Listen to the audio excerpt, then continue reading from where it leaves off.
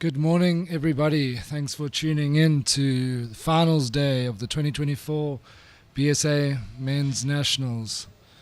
First up, bright and early this Sunday morning. It's just gone about 7:15. Trial ends are done. Semi-finals of the Men's Open Singles. Defending champion Paul White taking on the man he dethroned, as it were, in 2022, Shaun Thomas. Shaun Thomas is still in the fours, so this match has come up early and he's started off with a cracker there. Mr. Bowls, as he goes by, widely known in not just JBA anymore. He's widely known around the country for his exploits. And Paul White, oh, look at this start, ladies and gentlemen. We are going to be in for a thriller.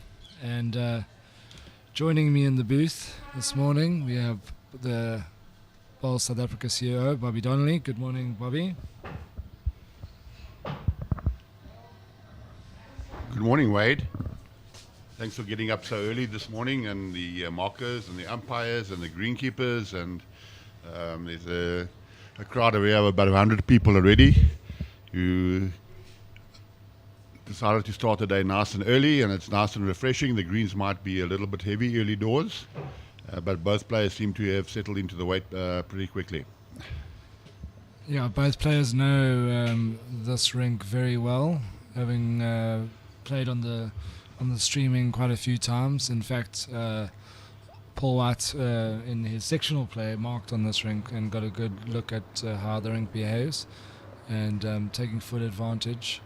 You mentioned bright and early, but if you can see there in the background the coffee truck, there's a barista on, Bedfordview has pretty much every facility you could ever ask for a bowling club.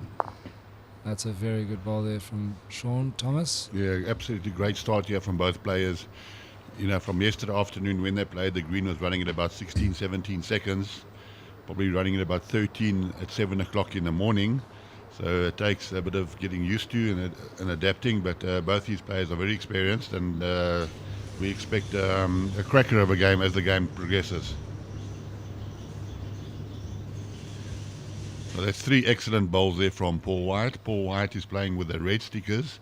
So if we remember that it's white playing with red, and Shaun Thomas is playing with the white stickers.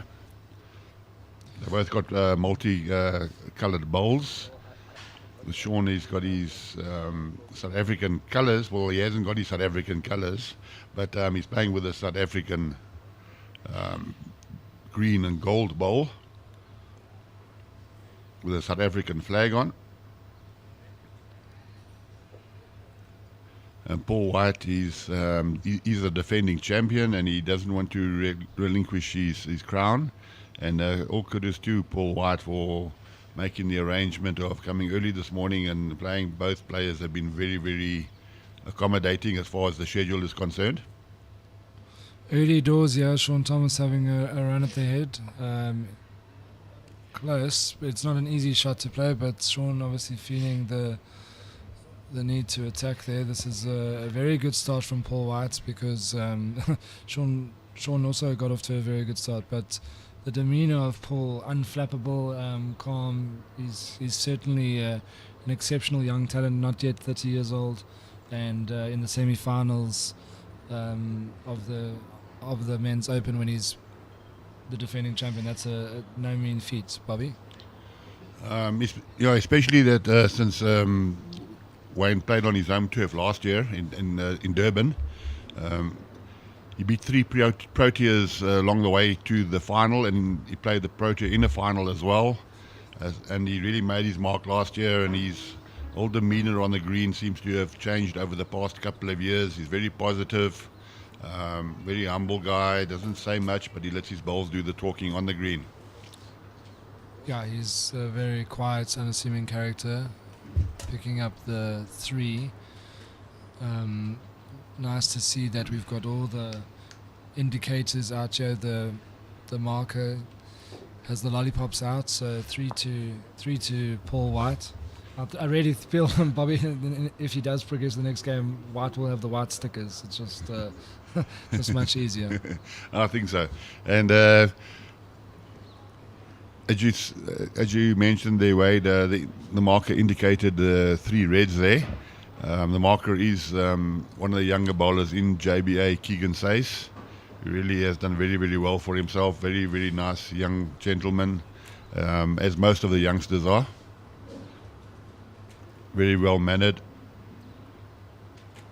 Yeah, Got a lot of respect. And JBA certainly are doing things, a lot of activity and a lot of initiatives undertaken, and the bibs that the markers have got on. You can't miss them, but they've got the space for the cards and the chalk spray and their wedges to pop up balls, etc. It's a very nice, colourful uniform.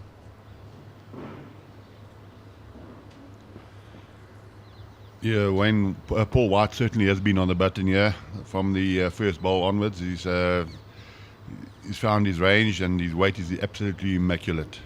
Yeah, now I wonder if by only being in the singles, it's been a help. Shaun Thomas has been in the fours, and he had 2 games of fours yesterday at Belgravia, won them both. By all accounts, he had 2 very good games. This is another very good ball, yeah. And then he had to come across from Belgravia to Bedfordview to headquarters and play his game in the the sort of the fading sun.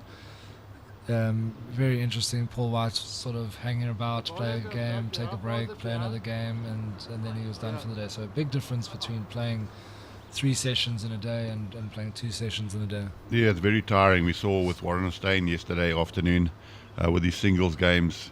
He had to play 2 games of. He had to play a game of fours, and then he came and played his singles, and so the mental fatigue after a week's bowls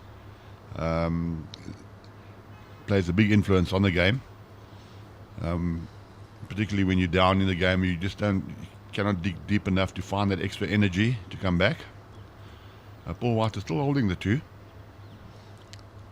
And Shaun is arriving quite nicely. Yeah, he's hoping to pull very the close. Yeah. Just, yeah, you find now with the green, a little bit of dew on the green this morning, so the green is not finishing as well as it was yesterday afternoon, but they expect the green to speed up during the course of the morning, and that could play a huge role in this game, Wade. Very often players struggle early doors with the weight, and as the green starts speeding up, they start finding it. So you can expect a lot of swings in this game. The players, all of a sudden, one edge you'll find the greens speeded up by 2 meters, and that could play a big factor in this game as well.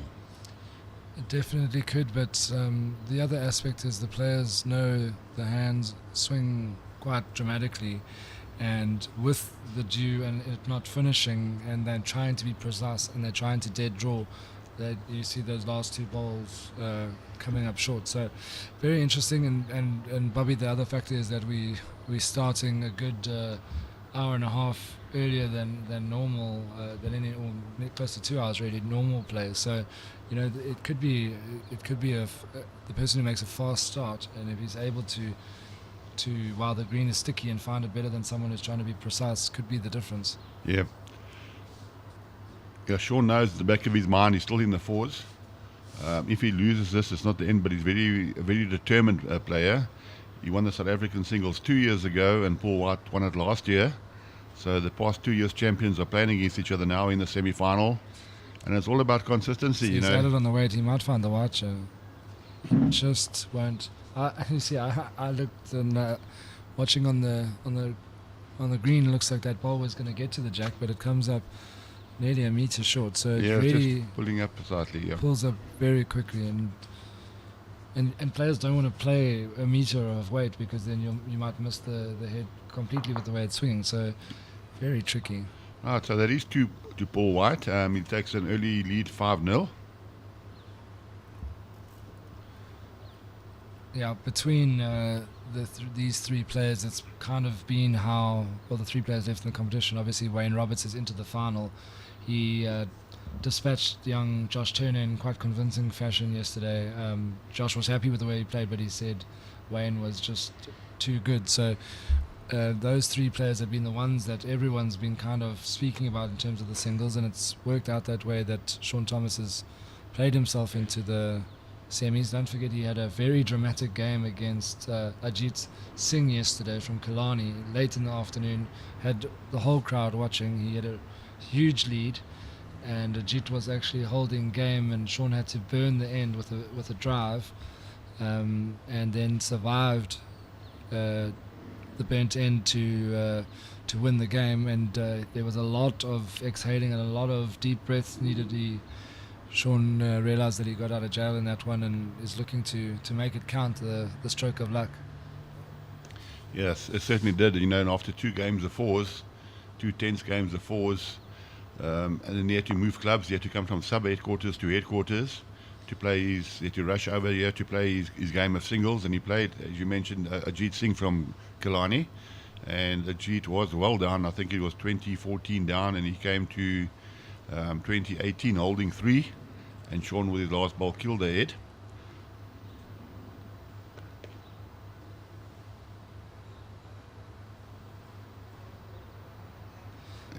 Bowls is all about line weight. If you're finding your line,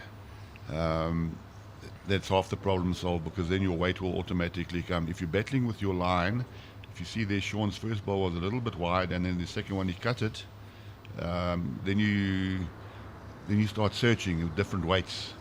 But Paul, all of his bowls have virtually been online in this game, which is a great sign of a great player.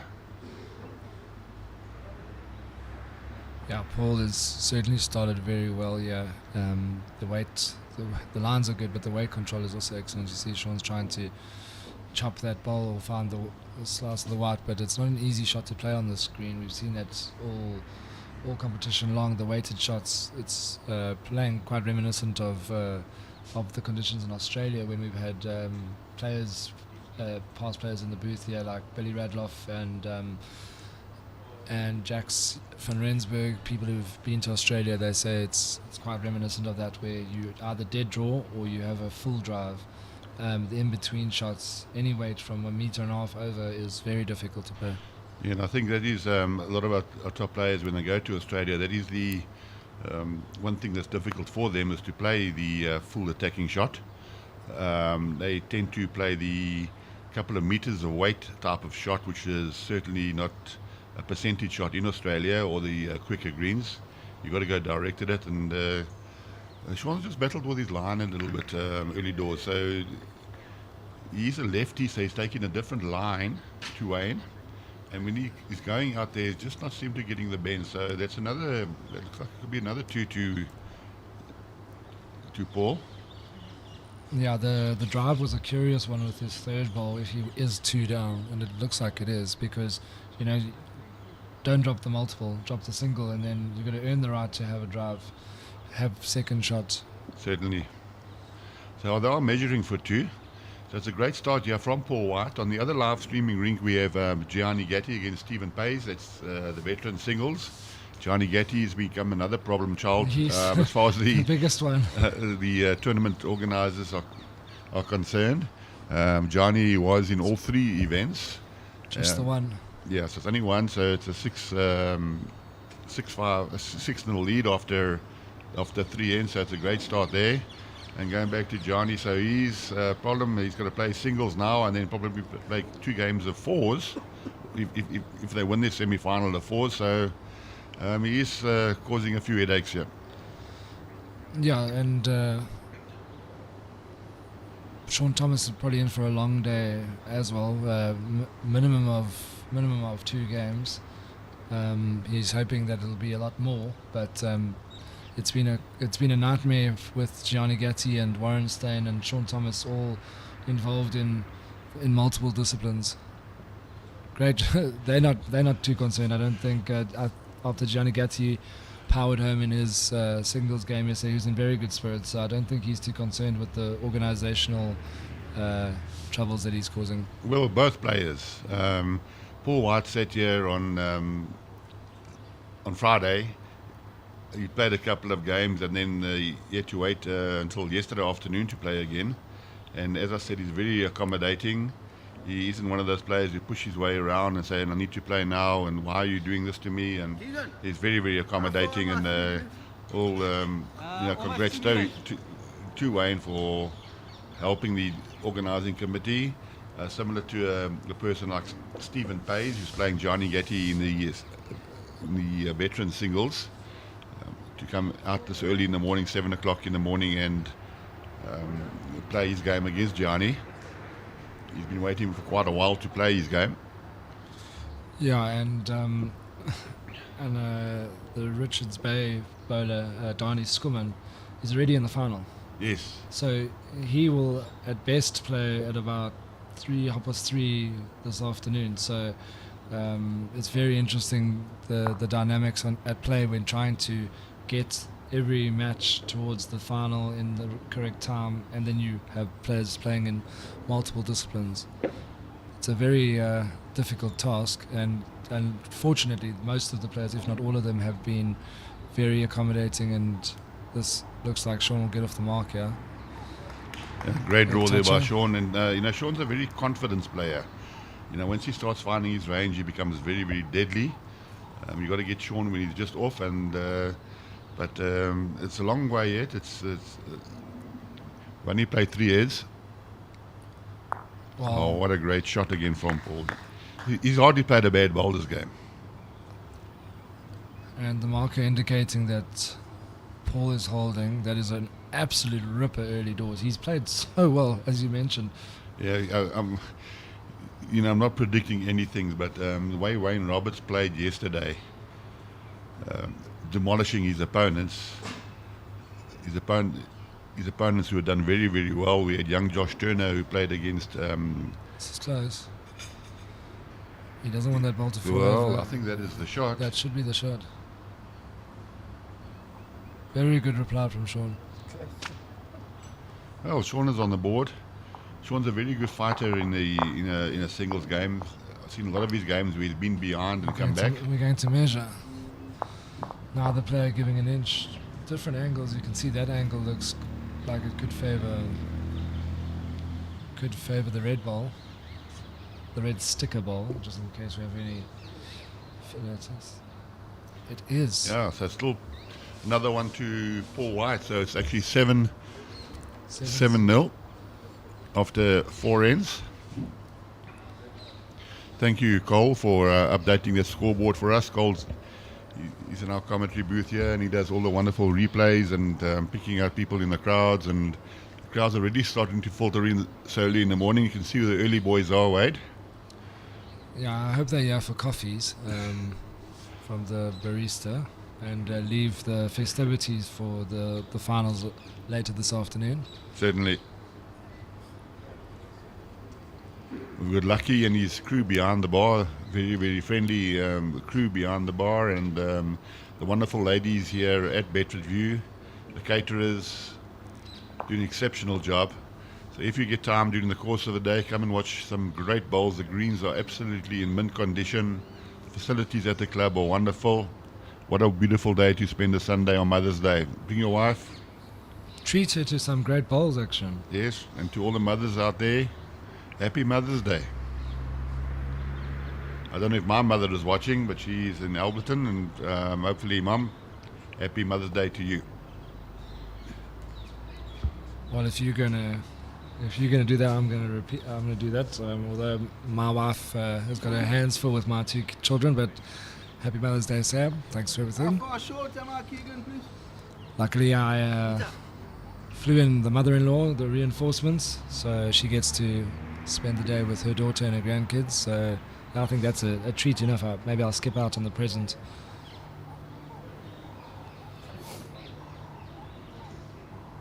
Yeah, Shaun is under the cosh here, but he's delivered a very good wood there, and he'll need to get the mat and play the length that he feels that he might be able to unsettle Paul White, if that's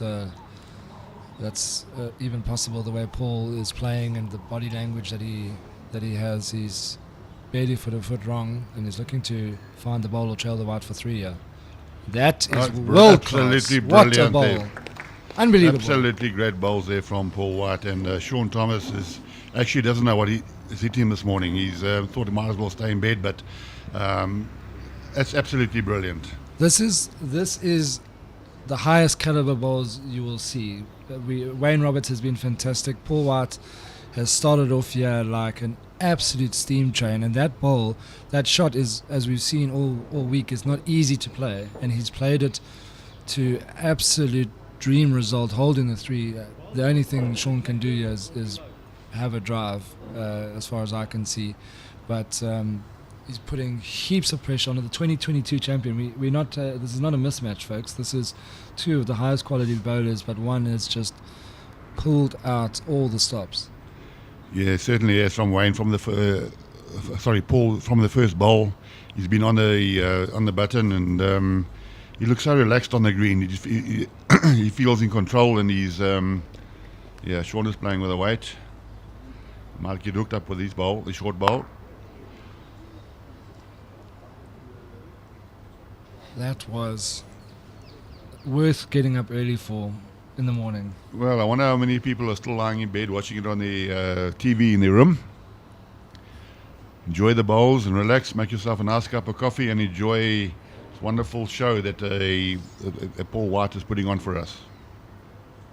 This is out of this world. Really, what a start. He's holding 3 great woods. He'll probably try to either cloud their head or go to the back. Not an easy decision.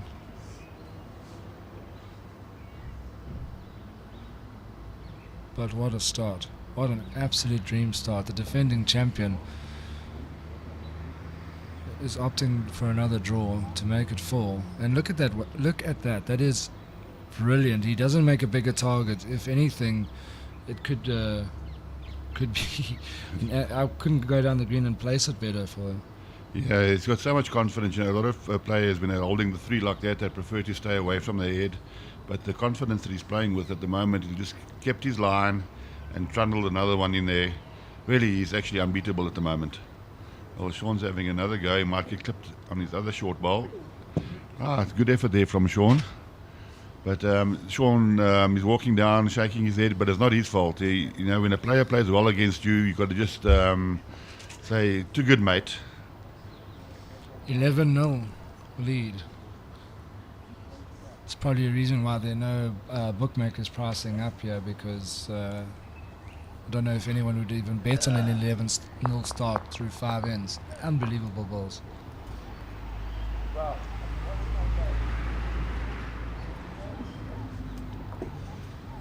Paul White did play on this rink yesterday afternoon, and Shaun Thomas has already played on this rink, so both players will know. But it's amazing how they've adapted to the heavier condition this morning. As we mentioned, there's a lot of dew on the green. There was a bit of dew on the green this morning, but the greens are still running nice, probably a couple of meters slower than it was yesterday afternoon. But the way they've adapted, especially Paul White, it's absolutely amazing, and testament to his great talent that he does have.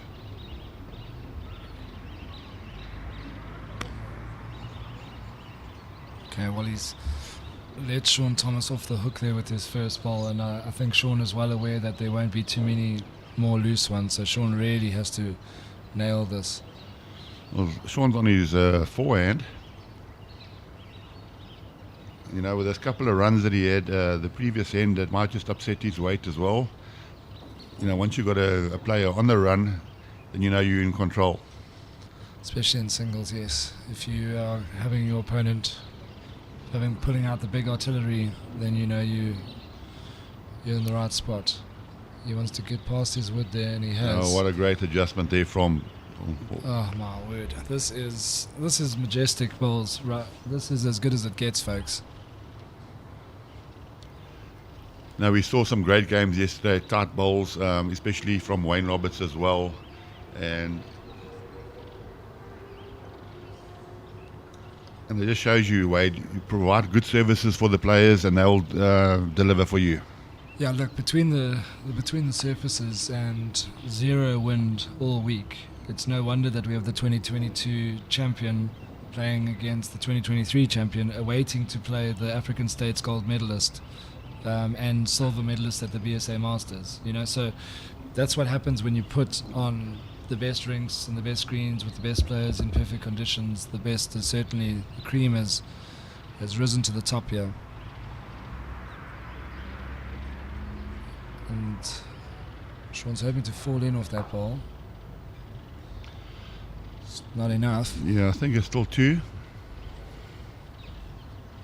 This is one of the most explosive starts we've seen for a long time, particularly at this stage of the competition.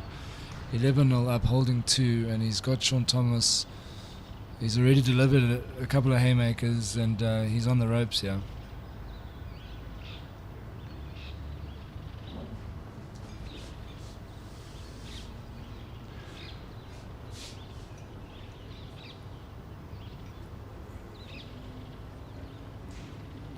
Shaun playing with weight.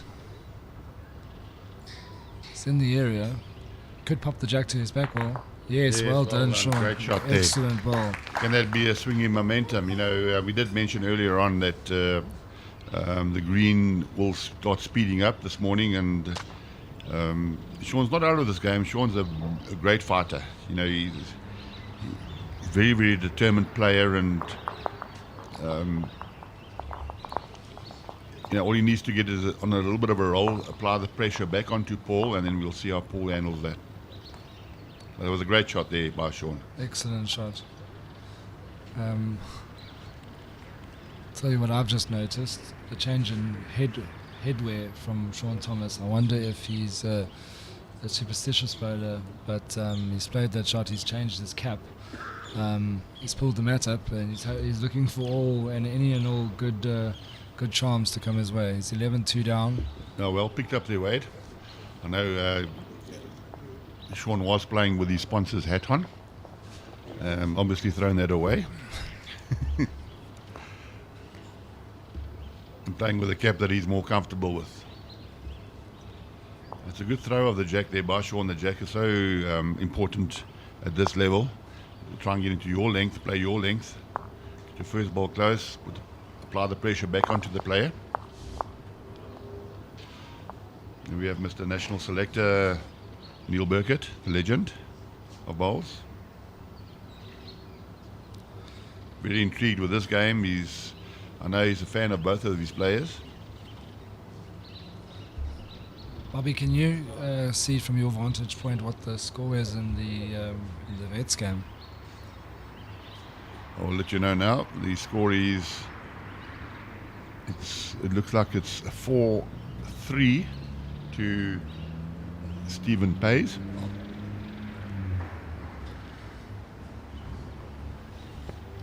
So our cameras have panned across there, and then the marker is in the way, so it's definitely, it looks like it's 4-3. Yeah, the guys from Pretoria High School Old Boys.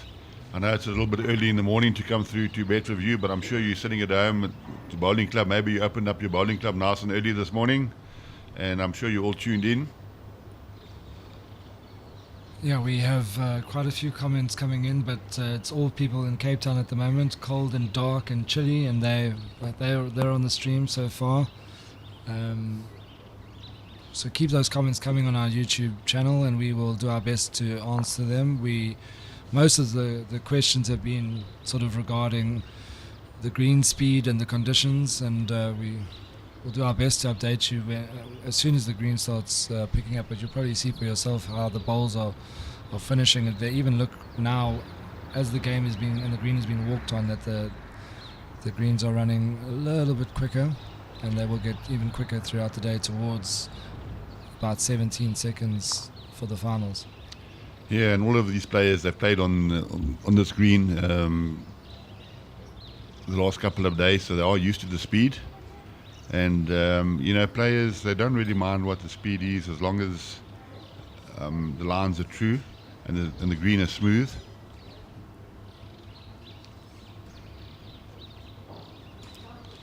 Yeah, let's just give a quick update. That's another shot in the head there, very good from Paul. A quick update of where we are across the board here at the 2024 Nationals.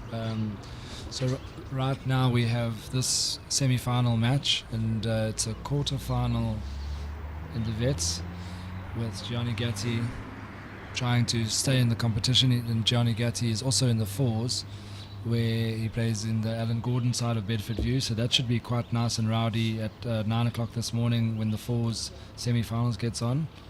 Alan Gordon taking on Ray Turner from Randburg in the semi, and in the other semi-final Shaun Thomas will skedaddle into his team huddle as part of the Jason Evans quartet, and they are taking on the Correctional Services team led by Baris, and that's actually some of the after-match chatter. That's actually one of the games to watch at 9 o'clock this morning.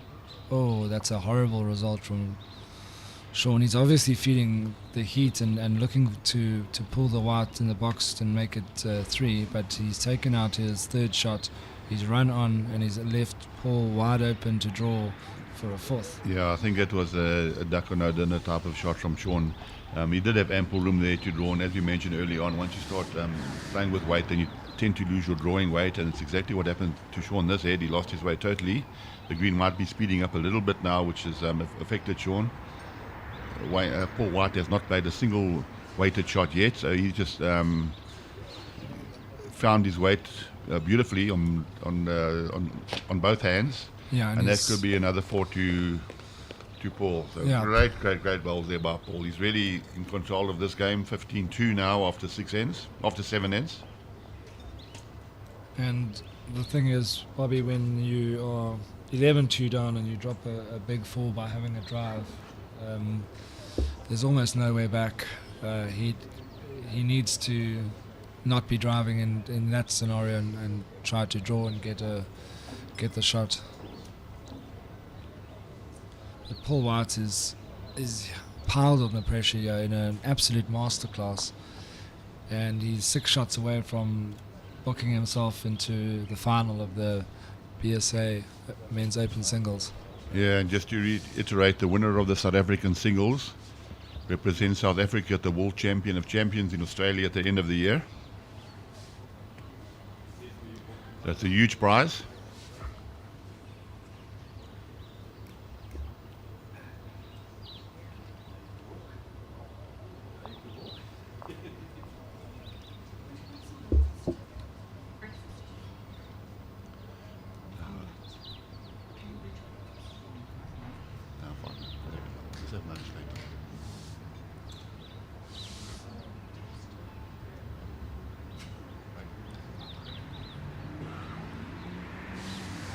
The lovely ladies have just walked into the commentary booth now and offered us some breakfast, but it's a little bit too early.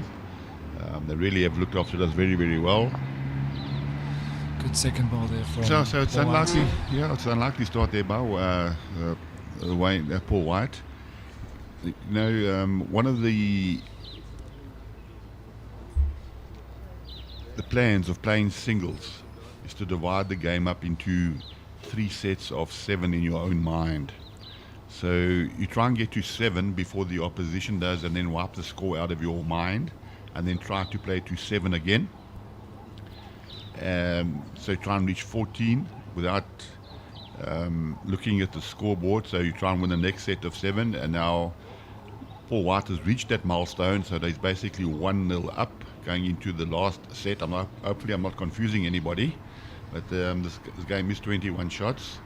But now Paul will say, right, I'm 1-0 up in the set. I will try and win this set 7-3 or 7-2, and then I've won the game. Just to avoid complacency and very good ball there from Shaun. If that ball is going to fall over of Halls, but he's holding the shot. Yeah. It has fallen over. Paul White's ball has just fallen, but he's playing this hand so well. If he can slip past his zone, he's very, very close. What a great shot. There's no let up from Paul at all. He's not giving Shaun an inch, actually. And the composure there to stay on his hand. He had that ball blocking him. It's a big swinger, you know, and to come inside of that and get down to the white is an excellent shot. Shaun's on a fair track here, and he could be drawing number. Just not enough. Yeah, I think it's just out. So, you mentioned there Wayne is staying on his hand, but he's come back to the centre mark every single time on his forehand coming down here. So, all he has to do is to get the weight right, and he knows he will be there. And as he let it go, he knew he was right. Yeah. He came trundling after the bowl, and he's got so much confidence at the moment. Why not 16-2 up? Well, I hope we haven't lost the measure. Yeah, I think it's the red sticker.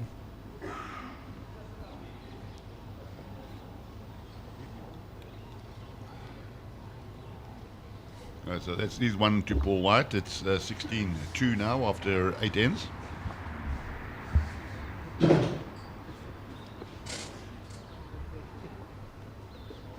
In our veterans game, there was Gianni Getty versus Stephen Pays. Stephen Pays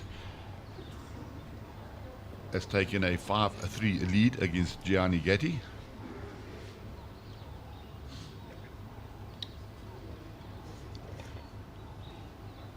And remember, you can follow streaming on Bowl South Africa official page as well as Cape Town Talking Heads. We have 2 streams going, and we will have 2 streams going all day as we look to crown the new national champions for 2024. And one of the people who's looking to go 2023 and 2024 is Paul White, and opens with an absolute gem.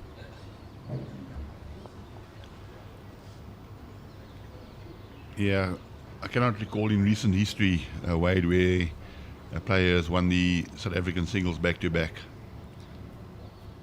Yeah, speaking with Jerry Baker afterwards, so between Jerry, Shaun Thomas and yourself, if no one's can remember that being happened, it must be a very, very long time since a player's been able to go back-to-back.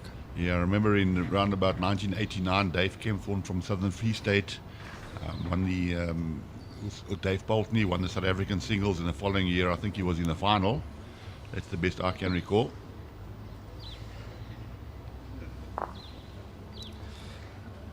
It was interesting way back then. The 2 Daves played each other. They were club mates from Lady Brunt. And Dave Boltney had never ever beaten Dave Kempthorne before. Dave Kempthorne was a Springbok. And Dave Boltney beat his club mate in the final. It was the first time I'd ever beaten him after about 8 years. Wow. It's not the right time for the other Dave, but yeah, that's bowls. That anything can happen on the day. Everyone's beatable. But yeah, Shaun just losing his second ball short there. You feel like this might have a little bit more weight. Just arrive, find the jack, find the ball, give yourself a backward. He's got absolutely nothing to lose off the scoring position. Looks to be very good, yeah. There he goes. Great shot there. Terrible result. Very good shot. Shaun's go-to shot is his backhand, a couple of meters away. He's very, very accurate at that shot. And yeah, but unfortunately, with the pressure that Paul's applying at the moment, Shaun is playing a variety of shots, different weights, and he hasn't got the same drawing precision as what Paul White has got at this stage. So that's another 2. On to come, so Shaun will be sort of taking his time here, trying to assess which shot he needs to play.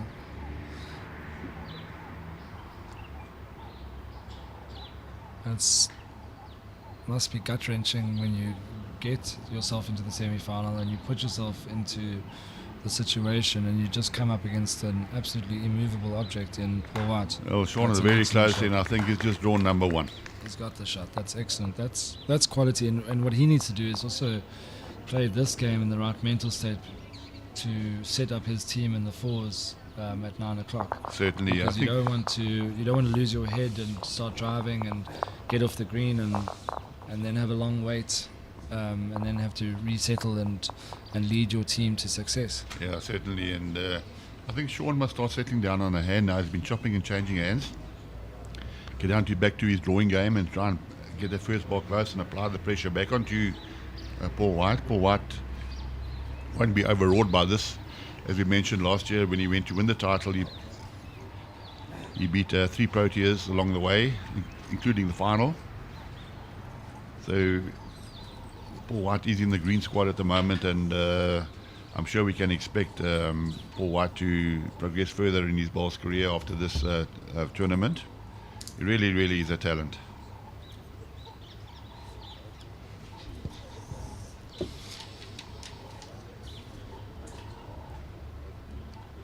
And as we see there now, the green might be changing a little bit, Wade. And we did say it earlier on that you might just get one head where the players start losing their weight.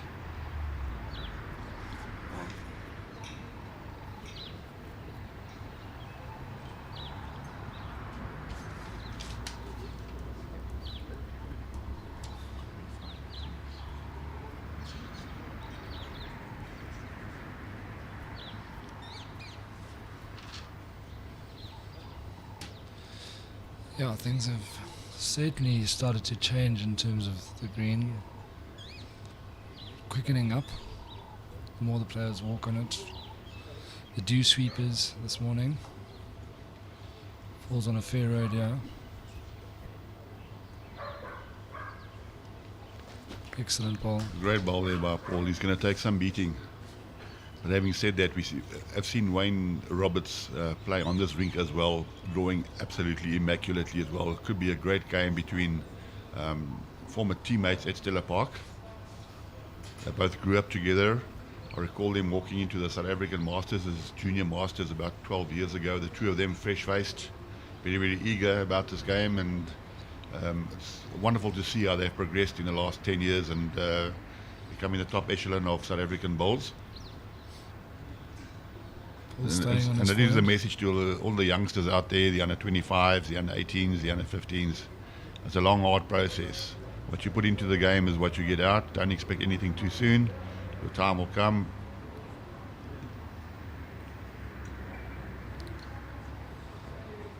That's very good. Not sure if that is second, but it's a very good spot. Might force Shaun onto that weighted shot on his forehand, being a lefty.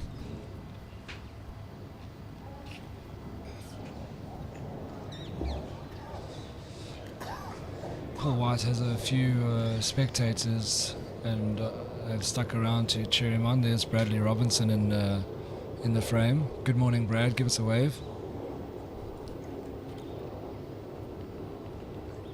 There we go. Got him to wave. And we haven't got him to smile yet. I think he's still hurting from that pairs game that they lost. No, he's it just took 48 hours and he's all good after that loss to Stoffel and Charles Stassen. Yeah, and behind him is his fours compatriot, big Calvin Hollis. Calvin Hollis is, we actually need a wide angle TV as a screen to actually get him into the picture. Up there he is, the big boy. Wonderful human being.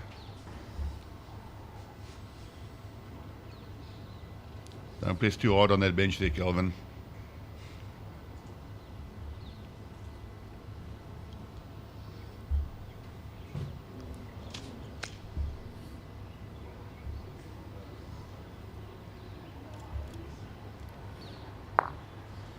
Right, so that looks like it's one again to Paul.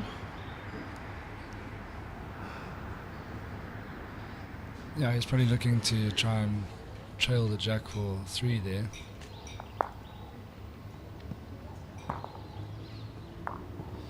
But he's within 4 of the magic number.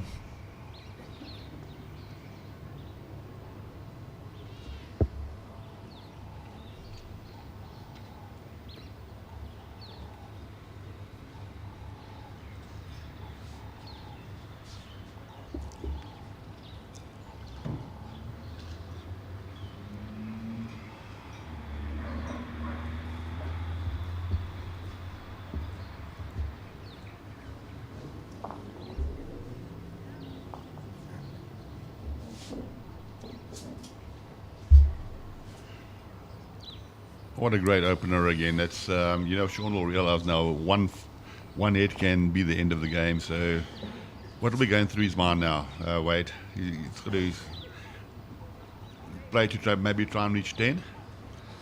I don't know what's going through his mind. I think he's been in a tumble dryer his head this morning, the way Paul has battered him. And maybe we can get some insights. We've got Brad Robinson in the commentary booth. Come and say good morning to all the viewers tuning in there, Brad. Nice to see you out supporting these two bowlers. Morning, Wade. Morning, Bobby. Yeah, we got here a little bit late, and it seemed like Paul's got off to one hell of a good start here today. Yeah, that's an absolute cracker. He's left Shaun with very little option the way he's drawing. Tell us more about Paul White. You've played with him and against him. Yeah, so he is from Durban. I'm from Maritzburg. We played quite often against each other. I mean, I don't think he's got the credit that he's deserved over the last couple of years. Maybe important to tell as well. So I think he's got a point to prove to everyone. Oh, the great reply there by Shaun. That's it's good fighting spirit. He's as we mentioned, Paul could get a forward this head and close the game out, but Shaun wants to, just build up his confidence again for the forwards. Yeah, Brad, talk us through that. The mindset that Shaun might be going through. Yeah, because this one looks like getting away from him, but he's got to knuckle down and head right back onto the green for a semi-final. Yeah, I think Bobby's right. Just got to keep plugging away, see what can happen here, and just get into the rhythm for that next game. If things don't go according to plan, the rest of this game, you just see Paul draw another toucher there. So it really has been relentless. Have you got any thoughts on the final if Paul White plays Wayne Roberts? I mean, that would be something out of a movie. Yeah, I think this will be a cracking game. I mean, they're both top of their game at the moment. So I think either could take it there. I think it'll be a fantastic game to watch. And hopefully everybody else comes down to watch it as well later on in the day.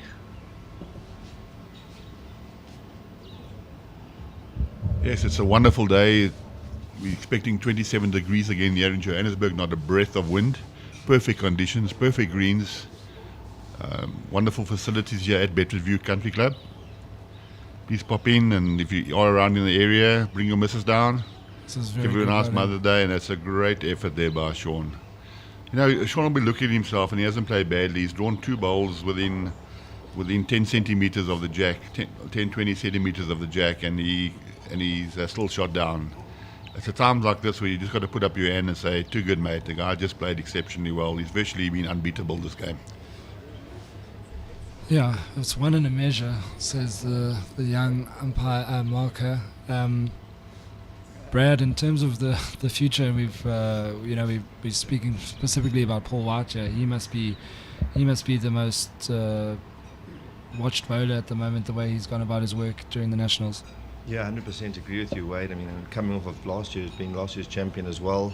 I mean, that's probably 22 games of singles in the Nationals so far, although they haven't lost a game. So I don't think that happens too often either.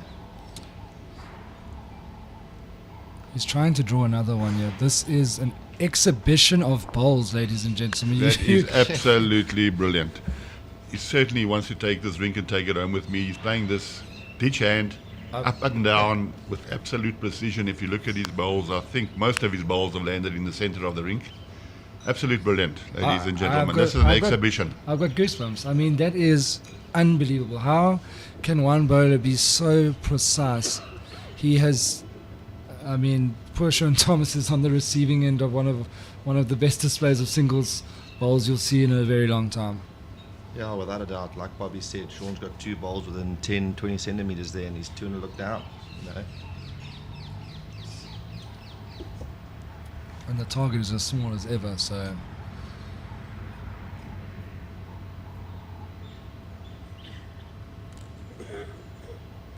Yeah, I think Shaun's doing the right thing. He's not just losing, not just driving, and so he's trying to reach the back bowl. Oh, Shaun Thomas. And he's very, very close. Shaun Thomas, what a bowl. What a brilliant head of bowls. What a brilliant head. That is world class. What a shot. One to Shaun Thomas, fully deserved. He had those two bowls. It actually came off Paul White's shot bowl back towards his closest bowl. That will fill him with confidence. What an end of bowls. That's probably one of the best heads that we have seen in the history of South African singles. semi-finals, everything on the line. Shaun Thomas had one foot on the exit door and kept his head brilliantly. A lot of other bowlers, even as good as him or better, would have attacked the head and had a wild drive to see it with the result, but he kept his cool. Excellent draw. And one thing I've just noticed now is when Shaun picked up that shot, Paul White had a quick look at the scoreboard. Now he knows that Shaun's not going to give up. He knows that Shaun's going to be there and fight till the end. So this could be a momentum swing.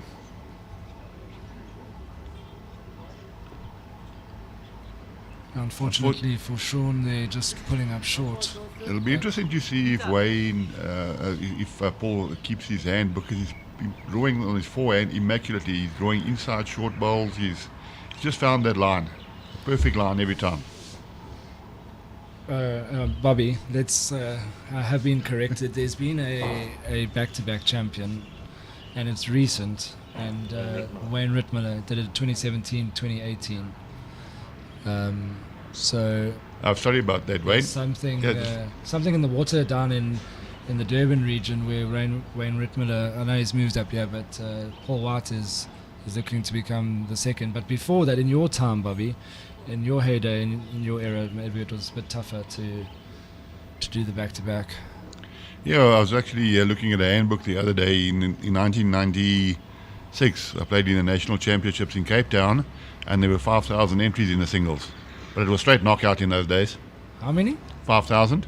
5,000 players. My word. That's incredible. Paul White's sticking on this favoured forehand. But you find the guys who enter the national singles, they all give themselves a chance. So it's obviously the best players in the country, plus anybody else who wants to play the South African singles. You pay your 40 rand, and you have an opportunity of winning the South African singles and going to the World Champion of Champions. That's a great reply there by Shaun. So, as you mentioned, Shaun's a fighter. He won't relinquish the game easy without a fight. And there's also some value, Brad. Get your insight here. You know, you 17-4 down, you pick up a shot 17-5. In his head, he's probably thinking, I want to get to 10. And then suddenly you get to 17-10 or 18-10, and then you pick up a multiple. And then all of a sudden you're only 6 back, 7 back, game's not over. So is that the strategy, yeah? 100% right, Wade. Keep plugging away, creep as much as you can to narrow the gap, and then 1 or 2 threes, and then who knows, The confidence will dip on the one side and the momentum on the other side. Yeah, particularly if Bobby noticed that Paul White had a little quick look at the scoreboard. Shaun Thomas is never dead, and that previous end showed that he can draw within as good as anybody. Yeah, as I mentioned earlier on, it's quite important from a psychological view to break the game down into sectors, into 3 sectors of 7. Now Paul has reached the first 2 milestones of reaching a 7 and then 14. Now he's got to wipe the score out of his mind totally now. He mustn't think that I'm 17-4 up. He must think that I'm 3-2 up, playing the last set, and I've got to try and get to 7 before Shaun does. Very often when you're 17-4 up, you say, well, if I drop it 2 years, not bad, and next minute it's the momentum swing in the game. So Paul will be aware of that. He was quite disappointed with his last bowl, playing his backhand, but the backhand just does not get the same swing as the forehand does. So he just gone a little bit through, so that's another one to Shaun. It's 17-5 now, and as we mentioned, in Shaun's mind, he'll be thinking, let me try and get to 10. The score doesn't look too bad if it's 21-10. So, and then who knows? He might pick up a 3 or a 4 when he's on 10, and then he's back in the game.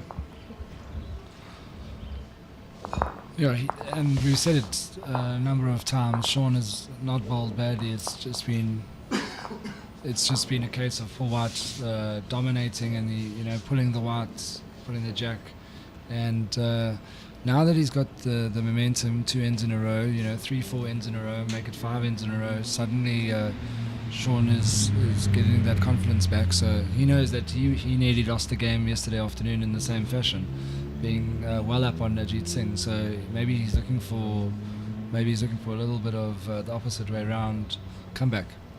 Yeah, I've seen Shaun play many of singles games where he's been really well down, and he has come back.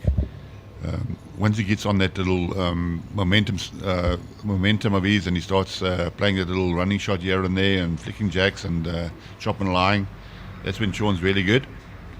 But at the moment he's been outdrawn by Paul. Yeah, that first ball of Shaun, he's just not really being able to put that pressure on Paul straight away. Yeah, 100% there, Bradley. It's in singles game, that first bowl is of high importance. You've got to get that first bowl close, otherwise you're under pressure straight away. Similarly with Paul now, he's just slapping his first little bit of sign of tension that we've seen from him. Thinking that 4 shots, and that 4 shots is a million miles away. Yeah, so Wayne Rittmiller, when he won back-to-back, he beat Joel Robert, who was playing out of Mowbray at the time in 2018, and in 2017 Wayne Rittmiller beat a Linwood bowler of sorts, quite a good player. Brad, any recollection of the 2017 final? Long time ago. I've tried to put that out of my memory, Wade. Yeah, it was a disappointing result. I mean, I had some great games up to the final, and then it wasn't my best game. But yeah, Wayne was a deserved winner.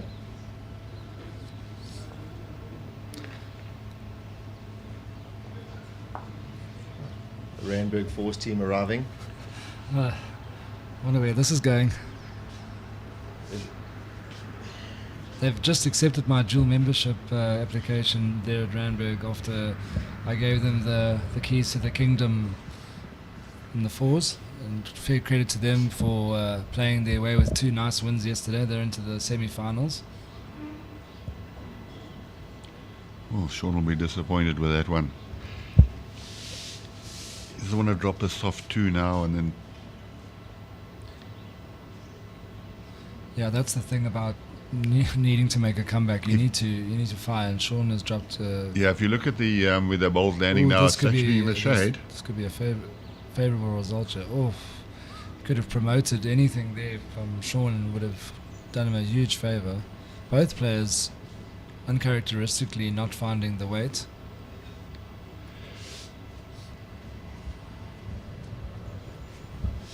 Paul's holding 1. Yes, Paul's. Oh, there. So Brad, you took a keen interest in that Randburg four-side. Is that sort of your new favourite club, or what's the... I enjoyed the story that I heard, Wade, about after some cheeky comments from a fellow commentator here to me after my game the other day, and then hearing about Wade turning the Randburg team into win. I thought... On the extra end. After getting the shot, didn't you make the shot with your first? Yeah, you give some and then you take some. That's how it works. Oh, Shaun. Didn't realise you're so kind. Very kind on the bowling green.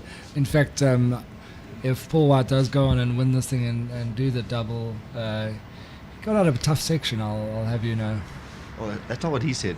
No, that's not what he said, you're right. Paul actually played brilliantly, and having marked his first game in the singles of the sectional play, he came up against Steyn out of Vanderbilt Park Town, and he's a City Bank player. He's a quality act, and Byron played really well, and Paul just powered past him, playing in a similar fashion that he's been doing. Yeah, so he's just going wide. He's really happy with the one. Yeah, certainly it wasn't a good hit from either players, but if you look where the jack is now, there's still some shade there from this morning, and I think that might be affecting them with the vision as well. So one's a good year for Paul. He's got to nudge away. Very often you make the mistake of trying to close the game off too soon. If the 3 is there or 2 is there, you take it. But the important thing is just to try and get those last 3 shots. And if you do drop a shot, make sure it's not more than 1. Young Keegan now is a marker. He's done an excellent job. For all the markers out there, the prospective markers, you can learn a lot from Keegan. He actually preempts what the players are going to ask him. So when the players ask him the question, he's already got the answer straight away. Doesn't have to walk into their head.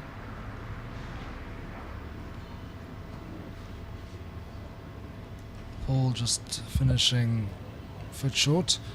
Brad, yeah, we just want to say thanks for popping into the commentary booth. You can go and enjoy maybe a coffee and a breakfast, and safe travels home, and carry on the good work on the greens. Thanks, Wade, and yeah, thanks to everyone for the commentary and the coverage. It's been great the whole week, or last few days. Cheers, Brad. Cheers, Bobby. Ray. Right, we were talking about the Randburg side. We've had exceptional tournament this year. It's 4 bowlers from my club, Randburg Bowling Club. Extremely proud of them. They've reached the semi-finals. They come through a very tough section. They beat Billy Radloff on an extra head. Thanks to my co-commentator Wade Pretorius, who was third against them. We'll leave that story for another day. But we have in the booth with us Ray Turner, who's the skipping of that side. His son Trent Turner is playing lead, and Laurie Stafford third, and Big Kone Hugo he's playing second, and they've done exceptionally well beyond all expectations, and we're very proud of them. It just shows you what the Nationals is about. You come here with 4 mates, and you enjoy the week, and that's what happens. And I think that's what's happened to your side, Ray. I know you had a bit of a hiccup yesterday morning with Kone with his illness, but how are your team feeling this morning? And congratulations for getting so far. Thanks. So, Cornet's still coughing a little bit, but he's fine. He'll do. He played exceptionally well yesterday, even though he couldn't play the first game. He came back well, got stuck in there, and it's great. So I think we're hoping to do well today. We have got a couple of motivational things. It's my wife's birthday today, so she said she wants a silver. She wants a silver for Mother's Day and gold for her birthday, so I'm going to try. Okay, Ray, while we have you here, there's a lot of power sides and power clubs representing the Nationals. How proud of you of putting Randburg on the map alongside with your teammates? It's a great story to tell, and how proud of you and your team for getting this far.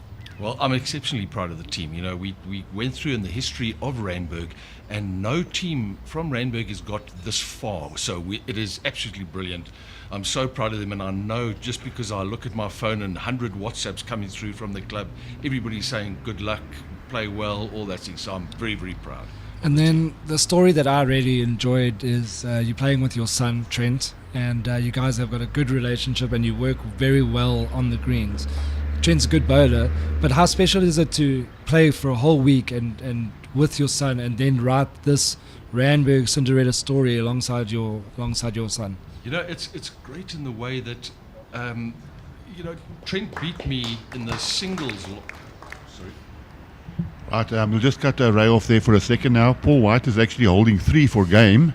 So Shaun's got 1 bowl to save the game. I think there's no other option but to have a run on his backhand. Shaun does favour his backhand. So the option will be to run it, and it's duck or no dinner for Shaun, unfortunately. He's just been out-bowled totally this day. He hasn't played badly, but Paul White has been absolutely immaculate. It's been an exhibition of bowls. So there we go with Shaun, little runner. He's on target. Well, he's had a good result. He's got at least second, I think. Yeah, he's got second shot. Well done there to Shaun. He's kept himself alive. Good hit. Yes, sorry, Ray, to interrupt there. Yeah, we're just Ray, just talking about the Cinderella story, but being with your son for the process. Yeah, no, it's brilliant in the way, as I was saying, last year we were in the finals of the Randburg singles, just the internal club competitions, and he beat me. So, and it's so nice because when he was starting to go a little bit off, I said to him, just pretend you playing against me, and there he was back on the jack. So, no, but I'm very proud of him. He plays very well and love playing with my son. Okay, and then I've just another moment that I did bring up with Billy Radloff yesterday in the trial-ins. Trent did the wrong bias, and Billy, you didn't walk down and fetch the ball. Billy went over and fetched the ball, and he threw it back to Trent and said, have another go in the trial end. What did you make of that act of sportsmanship? It was strange when he did that, because I didn't know that was allowed. And then when he did it, I said, wow, maybe it is allowed. And I thought it was, what? what sportsmanship, Yeah. camaraderie that you've got, that you can actually do that. I thought it was absolutely brilliant. And from now on, if it happens to me and I'm skipping, I will do the same, because I think it was brilliant. Yeah, I thought it was a quality touch from a fierce competitor, Absolutely. but he didn't let you guys win that game by any stretch. But you had a great performance in that game. Are you going to be relying on some of those fantastic draws from that trick bowl of yours? I hope not. I hope my team puts them in there for me, and I just have to, add more. So, but yeah, great. And here's one of them. Here they are now. Yeah. Oh, they are. They've all arrived. So you're off to a better start than with Cornet being a bit sick yesterday. Yeah. So, yeah, I hope you guys have a great game. Good luck. You're up against the hometown club here at headquarters Bedfordview. So don't let all the cheers rattle you. I'm sure that a few of your club mates will be popping in. And good bowling, and thanks for stopping by to have a chat. Thank you.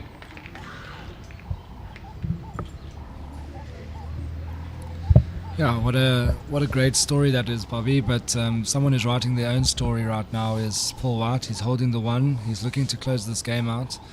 Excellent attacking shot there from Shaun to rescue himself a little bit. But you feel that this is a case of when and not if. Another beautiful ball here from Paul. Yeah, Paul's been absolutely relentless. He might only be holding the one now. He wouldn't have liked that result. He's given Shaun an opportunity to play his backhand and to try and rest the ball or trail the jack. And Shaun's pretty good on his backhand. As we mentioned earlier, with his little backhand, it'll trundle into the head. Yeah, it's just the way the head is sitting. You can see that Shaun's having to go and have a look. He doesn't have an exact idea of where the jack is in relation to his front bowl. He seems to have gone very wide there on that hand. I don't think the hand will get back. And Paul's bowl has fallen over to make it even closer. So he's got the one shot, and he'll be looking to wrap it up if he can. It's not an easy shot here, but to get to Shaun's backward without disturbing the furniture will be enough to be holding game, or he's going to try and promote his own. We're not sure what the marker is going to suggest. He's suggesting 2, so we are back onto Shaun Thomas needing to save game. The fortunate thing for Shaun there is he's got that ball to take out, and he could even take out the shot ball, but he'll need movement on the jack. Yeah, certainly Wayne has given him a little bit of a target, but it's not a great target because that is the straighter hand of the two. So Shaun doesn't want to go too wide there. He might just clip Wayne Paul's short bowl. So it's a tricky shot, probably just over the draw, maybe a metre away, to try and use that last bowl onto the jack. And the crowd's already filtering in here at Bedfortview. It's going to be a long day. Wonderful facilities here. Well, Shaun's playing with a bit of weight, and I think he's gone too wide. He's going to take his own ball out. Yep. So Yep. that's the 2, and a great effort there by Paul White, the reigning champion. He certainly is not relinquished his crown. So easily, he's going to be a great final between Paul White and his former clubmate Wayne Roberts. Both of them have got exceptional singles records, and we're looking forward to that final. Yeah, that was a performance that you won't see in a long time. But Paul will be hoping to put on a repeat when he takes on Wayne Roberts. It's the African States gold medalist, reigning African States gold medalist, against the defending champion, place in the World Champion of Champions on the line in a trip to Australia.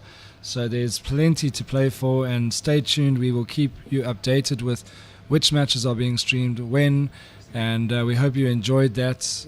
Paul White putting on an absolute masterclass, and we will see you in a bit.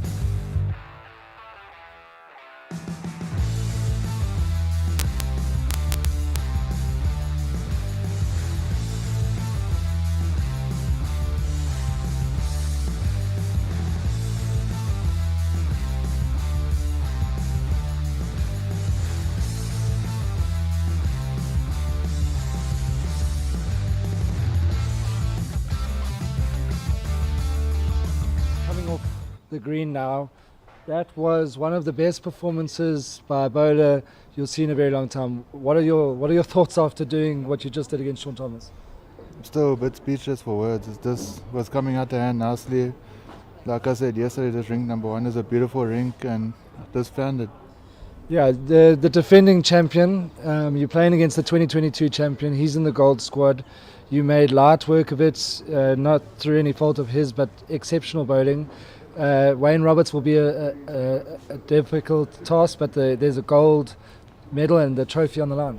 Yeah, definitely. No, Wayne's a very good player, and it's going to be a hard game, but I think we'll both enjoy it. And just talk us through the speed starting early this morning. It wasn't easy, but you nailed it early doors, and then that just lifted you throughout the game. Yeah, in the morning was a bit, you had to push a little bit, but not much of a difference. And then as the sun came up more, dried out a bit and got a bit easier. And no advantage on A1 if you do play your final there, but is that where you would choose to play your final? Definitely. It's a beautiful rink. Definitely. Well, rest up and good luck in the final. Thank you. Thank you.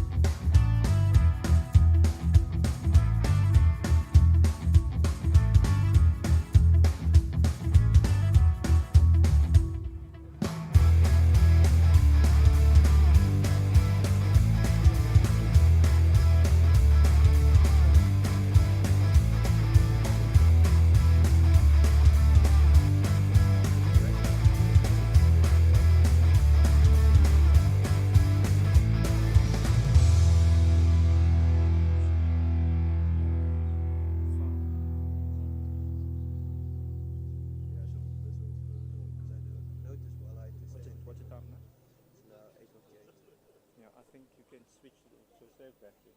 Okay.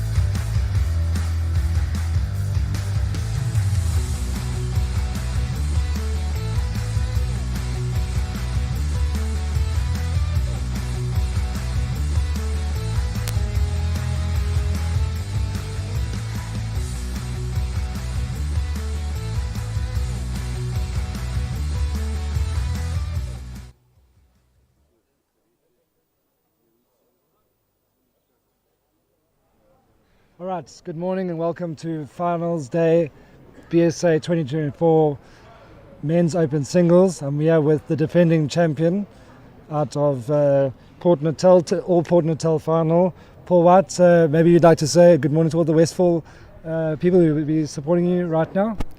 Yeah, good morning everyone there at Westfall. Hope it's a good game to watch, and yeah, have a few drinks on me. And Wayne Roberts, the defending African States gold medalist out of Hillcrest. Perhaps you would like to say something to inspire the confidence of your hometown supporters?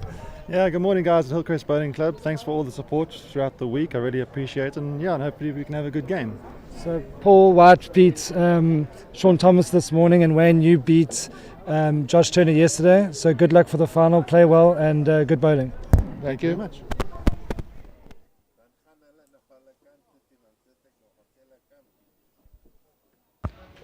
Good morning to all of our viewers.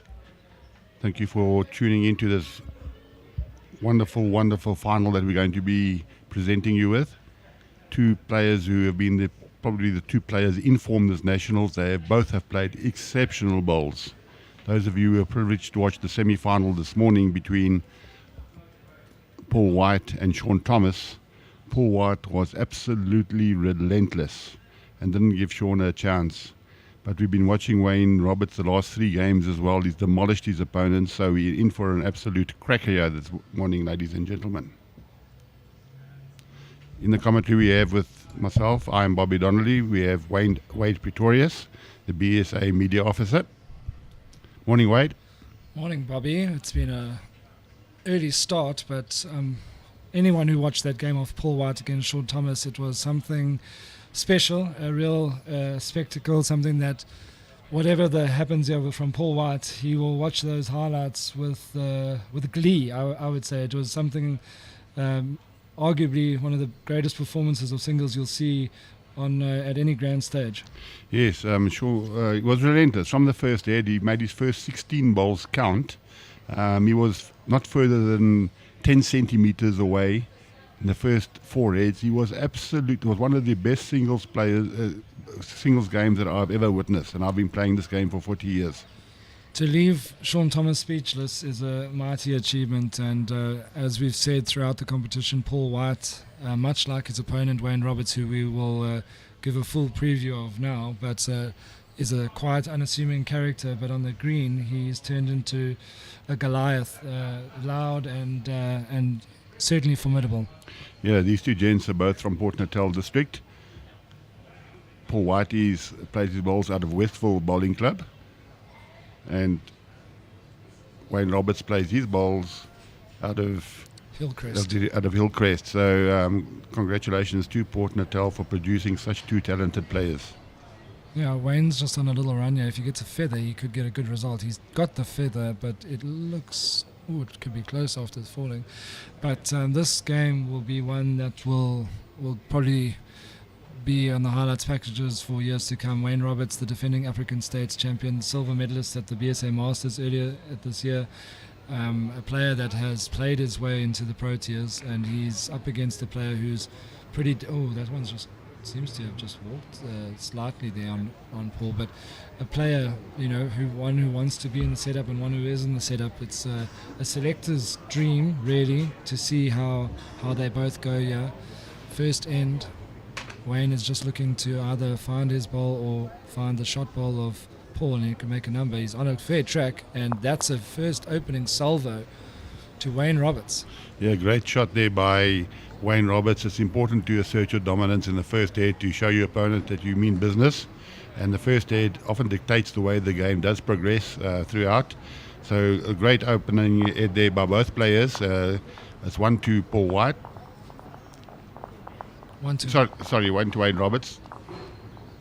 Yeah, we've got Wayne Roberts with the red stickers and Paul White with the white stickers, so at least it's easy. White is white.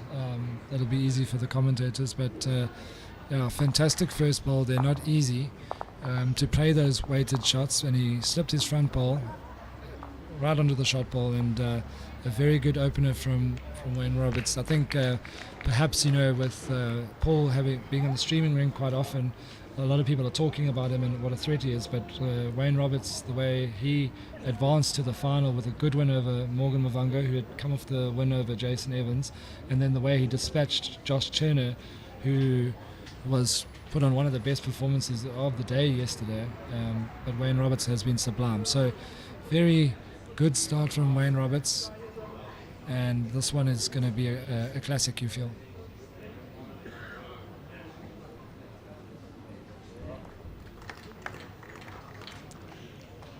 The forehand coming down here, Paul White played this hand exceptionally well. The forehand coming down, it's got a nice late swing. You can trust the hand, throw it out, it will come back. The backhand that Wayne Roberts is playing now, both players sort of battled with that hand this morning. It hasn't got a truer line as the forehand, but yes, good weight there from Wayne Roberts. Yeah, I feel playing towards the commentary box here, the forehand is the hand to play if you can and stay. The backhand, you need the exact perfect line to get down to the white. So very interesting aspect here where Wayne has been forced onto the backhand. And another very good ball from Paul White. It's pretty much, he's like a metronome. It just gets on the mat, delivers it away so smoothly, and he just watches his ball gracefully move towards the jack. Wayne's ball on the side here, the devil. It's just in front.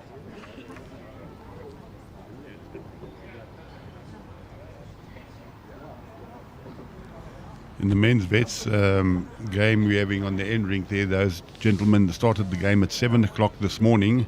They've now played 32 ends and the game is still going.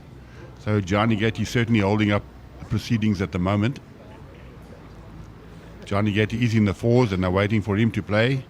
Hence we started at 7. And he really has given the organisers headaches.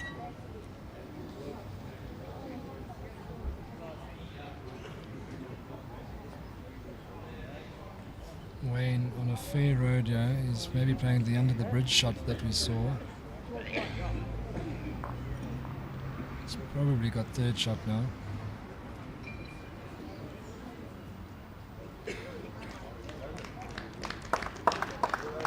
Both of these bowlers have deliveries, Bobby, that will stand the test of time. They will stand any form of pressure.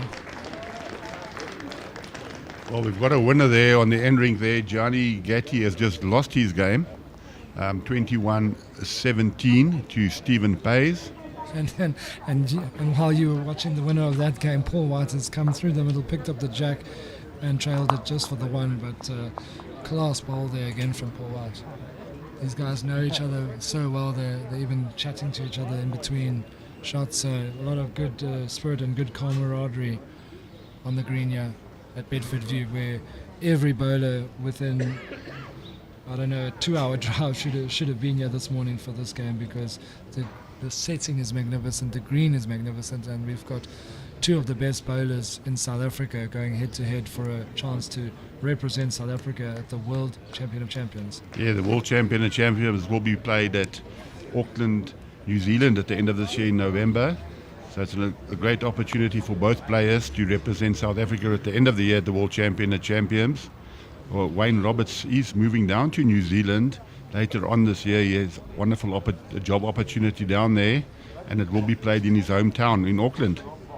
So that will be really good for Wayne. If he wins this game, he'll have a lot of opportunity to go and practice down there in Auckland.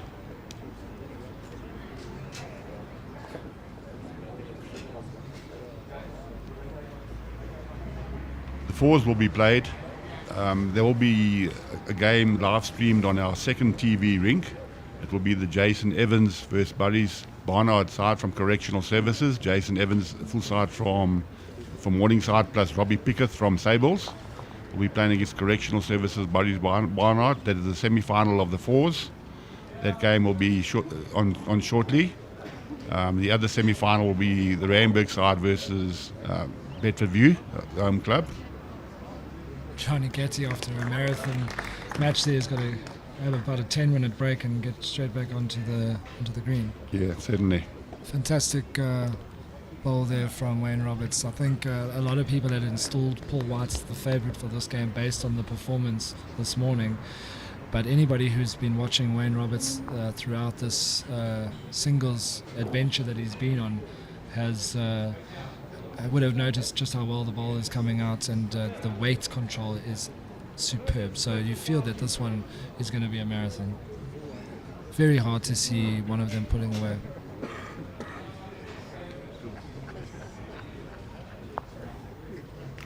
There's two classic draws there from Wayne. Perfect weight.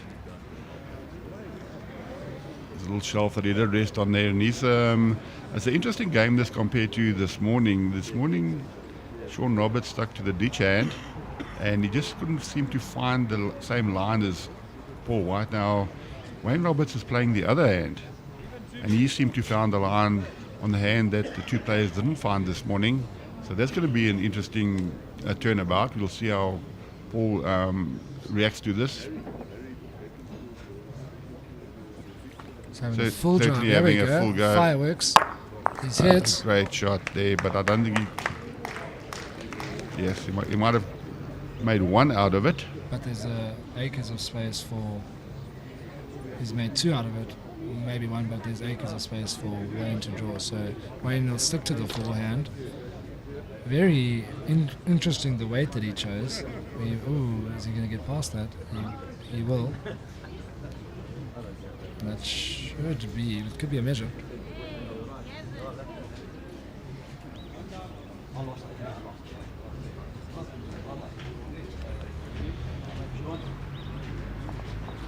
Right, the fours will be played. They're reducing the heads. The semi-final and final is supposed to be 21 ends. We have reduced them to 18 ends, so we can get two games of fours in today. The players are trudging along, some weary, battled soldiers that are moving their way. It's been a long week for a lot of these players. This is the 9th consecutive day that they are playing. So fitness will play a huge part.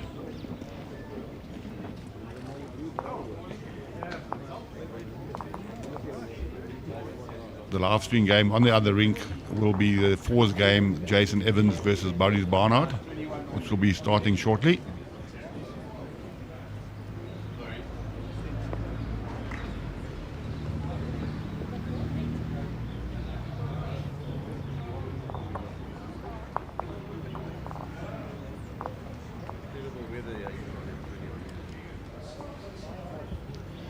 It's a little bit cooler this morning than it was yesterday, Wade. I think the temperatures have dropped a couple of degrees today, but it's still a very, very fine day with maximum temperatures predicted for 25 today, as opposed to yesterday and the day before was 28. So that'll suit the players. Good opening ball, Bobby. I don't know how much, how much cooler it really is. I've taken a walk in between those two games, and it's still early in the morning. It's not yet 10 o'clock, so I feel like it's going to be a scorcher. And the one thing for sure is the effort on the greens here is matching the heat. There's a lot of intensity, so we're set for some fireworks. Early doors, nothing to separate the two. Yeah, certainly is. And we've been up the crack of dawn this morning. They started the singles games at 7 o'clock this morning. Everybody was accommodating. There's been no complaints from any of the players. So well done to the players for buying into the program. They realised how difficult it will be to finish this tournament in the allocated time, with a record number of entries this year.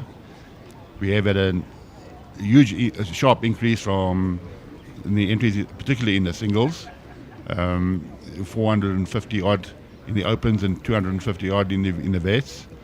So it's a lot of games to have got through in the last 9 days, and there were players in multiple disciplines. I think on Friday night there were 3 players in 3 disciplines and 7 in 2 disciplines. And that's what we were used to this morning from Paul White. He's been on the green since 7 o'clock this morning, and this forehand coming down is absolutely relentless. And despite the green being in immaculate and amazing condition, it's very difficult to get a ball to get down to where Paul White is moving the jack to. He is at the absolute peak of his powers. Not surprising, the last man onto the green from the fours is Donnie Pickett. He's Yeah, Donny's making his way around there, and he looks very, very wary at the moment. It's been a long, long week for Donny, and one more push there, Donald. Well, 2 more if you win the final. Just go and... Yeah, that's correct, Donny. Donny's out of the commentary booth. He's on the greens. Yeah, Donny was ejected from the commentary booth yesterday. That's an absolute great bowl there from Paul White. Yeah, he's absolutely relentless, and Wayne's going to have to really produce something special to match Paul. He's certainly the form player throughout this tournament, and there's been a lot of remarks made about his form. He's steadily focused. He won the national singles last year in Durban, in his home province. He wants to make it 2 in a row. He's come up to Johannesburg and show that he can play in all conditions, and he really, really has impressed. Can I tell you a little interesting statistical tidbit from Paul White on his run in this competition? Is that it's a good effort taking 1 ball out. Is that he has won the semi-finals 21-5, he won the quarterfinals 21-9, and he won the last 16 21-13. The match before in the rounds before that, he won his opening singles group stage game 21-16. He won his next group stage 21-15, and then he won 21-18 against Niksha Bengurik, and then he won 21-20 against Alvain Martinique. So his run is as difficult as it got, and in fact he has got so much better in the competition that he's now denying opponents a place in the pub, as we call it, not getting to 10. So he might have been battle hardened by the time he got to this point. Yeah, but similar with Wayne Roberts as well. The 3 games that he had previously, he was absolutely relentless against 2 youngsters that he played yesterday. He demolished Tyler Pitcher early on yesterday morning, and then a young player, Josh Turner, he found out what international bowls was about when he played against Wayne Roberts yesterday afternoon. Wayne Roberts was absolutely relentless, and it's a good benchmark for the youngsters who are in this tournament to show how they have to improve to get to that level. Yeah, we're going to face a battle of 2 giants of the current game here. The 2 youngsters are really putting on a show.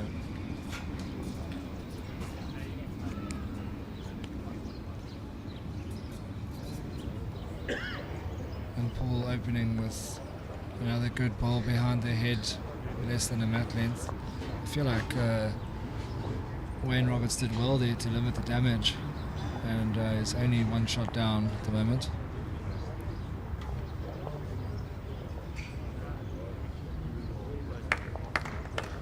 And that's the quality of Wayne.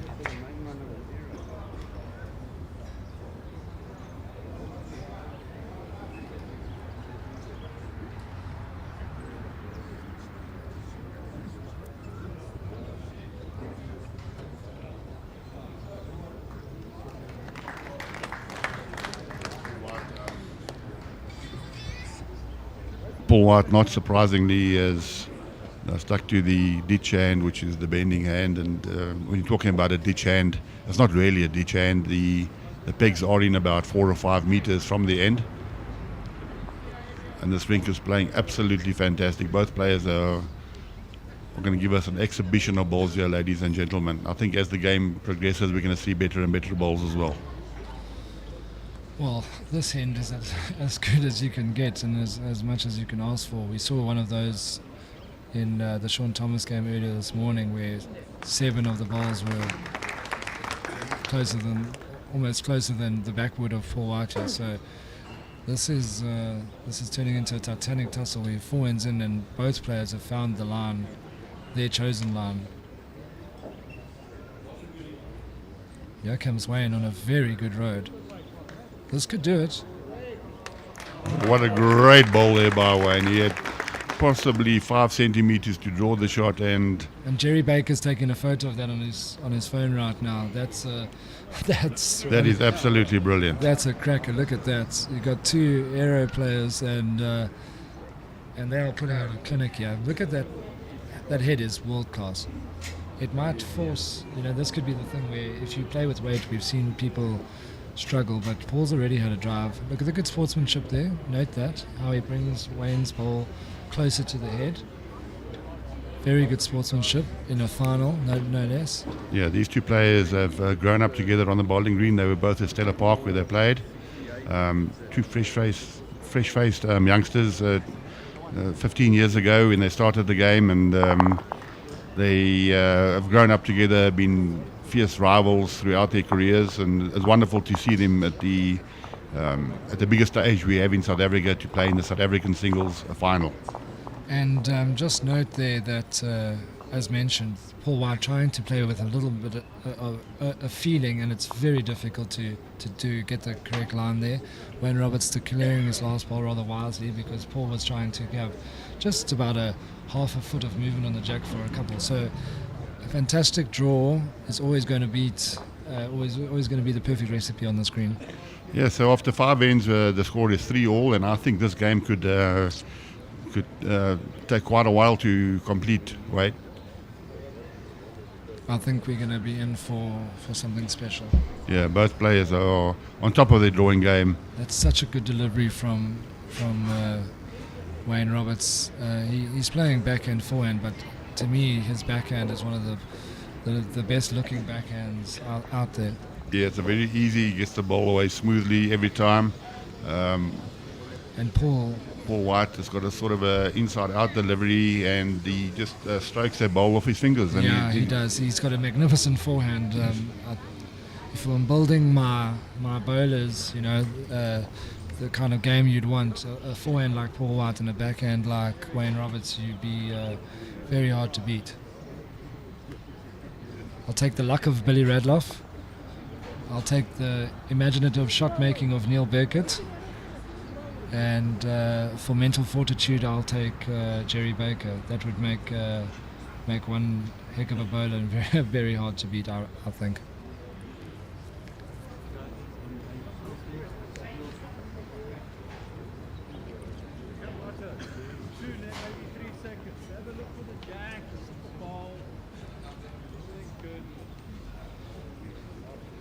Paul White forced onto the backhand.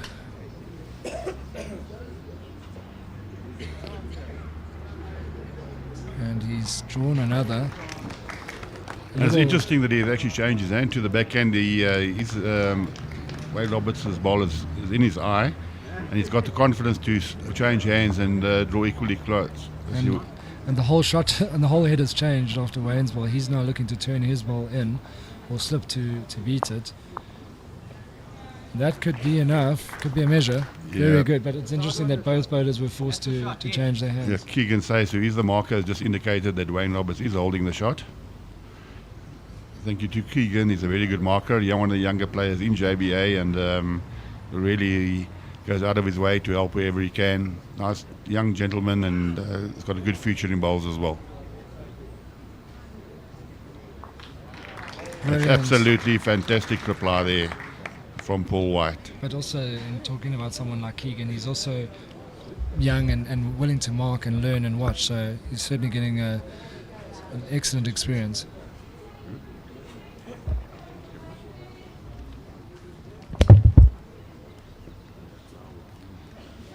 And Wayne is looking to do the same thing. He can find the white. Oh, he could fall over. He falls in for shots. Very well played. Ball for ball, ladies and gentlemen. Please spread this link. The people that are not watching this game are missing out on an absolute treat here. I know it's Mother's Day. Good morning to all the mothers out there. Hopefully you're having a wonderful day. Hopefully your husbands are spoiling you today. Your children should be spoiling. Yeah, your children should be spoiling you. And yes, if you are in the area of Bedfordview, please pop down and come watch some fantastic bowls. We promise you a wonderful program today. We probably have the pairs final after this game, which could also be a bit of a cracker. So what was very interesting there was the way this game is being played, the spirit. Obviously Wayne got a very fortunate result, and both Paul and Wayne were kind of talking to each other, and Wayne did the old tennis, when you it hits the net and you flop it over and you get the points. Said sorry, I don't know how well he meant it, but a big wry smile, got the shot. So the game has been played in an excellent spirit.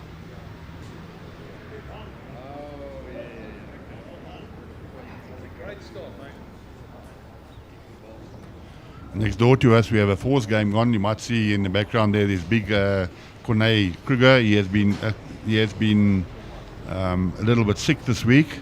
And next to him is the youngster Trent Turner, who's not a youngster anymore. He's in his 30s now. His father, Ray Turner, also known as Shrek. He's skipping that side, the Randburg side. It's a sort of a... My side.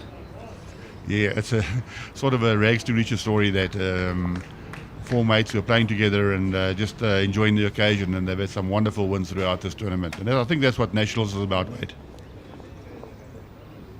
That is exactly what it's about, and the first time ever in Randburg's history that a four-side has made the semi-finals.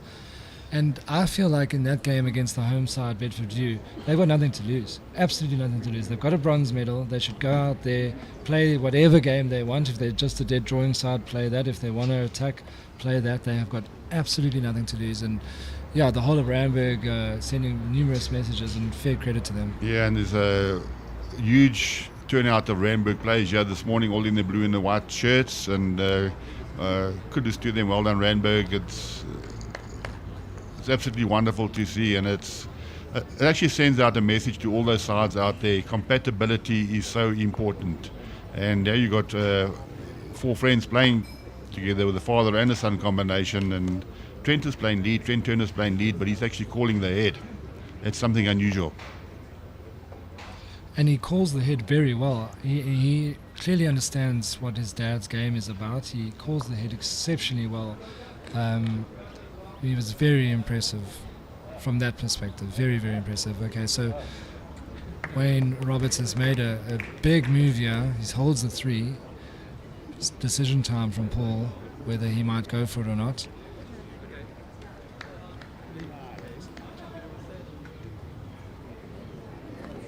He's having a drive. He's wide. So he's got one bullet left in the chamber there. So Wayne will heap the pressure on here and try and pick up a 4, which would be a massive early move in this game.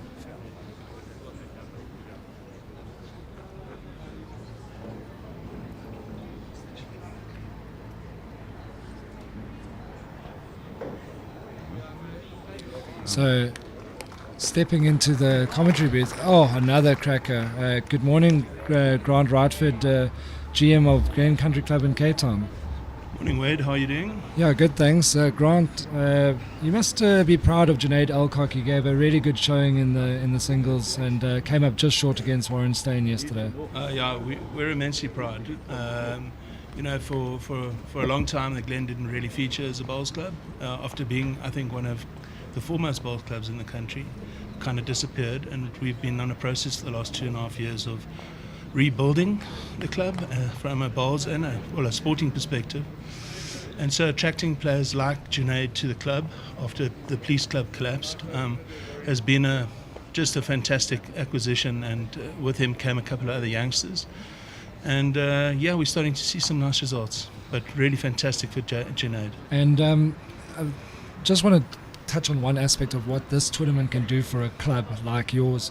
It's played out of your district. Not a lot of Cape Town players came up. How important was it to put together a side, come to the Nationals, and then you guys really got behind Junaid? It was really good to see. Oh yeah, I think that this has taught us so much, just not only from a club spirit perspective, but learning about the game of bowls and just how competitive it is and how professionally it is run up here. And taking that all back is going to be extremely important. But we just absolutely loved it. And I know that the Glen is very proud of their playing surfaces. You guys do an amazing job. What's the greens like now that Wilfred Hoiso has come up and played? I hope you've been taking care of that beautiful green of yours. Yeah, look, we have a team of nearly 6 guys and in fact one of our other guys, Sandile, he was at the old Atlantic Bowls Club, and if anyone remembers those greens, they were sort of known as the best greens around. So, but we look at these greens and we feel like we've still got some way to go. They're just, the surfaces we've played on are just exceptional. Yeah, well, Grant, I just wanted to say thanks for popping in, and well done for getting behind your club, and well done for getting behind Junaid and the club spirit from just the little travelling army of the seagulls, as they call you.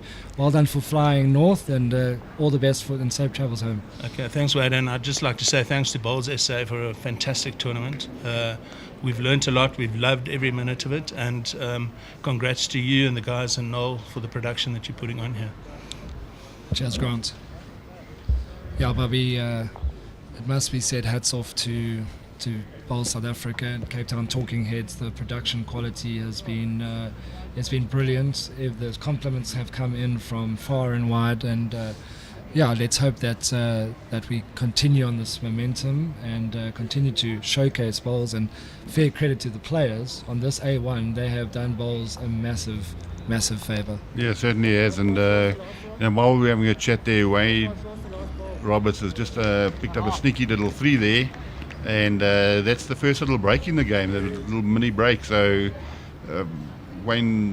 Paul White will not be happy with that, and it's back for him to get back on the horse and start nailing this forehand like he has done the whole tournament. And you see now, interesting dynamic. He was a little bit wide there, but he did kind of expect that ball to get back. His weight is perfect, but he's a little bit wide. So it's funny what a little swing can do. You know, he was 4 down. He got rid of at least one, but suddenly just made him go a little extra wide and allowed Wayne a good opportunity to get a closer shot, which he's done off his front ball. The lady luck is shining on Wayne Roberts right now. Yeah, and it's just, I think by Wayne Roberts playing his backhand here, it's like sort of put Paul White out of his comfort zone. He didn't expect Wayne Roberts to play this hand because both players were playing the other hand this morning, and just by Wayne changing his hand to the inside hand, which is the straighter of the two, has just seemed to unsettled Paul White a little bit,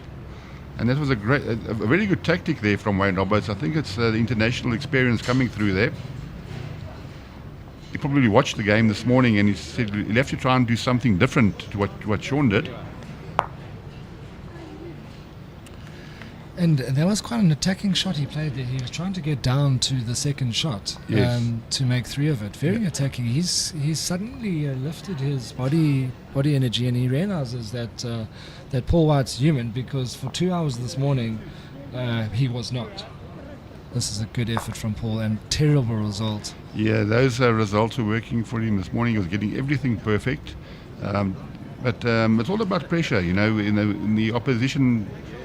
They'll put you under pressure and has control over the game. All of a sudden, Paul White's head drops now, and the body language is not so good. And it's all about momentum in the game, and the momentum is certainly now with Wayne Roberts. Paul White is now 8-3 down. He'll be wondering how, after his magnificent game that he played this morning, he'll be wondering how can I be 8-3 down when I've been playing so well. You know who else wondered that? Shaun Thomas, because he wasn't nearly as bad as the score was this morning. So Wayne Roberts has flown out of the blocks here, but has a loose-ish opener in the context of this game. Any other bowler would probably be happy with that, but Paul's got a good chance now. There's a couple of Westphal shirts floating around, more Westphal shirts than there have been, cheering on Paul White, so they'll be happy with that one. Any hometown support could be vital to lift the spirits. Yeah, certainly, and hopefully at Westphal Bowling Club and Hillcrest Bowling Club this morning, they do have the game on their big screen. And I'm sure there are many supporters down there in Port Natal supporting these two fine players. And Bobby, just one thing after Grant Rightford came in for that chat at the Glen, don't forget that Noel Solomon, the cameraman and the production head of Cape Town Talking Heads, is a Premier League bowler himself. So it's quite nice to see good bowlers giving back and making a difference. He's a Premier League bowler. Glen haven't done too shabby in the flag this year, so it's very nice to see the passion for the sport and the ability for the sport too. Yeah, congratulations to Noel and his team, and he's Steyn is here with us, Cole, doing a fantastic job with the camera work and the angles and the replays. Except Cole's an Arsenal fan, so that's the last credit we'll give him. Yeah, he's sitting here with big game today. with his Arsenal shirt on. Very big game today for Cole and the I think it might be Eric van Tag's last game in charge. Hope so. I'm a former United fan struggling for dear life, so a little bit of pressure here from Wayne. He's thrown the jack long. He hasn't been able to get one close, and Paul is holding 3, so this is a huge vital ball, particularly where it lands, because even if it's the shot, Paul White will definitely attack it. So Wayne's in danger right now. Is he going to try and pull the white shot? Certainly very close to it. He has What pulled a the great white shot. A fantastic shot. He's That made is 2 a of it. huge turnover, that ball.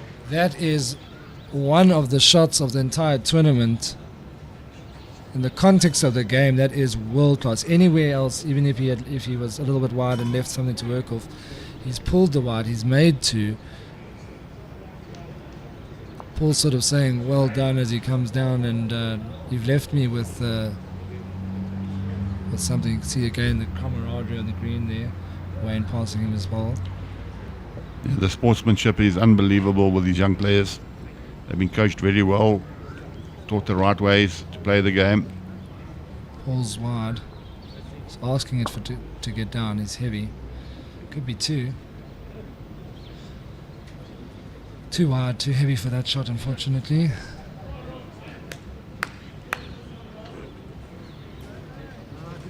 It is 2. 10-3. Wayne Roberts gets to 10 first. That's a big psychological blow there. He was 3 down with his last ball, and he pulled the jack back on Paul White. Very, very, very big move over the last few ends here.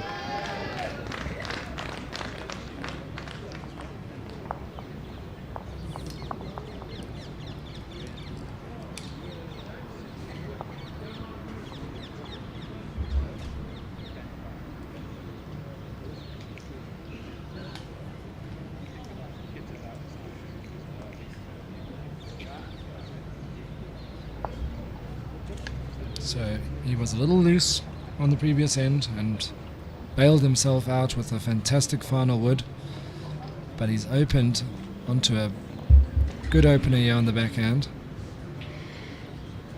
Although in the previous game Paul White would have drawn 10 balls inside of that one.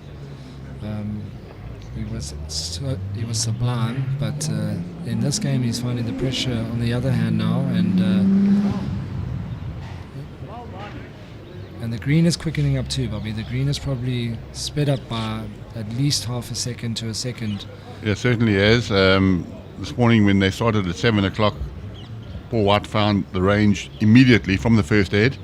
And as you mentioned, Wade, the green is speeding up as the day goes on. So it's probably running a second or 2 quicker now than it was this morning.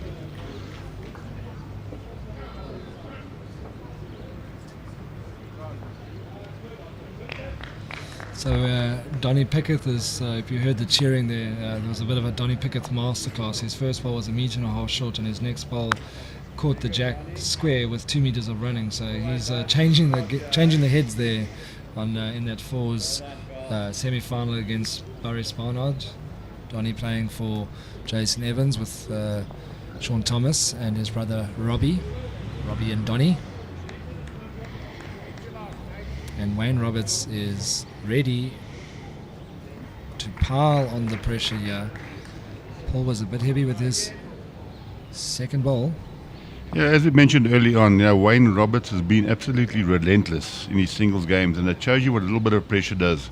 This morning, Paul White was just drawing, and he wasn't put under that much pressure from Shaun Thomas, but with Wayne Roberts playing the inside hand of the green has just changed the way the game was this morning, and the way the bowls are landing, and they're landing in favour of Wayne Roberts. He's getting the right rubs, he's getting the right jacks, everything seems to be going for him at the moment. Again, we see he straddled the jack, but he earned the right to play that shot. He was probably 30 centimetres behind the jack, so that's an absolute great chance. Yeah, it's a great shot, great result, and there was 2 moments in the game already where his ball fell over after playing off his front ball. Paul's attacking the head now. He has the 2 best backs. He's asking it to get down. It's on a fair track. Could take 2 out. No, just the 1. But again, it's probably just a little bit too much weight unless you're going to go completely direct at it. He needs to find that ball with only a meter of running to find the white, squeeze the white through the gap. It's a difficult shot on his hand, but there he just doesn't bend down to the white. Takes 1 out, but folks, we're seeing a very, very, very composed and well calculated game on display here from Wayne Roberts. There's a lot of people in bowls that, no matter how good they are, they show their emotions and they show how they play the game. Wayne Roberts, up or down, he doesn't move, he doesn't do anything. I've seen him smile every now and then with maybe a bit of luck or a comment, but it's just business, all business, and he is desperate for the title. And yeah, he's a very relaxed sort of character. He's just had him and his wife have just recently had a baby, and that's probably taking up most of his time now. He's such a relaxed character. He's a plumber. They call him Plumber. That's his nickname. And he has got a wonderful opportunity to go down to New Zealand later on this year for a job opportunity. And the World Champion of Champions, the winner of this game, will go to the World Champion of Champions in Auckland. yeah, which will be a fantastic opportunity for either of these young players, you know, starved really for the kind of international experience of yesteryear. Brilliant. That's how you come Absolutely back fantastic. from losing the jack, which is a bit of a rookie move at this stage of the game, but he has absolutely crushed that one. Little toucher. He's forced Paul White to actually bring the mat up a little bit, which means that Paul White is not actually finding it as well as he would like to at this stage. So it's an interesting move there by Paul. He had the mat back the whole way in the previous game, but he's looking around now and things just aren't going his way. And when you're 12-3 down, it's a long haul from here, particularly the way Wayne Roberts is playing. Yeah, and the other key thing on this particular end is that it forced Paul White onto the forehand, which he hasn't really played at all. He's been playing the backhand all morning, so very interesting. Beautiful delivery, that forehand.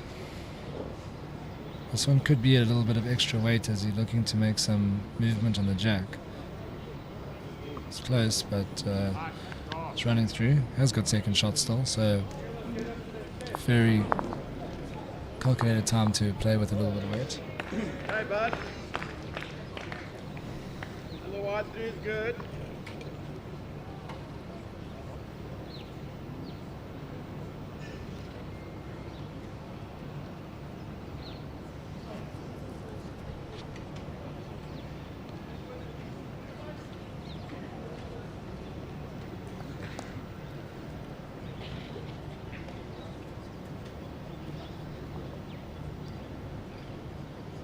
Another good effort.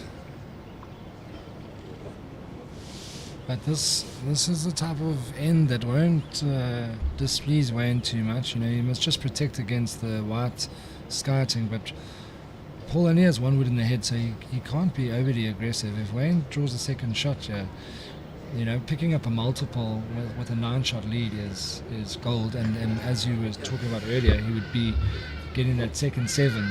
You know, if you can break this 21 shots, and you get to 7 each time faster than your opponent. Yeah, certainly. And Wayne Roberts is certainly in control. He's got Paul White playing attacking shots now, which probably has an effect on his weight as well.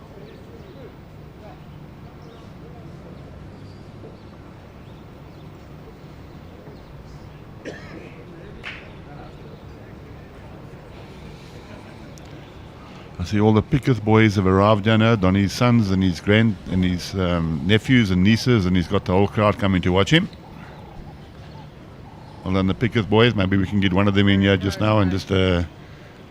Hold out. Hold out. Well,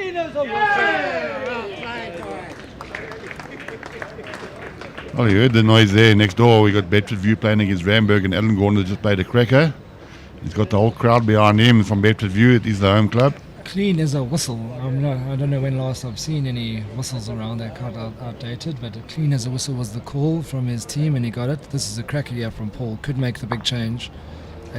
Again, it just didn't go his way. And he's looking and saying, "Why is everything going against me?" And it's two. And unfortunately, in bowls, when you are playing well, you get the right results, and when you are just battling to trying to get back into the game, everything just seems to go against you. It's all about momentum. And possibly it's time for Wayne or Paul White to have a little bit of a break, drink some water, refocus. 2 sets are gone basically, the first to 7 and then the next to 7, and now Wayne Roberts will be thinking, right, cancel the score out of my mind and play to try and get to 7 shots before Paul White does.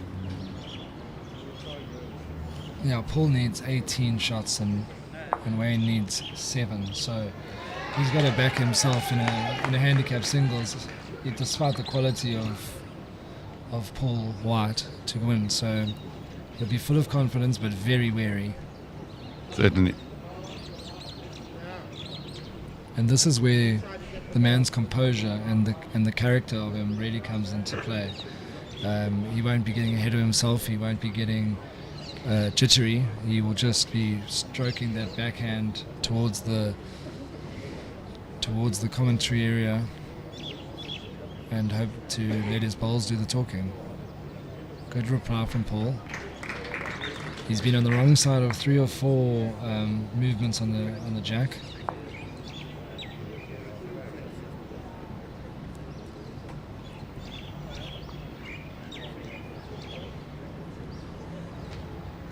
And Wayne is looking good. Yeah, he's getting down and busy.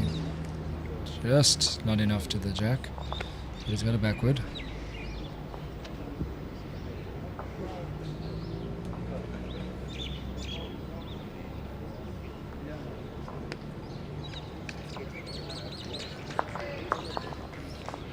Yeah, so Ray Turner is skipping that side. As you see, there's the president of Randburg, Laurie Stafford, walking up gingerly. And there's little Trent Turner. He used to be a youngster, as we used to know him, but he's grown up now. He's in his 30s and leading for his father in the 4s. He does call ahead as well, and behind him is...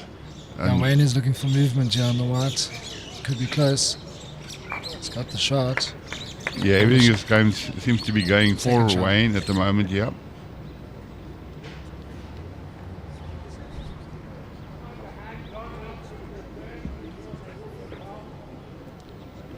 We'll keep you updated with his scores as we do progress.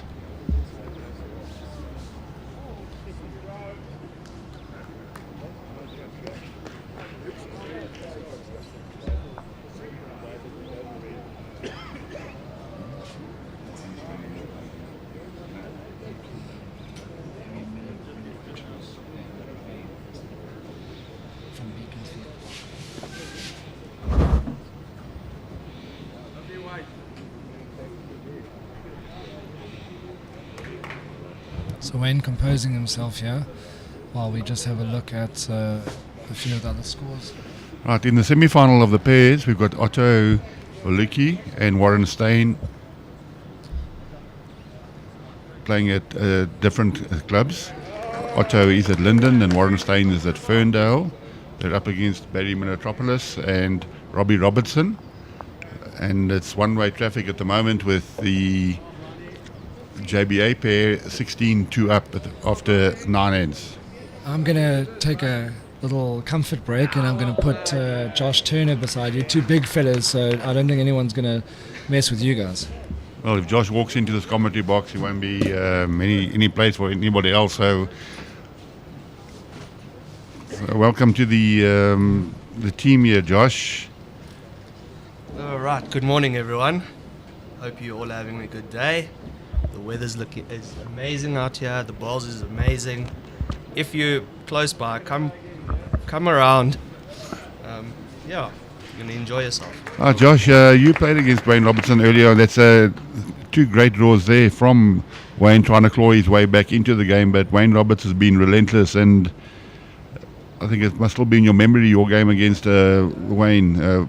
Josh, what did you play him in the quarterfinals? No, I played him in the last four. I mean, The semi-finals. Yes, sorry. yeah, Wayne, he's an amazing player, and as you can see, he started off really well, yeah, and the way playing against Paulie now is the way he played against me. So, yeah.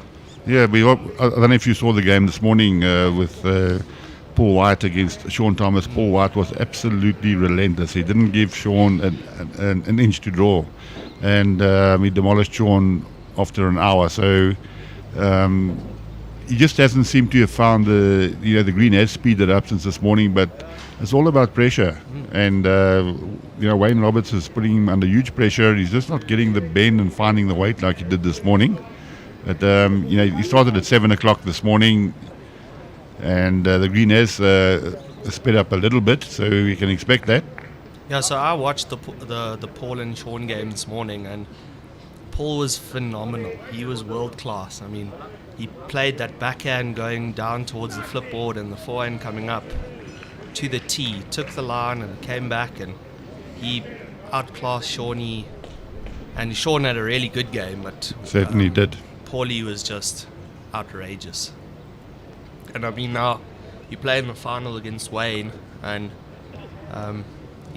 Paul just hasn't seemed to have found. I mean, now he's put one really close, but he just is not as close as he was this morning, and he's giving Wayne quite a few chances, and Wayne's taking those chances. Yeah, I think this morning his first bowl, every single head was either a front toucher or just behind, and he put Shaun under a lot of pressure, and Shaun had to play attacking shots early on, and he lost his way towards the end as well.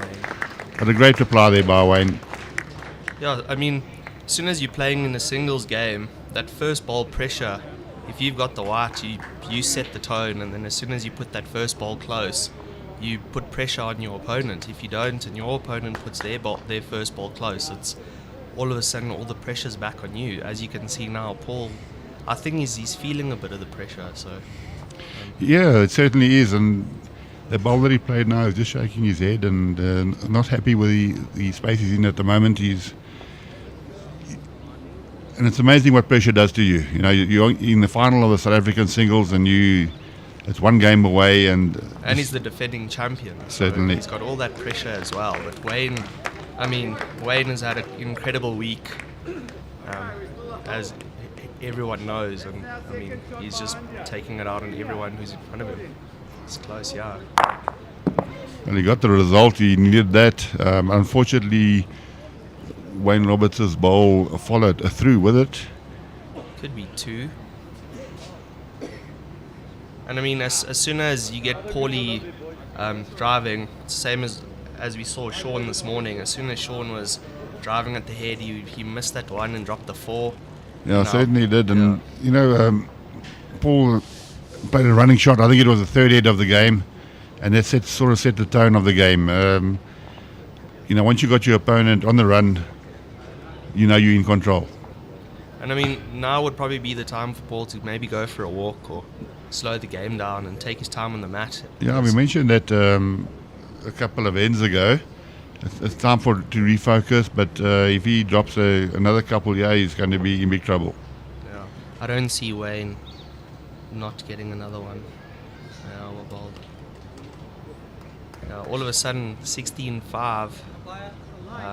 You find out, well, Paul's got to now do what we all said Shaun needed to do this morning and dig deep. And we know Paul's a fighter, but can he show that fighting spirit now at the end? Oh, certainly. Paul White has been very, very focused this whole tournament. He's been focused on the singles. That was his aim, to try and win the singles back-to-back. But Wayne Roberts has just floated through this tournament. He's the defending champion in the fours. They didn't make their section in the fours, so he's been concentrating on the singles.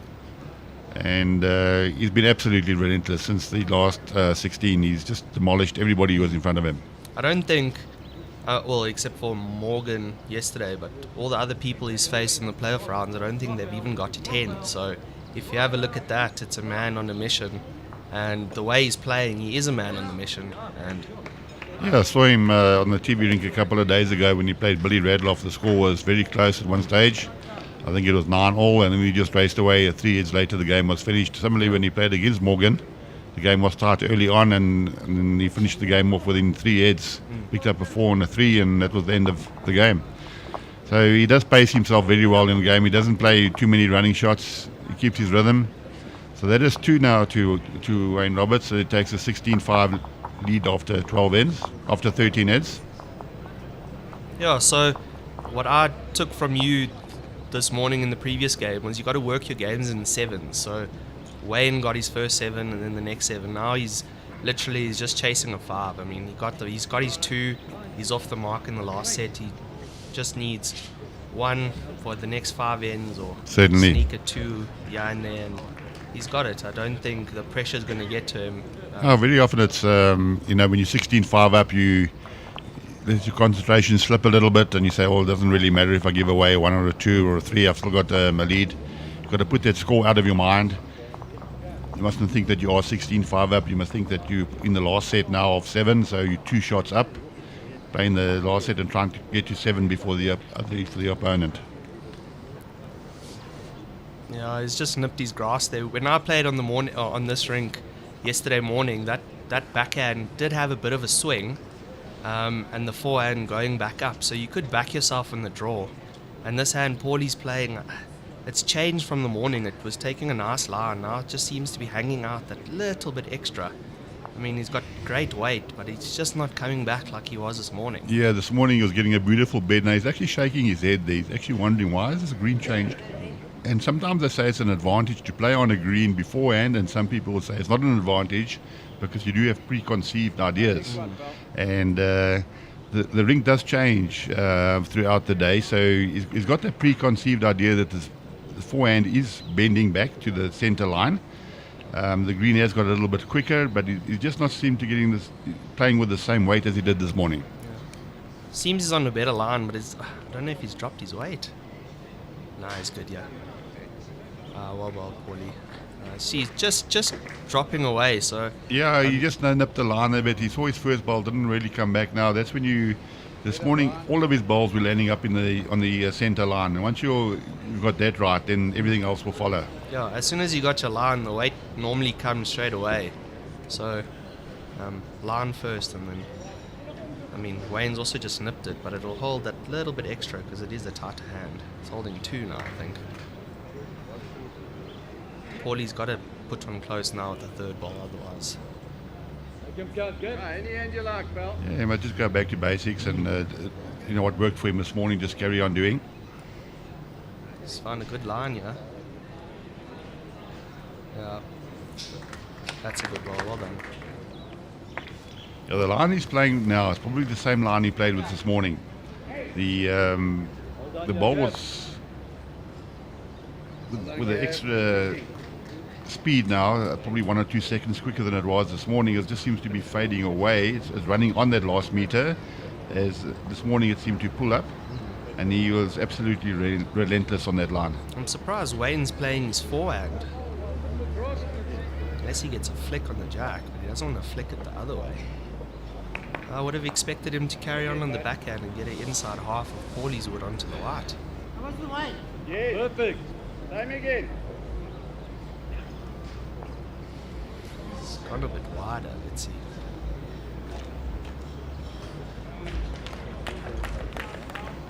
Yeah, he's hunting for that line. He just hasn't found it. Yeah, that line's not coming back like he was this morning. So, well, he's got a single, 16-6. 16-6 seems a far distance away, but it's not really. You've got to break it up into segments now and say, well, let me try and get a couple of 2s, get to 10, and then we'll see, work your way back into the game from there. He's got the talent. He's got all the actual talent. He just needs to get that first ball close and apply the pressure back onto Wayne. Yeah, I mean, Paul and I have been in the green squad a few times together, and he's always doing well at the camps, and he's got a composure that most bowlers don't have, that bowlers want to have. So I hope he doesn't drop his shoulders. I mean, you can see a couple of times he's dropped his head and he's shaking his head, so I I hope that doesn't affect him now. He needs to keep his shoulders up.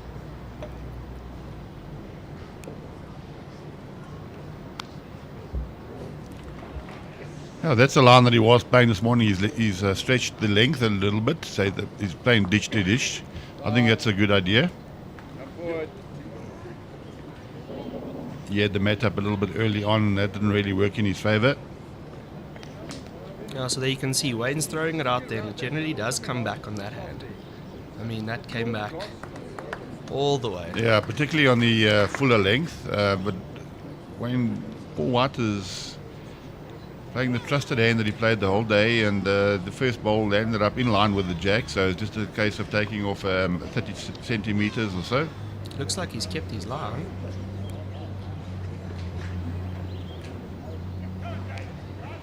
Still carrying that little bit. It's a good spot.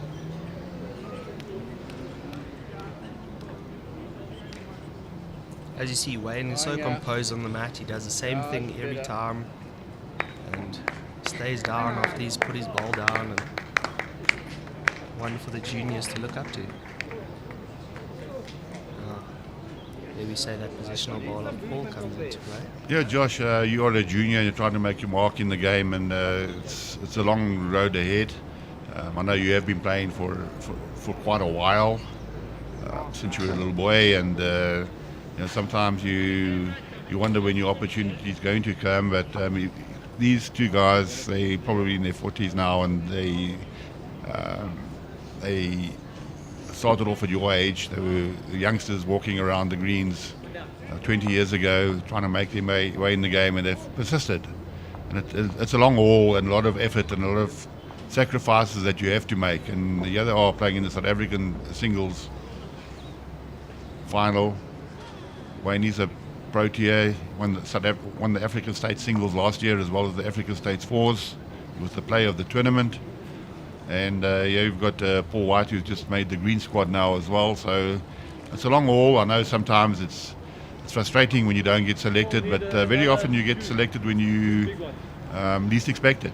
Just bide your time and enjoy what you are doing at the moment, and not worrying about too much ahead and what lies ahead, and the opportunities will present themselves.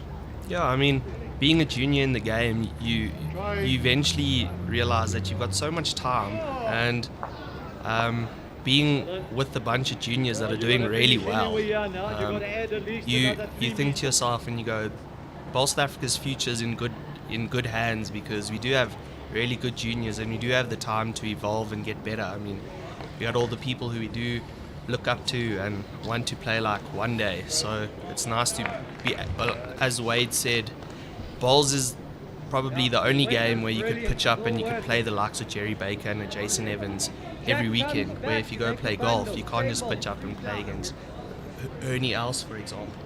So you play against Neil Burkett and you as well. I mean, and us as juniors can learn from you guys. I mean, I played Wayne, and I've never played Wayne before, but being a junior and seeing him at the provincials and stuff like that, you learn from him. You play against him and you learn the shots and how he would read ahead compared to how you would. And yeah, certainly every player, every skip has his own way, and next door, Randburg skip Ray Turner has played an absolute perler. He got a huge high five from all of his team. It's a fairy tale story that four friends from Randburg Bowling Club are now in the semi-final of the national singles, the highest honour. Same as dad and son. Very cool. Trent and Ray. It's close, yeah. It's close, yeah. Himself in a really, really good chance. It's now, and he's doing really well. So. Yeah, so the Randburg side take a 6-1 lead after 3 ends. Ray Turner played an absolutely fantastic shot there. In the pairs game, after 11 heads, the JBA pair of Otto Holicki and Warren Steyn are 15-5 up against Beaconsfield, Barry Metropolis. So we'd like to stream the pairs final after this game, and then we'll have the fourth final after that. So, ladies and gentlemen, we're presenting you with 4 fantastic games on this live streaming rink today. So enjoy your day, enjoy your Mother's Day, all the mothers out there. Get in front of that TV, let your husband spoil you and watch some great bowls. If you are in the area, come down to Bedfordview. It's a wonderful day, beautiful facilities at the club. Full bar, full catering facilities, which is absolutely excellent, and the atmosphere here is absolutely growing. Wonderful to see, ladies and gentlemen. Right, we just walked into the commentary is Prince MBE Neluonde and his partner Wilson Malobolo. They are getting ready for their final pairs against the winner of the game between Warren Steyn and Holicki versus Barry Metropolis. And they've just walked in here with a bit of a swagger, and they're looking quite confident. And I have the skip here, Willie Malobolo, with us in the commentary box. And Willie, you guys have had a great tournament so far. How are you feeling about the final? Thanks to be here. We're feeling very good and excited. We'll see how the game goes. We'll have to apply ourselves and try to finish it off if we're given a chance. So, yes. Wilson, I love the way you and Prince combine as a combination. Are you going to start off loud and full of energy, or are you going to see how the game settles? What's the strategy on the communication, the legendary communication between yourself and Prince? We're going to keep it low. We're going to keep it low and see how the game goes, then we can take it from there. Thank you for those kind words. And next to him we have his playing partner, Prince MBE Neluonde. He would just like to say one or two words here. I think he's got stage fright. He's actually walked out of the commentary box. He says he'll rather let his bowls do the talking on the green. Any game with Prince, you walk on and you have a laugh. I mean, Prince is full of banter. Prince is full of jokes. So you walk on the green and he'll be the one to throw it, but he's also the one who can take it. So also very nice to play against him. Yeah, they're certainly going to be up and about it, particularly when they start running into the heads and taking out bowls and flicking jacks here and there, and they get excited and they walk around with the swagger, and it's wonderful to see them in the final. Paulie lining up for a run. This could be it. It's taken. It's 2 to Wayne. Goes up to 20. Neil Burkett's favorite number on this rink, 20. Couldn't get off 20 when he played Shaun.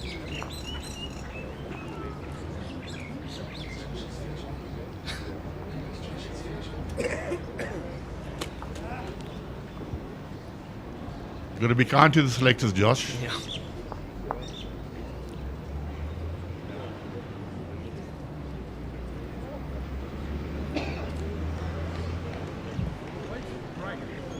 It's wonderful to see all the selectors are here, the national selectors. We have Jan du Plessis, Neil Burkett and Frans Bakun. They're all sitting around and having a good look. And I'm sure they are very, very happy with the talent that they are seeing on display here today and throughout the week.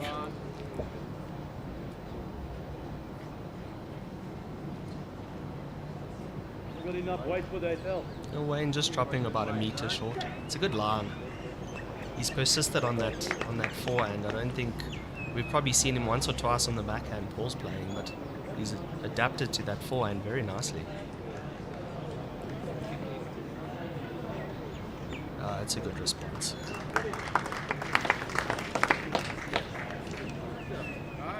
Yeah, that's the way he was playing this morning with his first bowl. Getting that first bowl either front toucher or just slightly behind, perfect line every time, as they say with these area bowls. Same line every time, they say.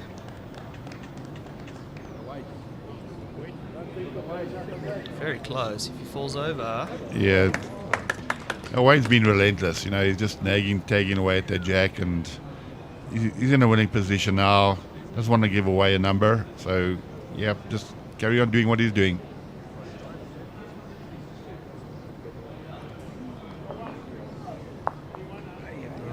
Paul might have turned it out. No, still down.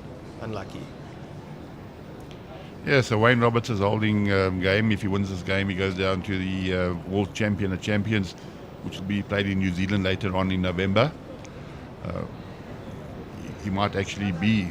There we have the national selectors, the three wise men. And I think Bobby, if he does manage to get over the line and he isn't the champion of champions, he's will be a fan favourite in the BSA head offices, saving you a big flight ticket from Durban to Joburg all the way to Auckland. So it's a popular result maybe for the coffers. Yeah, certainly. It's quite a flight down all the way to New Zealand and flying via Sydney or yeah, he'll be in Auckland hopefully at the end of the year in November in his hometown as well, so he'll have plenty of opportunity to go practice there at the venue. I'm sure he'll look really forward to that. He deserves it. He's been very, very consistent over the years. He lost in the final of the South African Masters this year against Jason Evans. He's the reigning African States singles champion and a wonderful person, wonderful ambassador for South African bowls as well. It's going to be a big loss. I mean, Wayne I think he joined the South African team, when was it, a year or two ago? So he had many, many years to still play, and now obviously with him moving away, certainly for him to represent the country probably one more time at the Champ of Champ singles, it's probably going to be very good for him. I'm telling you, it's not bad. Are you sure? Also, one last thing, Aero, the last four all play with Aeros, so that's also very good for Aero bowls.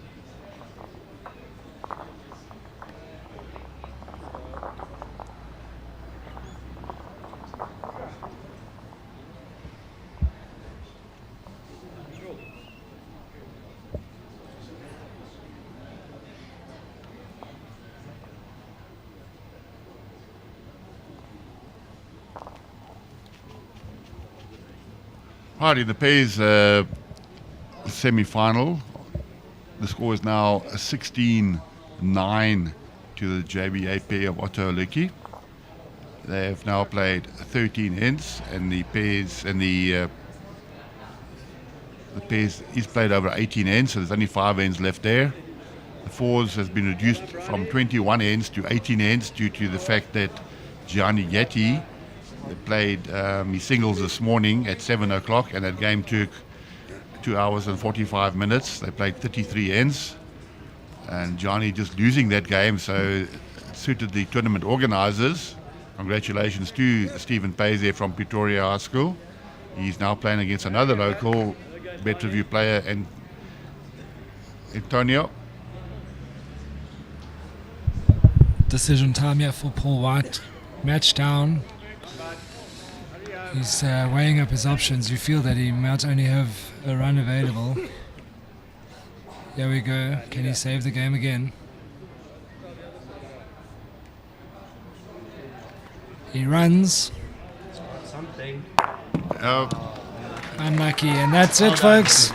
Champion for 2024, Wayne Roberts. 21-6. Commanding performance, and as Bobby has said, booked his place to the World Champion of Champions.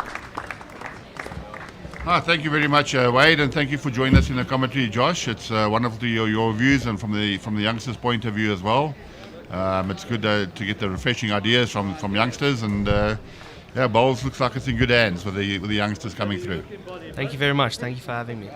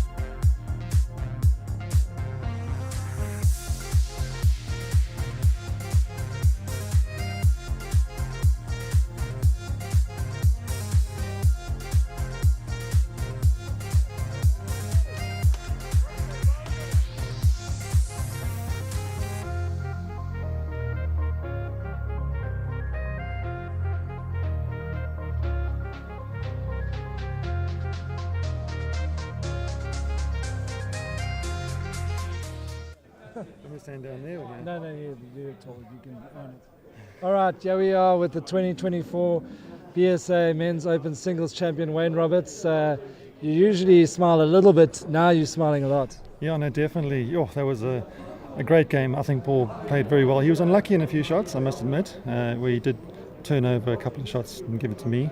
But yeah, I was pretty happy with the way I played, because I watched him play this morning against Shaun and he was unbelievable. So I knew it would be very, very tough. And I've played him before in the Masters this year and also in Portentel as well. So he's a tough competitor, and congrats to him. Yeah, full credit to Paul, particularly for the performance that he put on this morning. And he didn't let you have it your own way. There were a few moments early where that plumber on your logo fell over and did it for you. Yeah, I think it was probably just my day, I think. A little bit of luck went my way, which was nice. But yeah, it's also not nice to win like that as well when he turns me in for a second shot or something like that. But unfortunately, that's bowls. So yeah. And World Champion of Champions, that's going to be a whole nother level. But you might have a little help knowing the conditions. Well, yeah, look, we'll see what happens later on in the year. It's not all confirmed at the moment, but looking forward to it. Okay, and I'm going to leave you with the final word. What does this mean to you to put your name onto that trophy? Oh, it means the world. I've been after this title for a long time, especially the first one is back in 2016 when I lost in the semi-finals to Joel Robert. So yeah, it's been a long time coming, and I'm happy I finally did it. Well, congratulations, you're a worthy champion to take down Paul. Well done. Thank you very much.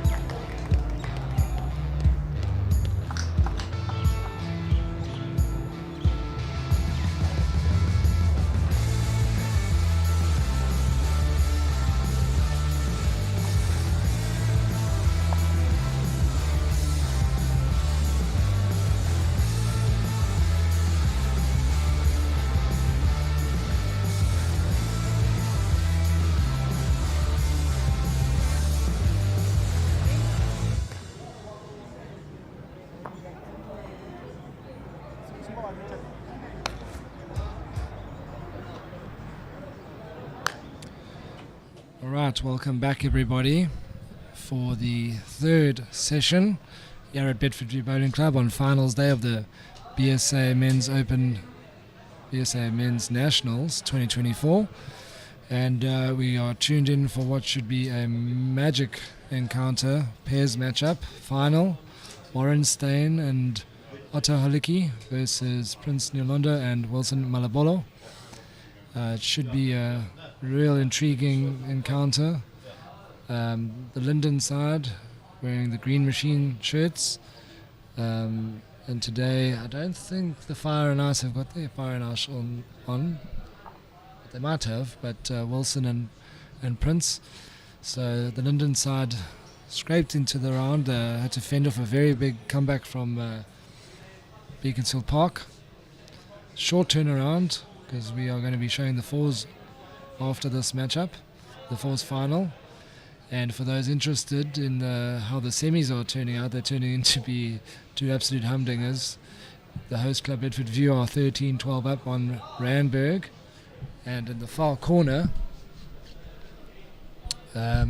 Jason Evans was 1 up, but that was probably an indigo. So Jason Evans not having it all his own way in that match up against Burris and his correctional services side. In fact, Burris was quite well up in that game, and Jason recently picked up a 4. So this is going to be a wonderful, wonderful match, and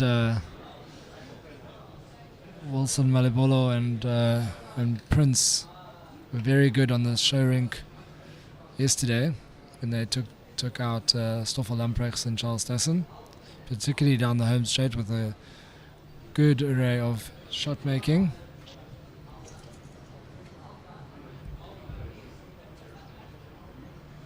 My co-commentator has not yet arrived. It's going to be worth the wait because we have the GOAT coming into the commentary box, Jerry Baker. It will be interesting to hear his thoughts because Jerry has played with Prince for many, many, many years, and he knows these bowlers as well as anyone does.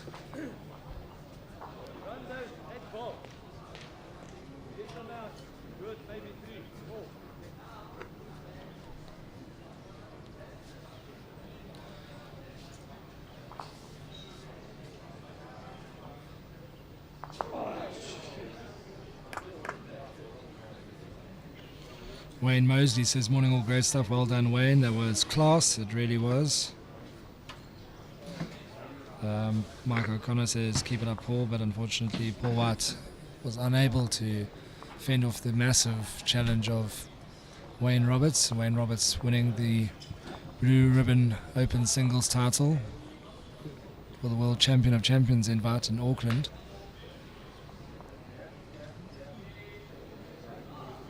Mike Spiss is watching from Oz. How's the weather? Well, Mike, the weather is absolutely perfect, although this is the first day since the start of the Nationals that we've seen clouds in the sky. Not enough to cause any sort of reduction in the heat, 26 or so degrees, 0 and perfect weather conditions. And there he is. Here's the GOAT, Jerry Baker. And he knows that that's got no reference to anything other than the nickname of greatest of all time. One of the absolute legends of the game, known wherever there's a bowling green around the world for all of his various medals and various top performances. And good afternoon, Jerry Baker. The plane's just flown over past 12 o'clock. Yeah, thanks, Wade. It's been saying a few words there on the other side, on the other commentary with the Fours team there, or the Fours results. But it's a great finals day.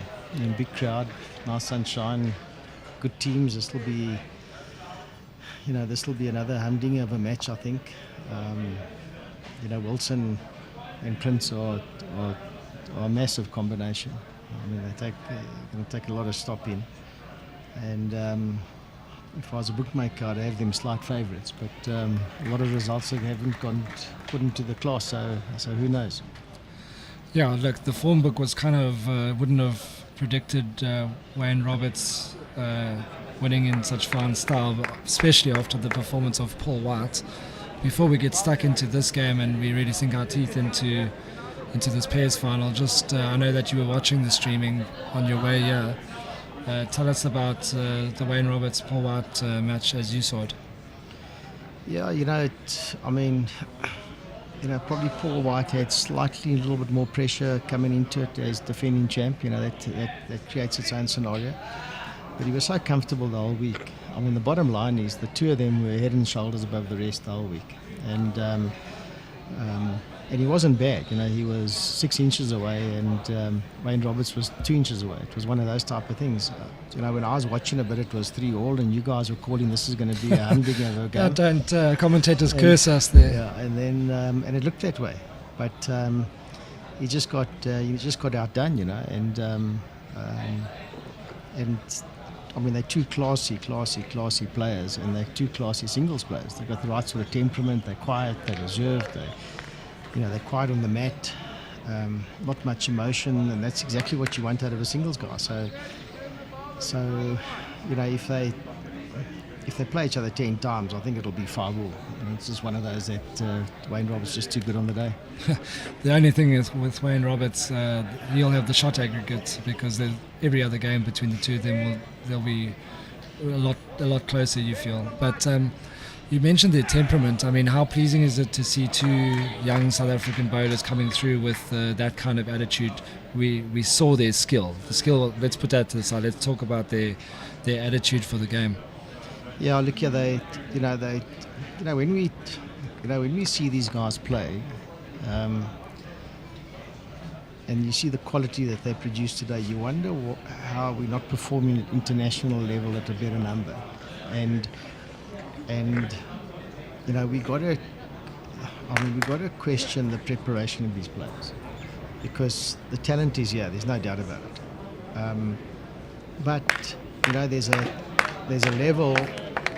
I mean, this is what Wilson's been doing the whole week. Yeah, I know. Wilson is a class act. He's a class act. Now, there's a level at national, then there's a level at interprovincial, and then there's a level at international.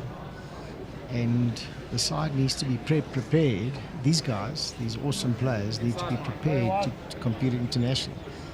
And I don't think what they're currently doing is working. Well, it's not that I don't think. I know it's not working because the results speak for themselves. The men are better than 13th in the world, and they're picking the best sides. The selectors are doing a good job, but the preparations obviously has to be questioned. And when you see it like this, you're disappointed because our guys can play, and they are. I really believe they internationally, they're up there with the best of them, and they just need more exposure and more preparation, and they'll be there. So on the one hand, it's very sort of comforting and rewarding to see these guys come through, and then on the other hand, you've got to realise that something's got to change. Yeah, two sides to the coin there. Wilson with another great bowl. Let's switch our focus quickly just to this matchup and talk firstly about the combination of Prince and Wilson. I feel like they play the game in the absolute right spirit. They have an immense amount of trust, and I would think that a start like this, excellent bowl there, Barto, would help and lift them and get the clapping and the enthusiasm and the chirps between the two of them. When they get going, very tough to beat. Absolutely. I mean, Warren Steyn's job here is immense. He's got to really put Prince in a home. He's got to quiet them down,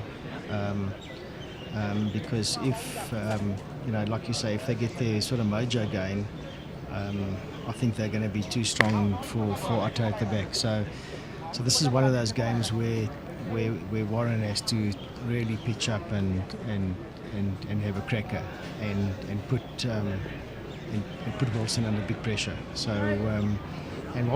Warren's a class act. I mean, in the provincials, I know for the last 2 or 3 years he's been the best of our bunch. So he can rise to the occasion. So, but he's got a more than a 50%. He can't do 50%. He's got to do a lot more than that. Sure. And Warren was in all three disciplines, and now he's left in just the one. He's made the final, so he's been a very good a week for him. But as you mentioned, the pressure now, he knows he has to be good. How does, as a lead, I mean, he's got the experience, right? But there's always that element of pressure, and we probably saw a little bit of that in the final pressure with the first in the singles final.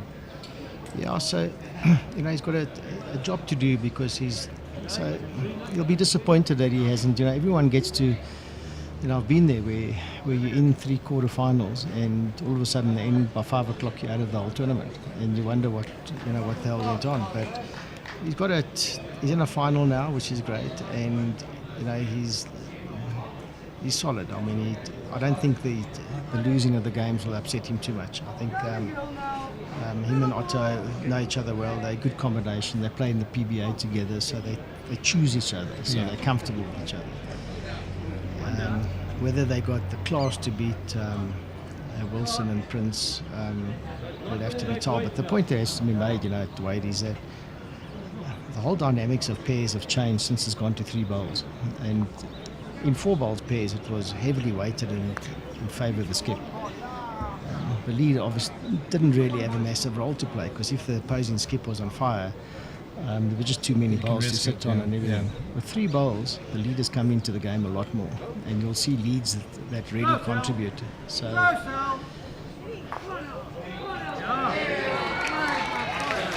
I think if the winner of the game will be whoever's got the best lead in the game. Yeah, that is the dynamic when there are fewer bowls to sit and work off. And use and fire early if you're super accurate and things like that. So yeah, definitely. And someone with experience in bags and bags is Prince. You've played a lot of bowls with Prince. How much do you think that his experience will get him over, maybe give him the edge over Warren Steyn? Yeah, so Prince, Prince is a funny guy. Prince he hasn't got the best technique in the world. When he gets a bit tight, that little flick of his comes into play. But where he's above the rest, and I've seen this year after year, he's got a good head on him. His temperament, he's really solid mentally. So he will have, him and Wilson will have so much belief here. I think they'll have more belief in Warren and Otto. Yeah. So that's where Prince is good, and that's where he'll contribute. And he's a fighter, and he's So I think that for Otto and Warren to win, they've got to get into a good lead quite quickly. We have seen that fast starts on this screen. When you play like a weighted shot like that, it's not that easy to play. So dead drawing is the key, and. Both of the singles games we watched at this rink was when that guy put the one right on top, then it was hard to dislodge. So Wilson and Prince played on this rink yesterday. They'll know that. Having a look there, Wilson's obviously feeling confident early to try and have a run, but now he's left himself probably 2 down. Yeah, there's no run here. In our pairs game that we lost, it's such an easy shot to play, and you have that little run and you start flicking jacks around, and it's just not the play. You got to. The surface is so good. You got to back yourself in the draw. Like he's done, yeah. One foot over. Oh, yeah, so still down, but good second shot now. And Prince has got the ball at the back, so unlucky result there not to stay with the white. But look at that weight, absolutely world class. And if our viewers are picking up any of the noise and the crowd and the cheering, it's because of the fours semi-final that's going on next door between Bedfordview, the home club, and Randburg, who have assembled somewhat of a little Randburg army. So there's plenty of cheering. Bedfordview are one shot up. Yeah, so the Bedfordview guys are close. I see Jason and the boys from Leopold, Burris and them. They Peels playing the 15th. Big shot here from Wilson. He's going for the drive early. Dislodged one. So, you would have thought, beginning of the day, that Jason will blow away Correctional Services or Leopold. And so would Bedfordview's got a class side against Randburg. And, it happens, Wade. I said on the other sort of commentary is that in sport generally, it's a fact that be it cricket, be it golf, be it anything, football. Excellent. When you've got a weaker side versus a stronger side, and when it comes into the closing stages, the last 10 minutes or the last over or the last end or whatever, the weaker side generally has got more belief. So they're in the stages here, and I really wouldn't be surprised if one of the unfancied teams like Leeuwkop or Randburg get up to win. It'll be a classic final to have Bedfordview play Jason's side. I can't call it a Morningside side because Robbie's not in Morningside, but I mean, be a classic to that's what the bookmakers say, but it's not going. That doesn't work like that. The bookmakers would have lost a lot of money on the spread this morning with Paul White not getting to 10. So yeah, this game is very funny, and pressure does different things to different people. Nothing to lose for the likes of the Leeuwkop side and the Randburg side. So if you play freely without any restriction, you've got a good chance of changing ahead, of doing something unexpected, and lifts your whole team. Yeah, so what Warren's done here on this first bowl, this is what he has to do for the rest of the game virtually. He's got to have a big percentage here. And what I do find on watching the last day or two is that once the guys are missing their lines, it's really punishing you. Yes. You've got to be, if you make a mistake, you've got to make it wide. Once you're chasing that inside line with a bit of weight, it just tails away for really nothing. Yeah, this isn't a green that you play like that visual shot where you can see the jack and you can see the ball and you'll just hold up. If you don't have the perfect weight, you're in trouble. And Warren's done very well here. Prince isn't changing his hand, and he's been narrowed twice. So it's really, you can call that early that he's going to be narrow because it just swings so much. So sometimes we did see some of the players chopping and changing their hand, which is not easy to do, and it's not what you want to do. But if you want to get one right on top of the jack, it's very hard where Warren's left his ball. Yeah, absolutely. So I think that like Prince has got to start focusing on that line because he'll leave Wilson with what to do. The one thing I wanted to talk to you, Jerry, about is the uptake in bowls in South Africa in terms of participation. The record entries over the last sort of 10, 20 years in the nationals, which is good. Obviously, JBA is a big district in terms of location. That really helps. But your thoughts on it's a good effort jab from Prince. 2 in the head there. Your thoughts on the future of bowls from a participation point of view? Yeah, the amazing thing about Wade, I sit on the World Bowls Board, and South Africa is, I think it's the only country that has increased the numbers in terms of affiliation fees. So the numbers went from 20-odd thousand, I think they're touching about 25,000. So there's definitely an uptick in bowls. I mean, there's definitely a new energy in bowls. There's in South Africa, there's definitely something positive. This record entry is not a fluke, but Johannesburg is a good venue. It's a cheap venue. It's affordable for most.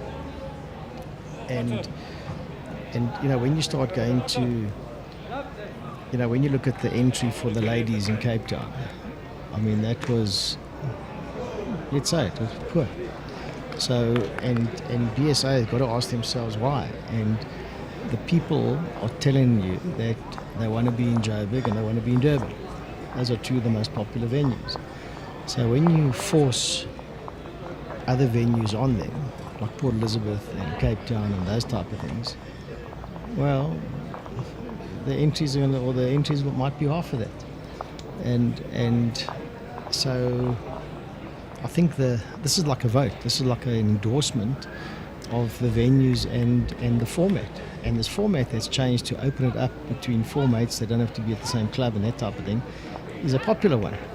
So I think Bowls Africa's got a bit of thinking to do. I think they old habits die hard, and change happens very slowly for them.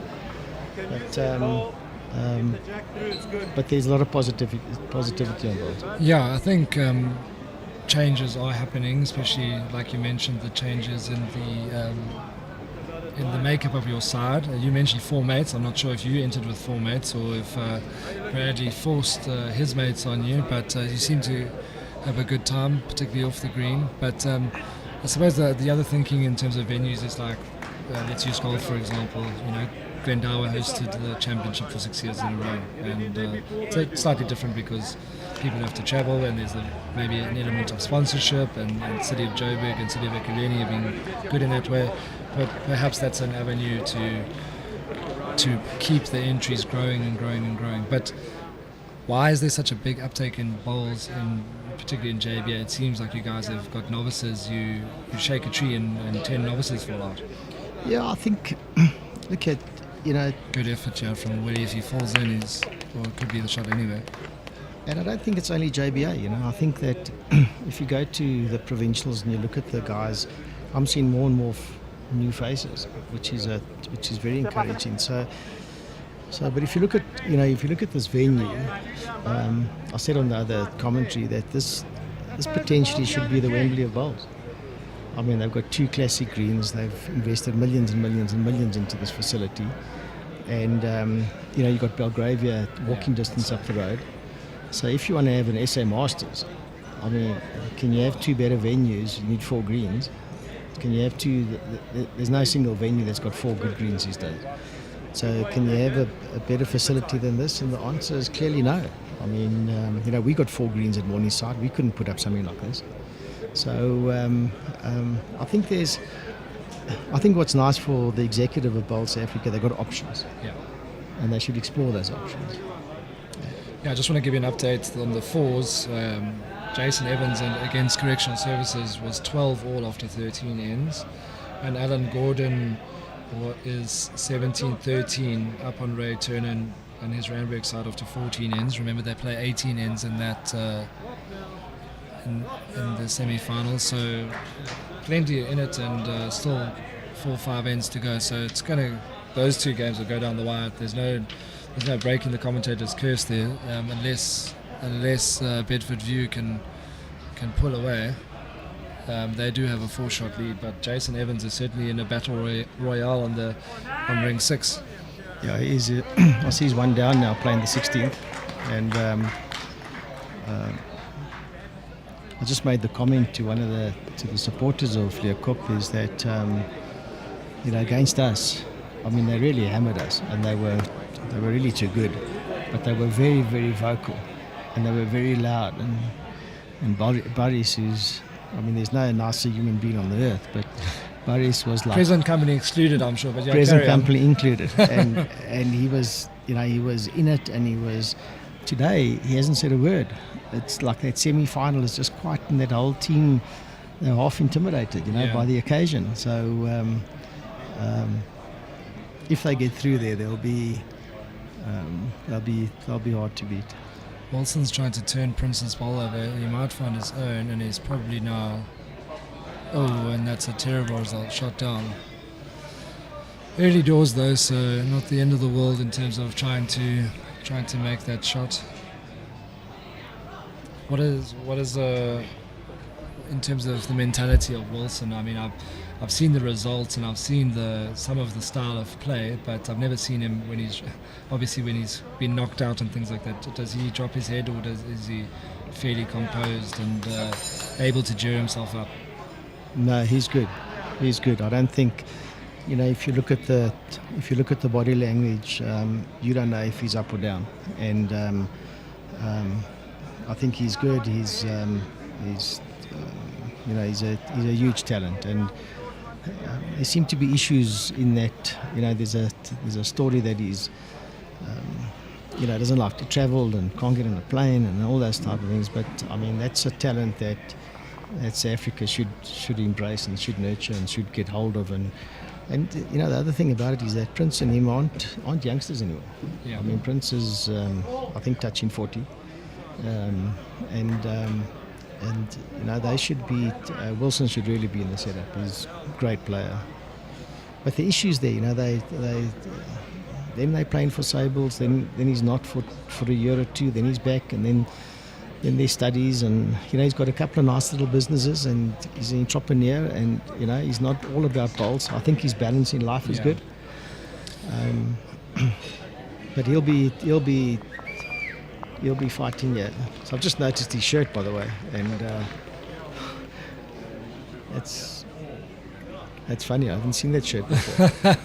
I hope we can get a nice close up. Yeah, I hadn't noticed. I had noticed that shirt of Wilson, but there's a pretty familiar figure on the back there.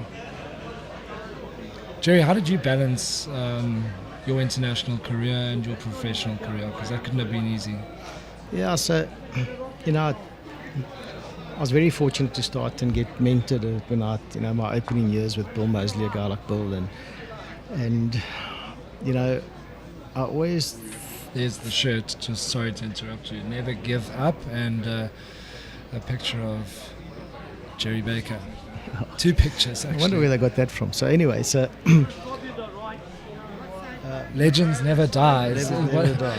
Is what it says there. And when they're winning, they're both calling each other legends. So you've got the legend on the shirts and 2 legends out on the green. Yeah, so getting back to your point, and I think that's what I've seen a lot of bowlers make a little bit of mistake. This is still an amateur game for us. If you make this game your number one, you're going to be in trouble. I think you've got to balance it with business, with family, and you've got to realise that when you're out of the scene, like I am, there's bowls doesn't owe you anything, and you've got to have your priorities right. So thankfully I've always been aware of that from an early age, and I've always played to enjoy it. I've played competitively. I mean, I haven't lost that hunger to go and win. And let me tell you, when we lost our pairs game to Stoffel 48 hours ago, I mean, I was devastated, so I still get those disappointments. Did you feel as bad as Bradley Robinson looked? Because I've never seen someone that looked like he had... No, look here, I'm still on sleeping tablets, so that's how bad it was. So, but, I mean, those type of results actually... You did it to Jason Evans in the final last year to win the title, so I wasn't feeling that sorry for you. Yeah, so, look here, but those results make you tougher and make the game so fantastic, and, so it is something that we'll remember, and it brings us back. So, but at the time, it's you go home and you start, you shout at the wife and kick the dog, and it takes you time to settle down a bit. But so the passion's still there, and I'm actually putting a bit of effort in terms of practicing during the week, and. We go to you have to if you're going to keep staying in that Morningside side with all those novices that are delivering the goods. Yeah, so I'm playing with one of them, Johan van der Walt. I'm playing with him in the quarterfinals next weekend with the JBA pairs. He's on an unbelievable season, and he's one of the guys that will be in the setup. He should be making green squads and whatever soon, and so watch that name. You'll see that name pop up in dispatches. Wilson's on a very good road here. If he can sit that ball, he's done that. Take half off, buddy. You sit on here, you got shot. Same good line. And in terms of Otto, what's his pedigree? Yeah, so Otto is... I don't know him that much. Come on out. But he started his bowls out with, I think Alan Gordon had a great influence on him, and Alan Gordon's astute when it comes to picking out talent, and he's always spoken very highly about Otto.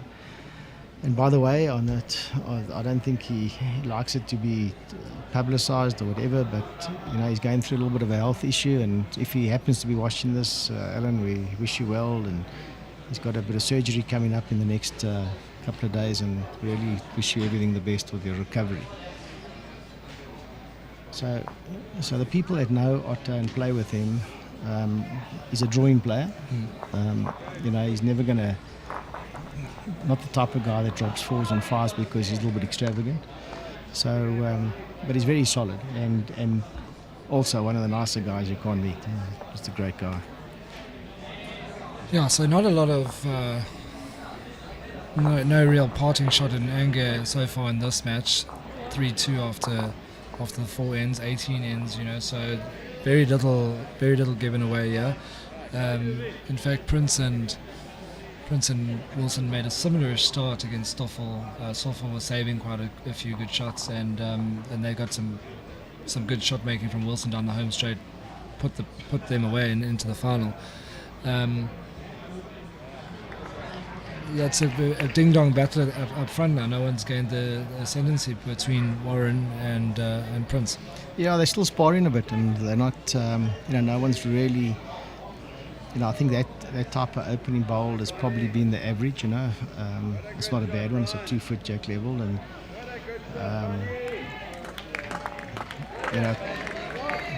Warren sat on that bowl, which is probably probably had 5 feet of weight. You can never get the result if you're short, but so it's not a classic yet. And if anyone shouldn't have the nerves, it should be Prince. He should be as cool, as collected as anyone. Yeah, you should. But as I said, you must notice that. So I have played with him a lot. So when that delivery is coming out smooth, he's on top. He's in control. When he's got that little flick, he's tightening up a bit. So yeah. I think during the course of this commentary, just look out for that little flick. If you don't see it, you know that he's sweet. If you see that flick come on, and once you start flicking a little bit on this sort of pace, you're going to be a little bit iffy. So. Yeah, earlier we were talking about the deliveries of Wayne Roberts and Paul White, and Paul White's forehand is up there with the very best, especially on this speed. And I was mightily impressed with Wayne Roberts' backhand. And throughout some of the commentary, when Neil Burkett was trying to hold the ball up with his fingers and take some of the bias out on this rink, we are able to get those images. So we'll show you what Jerry is talking about in terms of Prince's delivery. And when he's playing well, he plays well, but if there's a little flick out of the hand, it can really negatively affect his weight. Yeah, so I think what's happened, and I don't know if I'm right here, but my little observation has been that this green has slowed down a second or two from yesterday. So I was watching Jason's game, and they, by the way, 13-all playing the 17th. That's not where you want to be in the semi-finals of the fours. So there's quite a few short bowls, and yeah, and it's actually quite difficult to leave bowls short on this A1. It has been so far. So interesting that your observation is that it's slowing down. In this particular end, there's one bowl past jack level. So and that was the one that came down with plenty of weight. Pace, so you're 100% correct and very interesting. So Jason Evans is all square with 2 to play. The 2 to play is all square. So for those at Luerkoop and Correctional Services and friends of Boris and his team, they are pushing them all the way. And next door in the other fours, Randburg are 2 down with 2 to play, and I think they are on the jack there. I think that's Cornet's bowl. So Randburg they have not let the home ground advantage put them off. First time in the history of Randburg that they've had a side make it this far in the fours. So full credit to them. And yeah, so the National seems to find his own ball. Yeah. Oh, that's a terrible result. The National seems to spring up these sort of results. I remember the Island family, Barry Island, and as Jake the grandfather, and Ian as the son, and Jake as the grandson, with their friend Haig. they wouldn't have been favourites to win a couple of years ago in Pretoria. They won it, so it's a nice. I mean, everyone's got a chance. Yeah, everyone's got a chance. Perhaps singles, perhaps less so in the singles. But when there's a lot more bowls on the green, things can happen. Maybe a strong side gets knocked out in the group section, and it kind of things open up for you. So there are a lot of different aspects when it comes to the fours. Yeah, and in those. That's a terrible result there for Otto. Carrying a bit of weight, doesn't want to be short, but it will. The hand still swings, so it finds the side of the jack. Yeah, so I think I mentioned to you when you were selling shots in your section, you can't. Also the playoff, actually. In the playoff, you can't. When you line shot, you can't be narrow and heavy.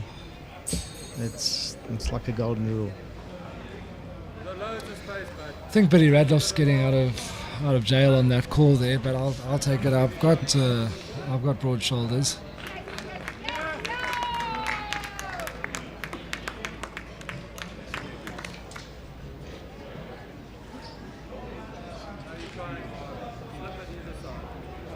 Yeah, Jason Evans still peels 2 ends to player, and Otto got a terrible result with his first ball when it has come down and found the shot ball and now holds. So a little bit of luck being exchanged here.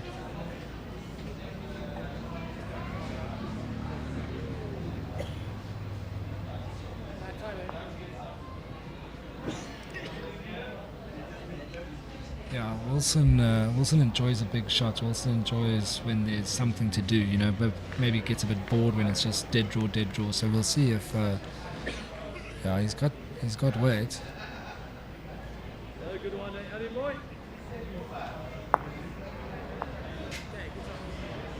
Yeah, he backs himself to convert. He's not. He doesn't look at danger. He just sees one shot and he sees the ball to be taken out, and he backs himself and he plays them very, very, very well. So I think that's the difference in their style. Otto will back himself to draw within the 2 foot, and Wilson will back himself to convert. So the contrast in styles here will be interesting. And the big thing when you are playing an attacking shot and you miss and you allow your opponent the free draw, and if he starts converting, maybe he plays with your shot decisions. And in this green, you play with weight, you find the edge, things go south, and they start going south quickly.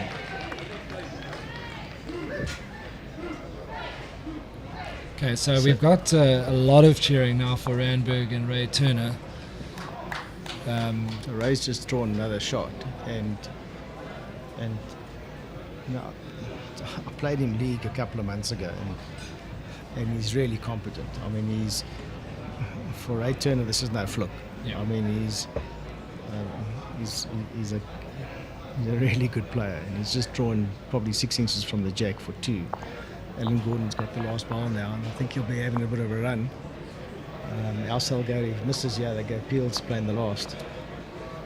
Yeah, look, having played against Ray Turner, fully aware of his drawing game, and it's quite interesting. His son Trent calls the head from as a lead and actually does really well, and the majority of his calls are telling his dad to just draw, and he just says that. He says just draw, and he doesn't tell him where the danger is or whatever it is. He says if you have your good drawing weight, you usually get sorted. Yeah, so it's interesting that because I've had a little bit of a flashback. We went to Australia in a trips event a good while ago. It was Neil Burkett, myself, and Terence Fraser, and I was leading that event. We actually beat Australia on the indoor. That's a good opener from Prince. I was leading that event, but I was calling the head because we felt as a threesome I had a better rapport with Neil's game then. So that adage that the third must call the skip, I think is nonsense. If you look, Donny's got a big role to play in that side of Jason, because Donny knows their style of play probably better than Robbie knows Jason. So you've got to use the players where best suited. Yeah, I'm a big believer in that, and in this game, in fact, Prince, he will make his feelings known. and he's got the experience, he's got the trust, he's just done another good shot. The days of the skip saying, I've seen their head, I'm just going to play, I think are slowly, and in other parts, quickly being a thing of the past. I think it's a fours team game. The lead has got as much as the influence or much as of a voice to be said than the other players. So it's collectively when you make the call, it should be between the four of you. Where Prince is really good, is to get onto that centre line. That centre line. If you look at Prince's bowl compared to Warren's, which is a great shot, and it's quite difficult. Well, Prince is holding shot, but that shot of Prince is infinitely better than Warren's, being jack level. And if you can get onto the centre line, it makes the huge amount of difference. So 3 bowls exactly on that centre line. And that's something that Paul White did very well in his first game today. He trusted the Big Ben and he got down to centre very well. But I must say, having played with Neil Burkett at club level, and the things you're saying now in terms of getting down to centre and not crossing the line, you guys have a very similar way of building the head. Is that something that was sort of ingrained in the South African setup? Because you guys are literally saying the same thing. So I was fortunate to play probably one of the best players Africa produced, and that's Shaun. And he was my lead for a long time. And when Shaun found a hand, and he was really comfortable, he got onto that middle line.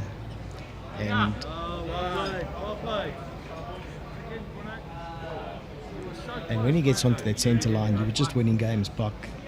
And I said to my lead in the fours, he was playing with such good weight in the section, but he was just that 10 inches or that 15 centimetres narrow, jack level. And I said, if you take that 15 centimetres extra line, you're going to be... Yeah, so Ray Turner didn't pick up the 2 he needed. He's 1 down playing the last. Yeah, so if you get a classic where you get a lead that nails a hand that he likes, you just win those games like easy peasy, so they're really good. And there is something special about a lead that gets to the centre line and doesn't leave that, that ball like we saw in the previous end that turned into as one of the shots where Warren just cannoned into Prince's bowl and stopped and got the shot. So it probably would be against a weaker side when they can see the white and the ball next to each other, then they up and at it and they find the white and things start going badly for you if your lead doesn't nail it.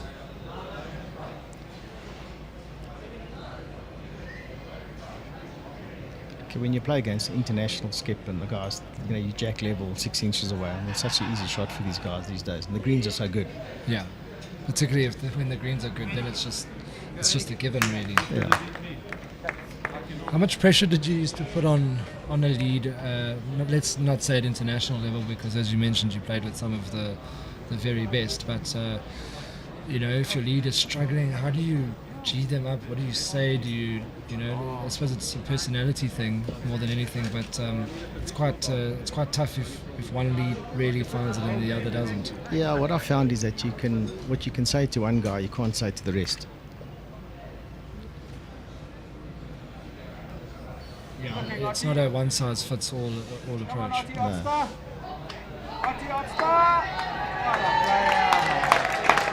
It's a world-class draw from Otto there, but we've just panned across to the fours semi-final last end. Randburg 1 down.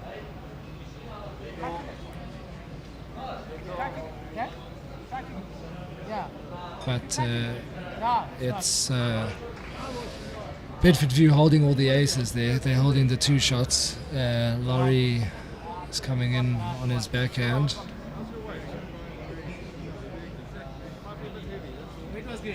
He's heavy. So they won their playoff game with an extra end. They only need the 1 to force the extra end. So we're just watching that.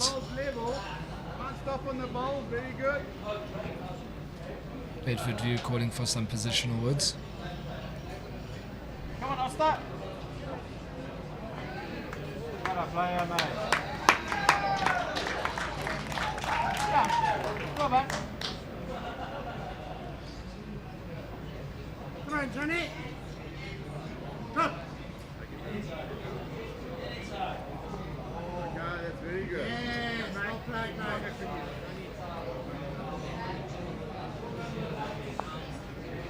I think Ray will get this. Yeah. He's watched Laurie's bowl sort of just hold its line, you know, on the wide side. Tell you what, if he does do it, because right now Bedfordview are probably feeling pretty comfortable, but that changes into mild panic if the opposition plays a worldie. Big call from GB. Yeah, on his backhand, he'll like that. Got a good delivery. All on his weight is the call. Close here, Dad. Isn't that fantastic?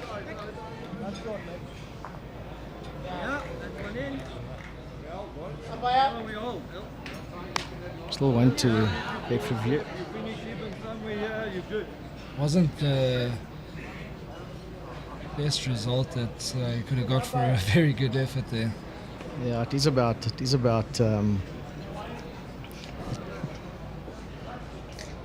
you know, this game's about millimeters, and similar to golf. Yeah. I mean, one inch inside that, he gets number one. So it's. And then he's holding, and then he's still got one to come. So yeah, massive. So that's heavy and wide. So Ray's got to sit on that yellow bowl for game. That's the call. Yeah. Is he changing his head? No, surely not. No, he's on the backhand. Yeah. Here we go, folks. This is for a place in the final.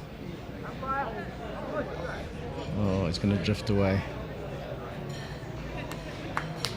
Very close. Good effort. Bedfordview go through into the final. The Cinderella story of Randburg comes to an end, but fantastic week they've had. And I've just seen on the other side that that Correctional Services picked up one. They won up playing the last.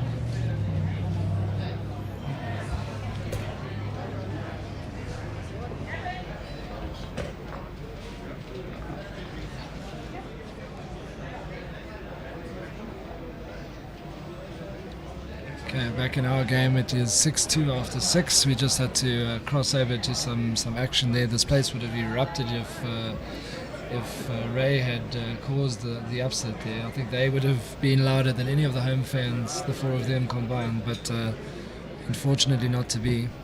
Yeah, exactly. I think, but I think it's a nice opportunity, way to, I don't know, to you know, we criticise a lot, but you got to say to Bowl South Africa and to the people doing the streaming, they've got this right.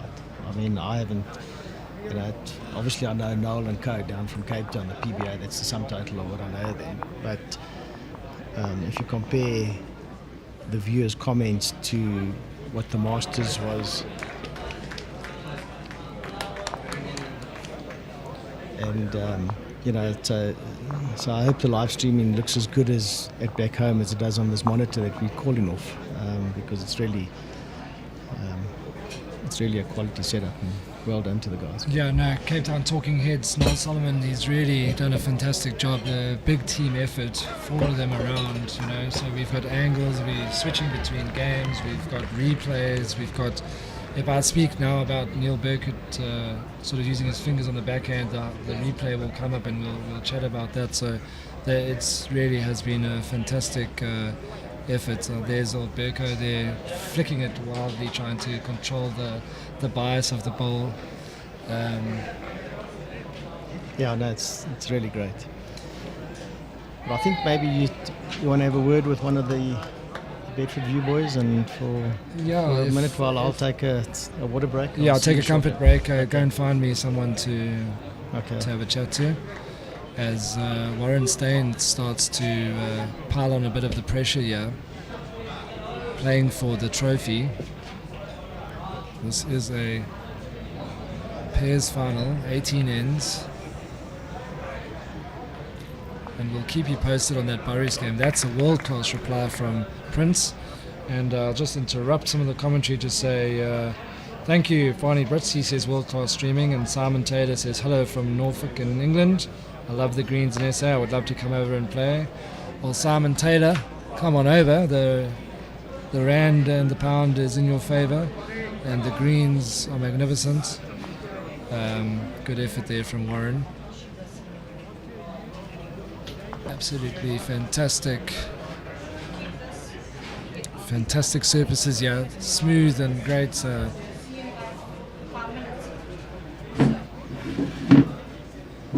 And we've just sorry to interrupt your celebrations there, but no, good. Thanks, Bob. And yeah, talk us through the emotions just off that last end. It's never nice leaving it to the last end. It's not the first time. We've kind of left it late the last 3 games, but yeah, the guys are experienced, and you know, it was just a matter of just keeping your nerve and finding that line and just building that head up in the last head and then protecting it. And really, kudos to Randburg. Each man for man, they were outstanding. I mean, they really, I mean, to take us down to the wire, fantastic effort to them, to Ray and the boys, really well done. But yeah, we just hung in, and yeah, we're 50-50 now, I guess. And I know you're keeping a close eye down on ring 6, although the way those two teams are going hammer and tong, it probably wouldn't make a difference who you play. No. You know, it's a once-off. Yeah, no, the game is also really humdinger, one shot in it going into the last. So yeah, no, it's you know, whoever gets through there, yeah, we look forward to you know, providing some more good bowls, and yeah, may the best team win. Yeah, your services are amazing. Yeah, are you in the final because you've had such great practices on these greens? Yes, compliments to the club in general, and in particular to Johnny, who you know, fortunate enough to be playing with him, but is doing a fine job with the greens, and you know, we've had lots of positive feedback, and yes, it does. I mean, to come and play here, you at this point in time, we're very spoiled. So yeah, it's a proud moment to be part of this club. Yeah. Yeah. Well, you deserve all the credit and all the praise. I just want to chat. Just saw Gianni Gatti walk past. He's been a busy man. How are you going to keep him fresh for this afternoon? Well, I haven't had a problem up until now because he's been playing 3, 4, 5 games a day.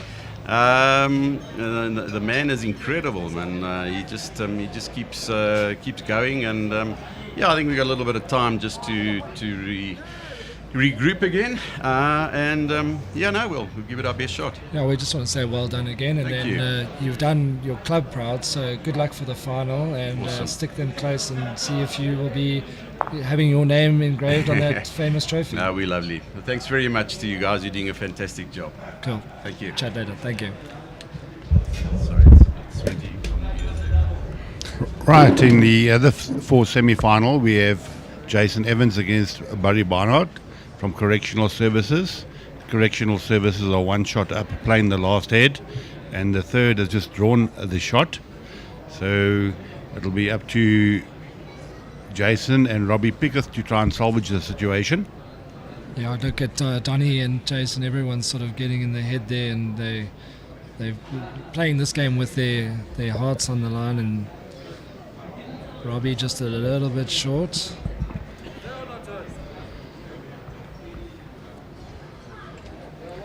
This will be another fairy tale story with Barry's Barnard. He took out Jerry Baker in the playoffs. Our co-commentator Jerry, thanks very much for your inspirational words there, and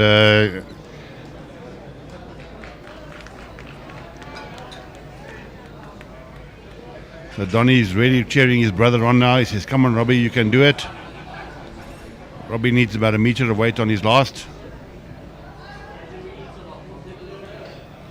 Jason likes it. There's the 3 boys. Shaun Thomas, Mr. Bowles is getting in there.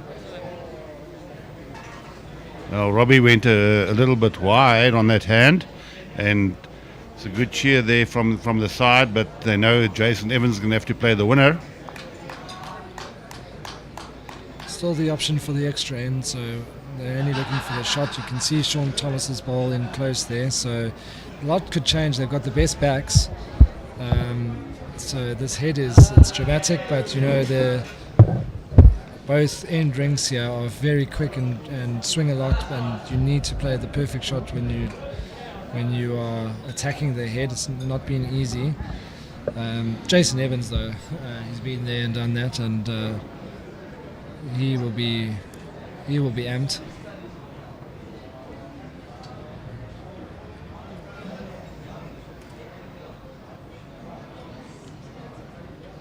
So we're just going to wait. There's obviously a lot of waiting and composure needed from Boris.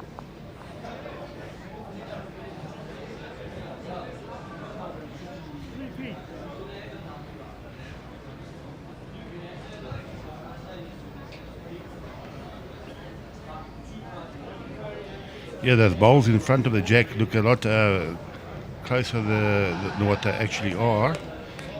Shaun Thomas has got a second shot, which is about almost a meter away,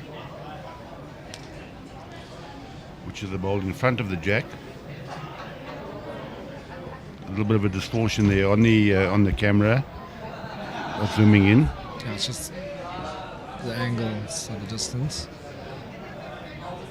So Jason is trying. Well, Jason had a little run with his first and just stepped by. So he's got one more bullet left, as I would say, Wade.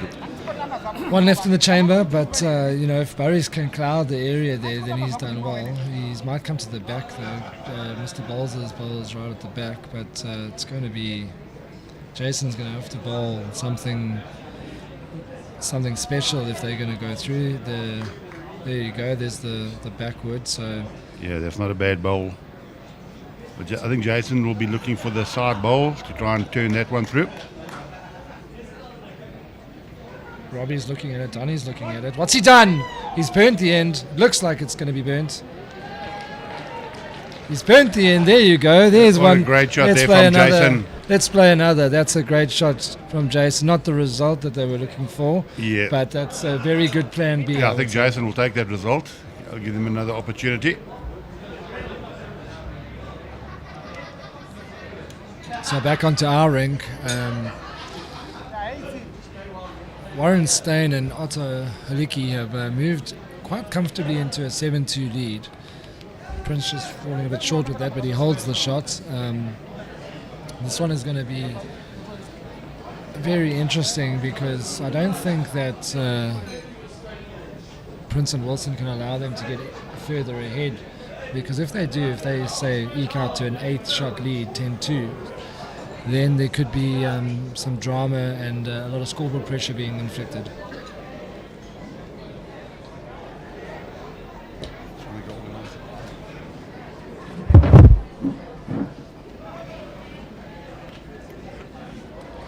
Plenty of action here at Bedfordview. If you are in the area, I'd say hardtail it down here. There's plenty of food on offer. Mother's Day lunch could be served. Otto is trusting his draw, and he's not letting those short balls put him off. He's taking the grass, so it's time for Wilson to start nailing the drawing game here.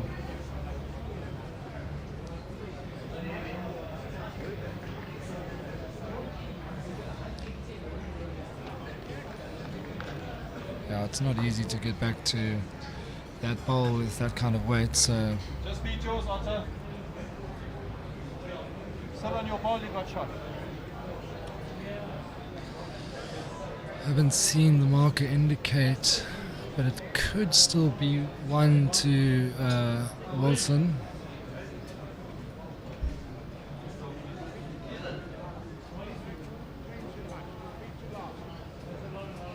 Otto. Up. Up. Okay. Don't like it there. It's a nice hand, that one, man. Yes, heavy. There, it's a nice and swing. I'm through anyway. You're like a meter heavy. Check off. Okay, play. Sit on this one. Give us a chance. There you go. Prince is asking Wilson to change his hand, but Wilson wants to continue. Change his weight, he says.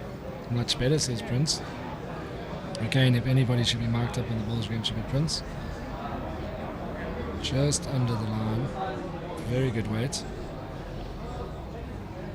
Giving Otto a third chance.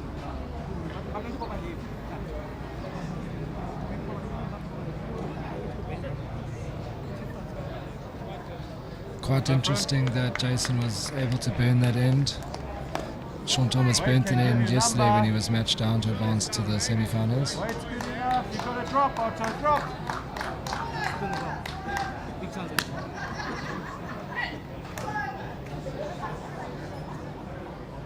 The Linden side has a lot of support here. Begging that ball to fall over.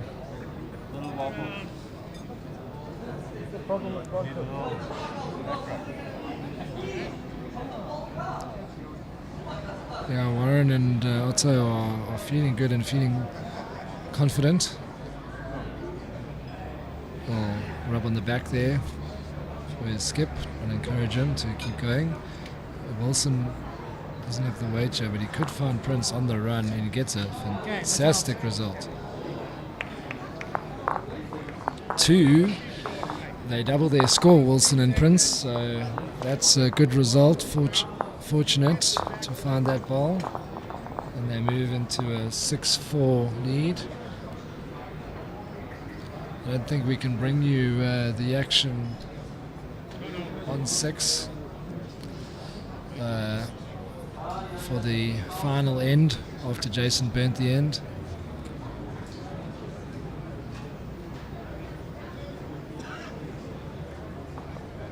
And there's a good look at Prince's delivery.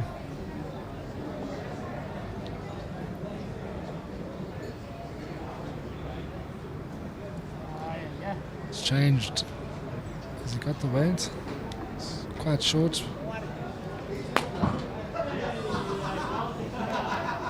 So the thirds are at the mat. We haven't had a look at their head yet, but the thirds are at the mat.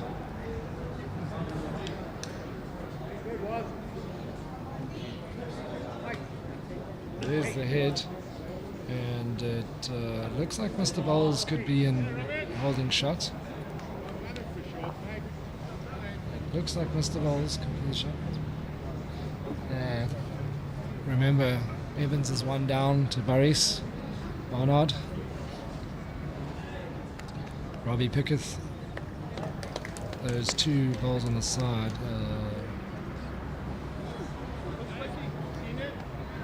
That's a heavy ball there from Robbie Pickett.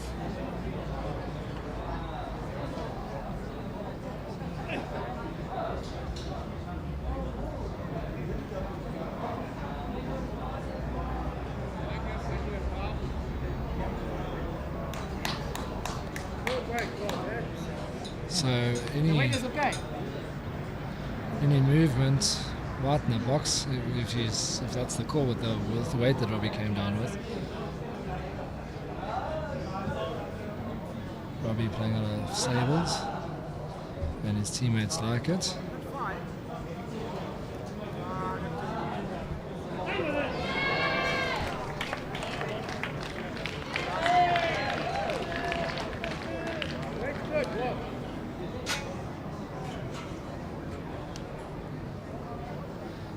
Can't quite see who's holding the shot there, but it might be the correctional services side, even though that was a toucher from Robbie. Didn't probably get the result looking for, but Jason will be up and at it now with his ball coming in. You can see 2 of Mr. Bowles' balls there, the South African flag, and Robbie Pickett's got the paper one, so 1 green ball in there. They will be looking to attack. He's got a toucher as well, so action on that jack or the toucher. It's the delivery of Boris.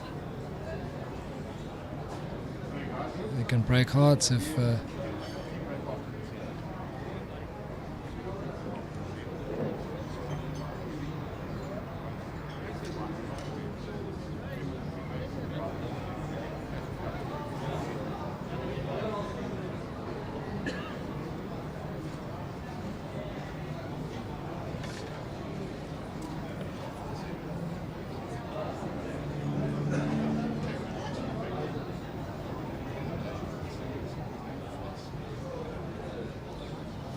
Yeah, so Jason Evans, with his second last bowl. And just for viewers' information, the final of the pairs will take a 10-minute tea break while we do the medal ceremony for the men's open singles. Both players playing out of an hotel and have planes to catch and drives home to make, so that's the reason why we will have a 10-minute tea break in the pairs final. Now, man, take the grass. Wait is good.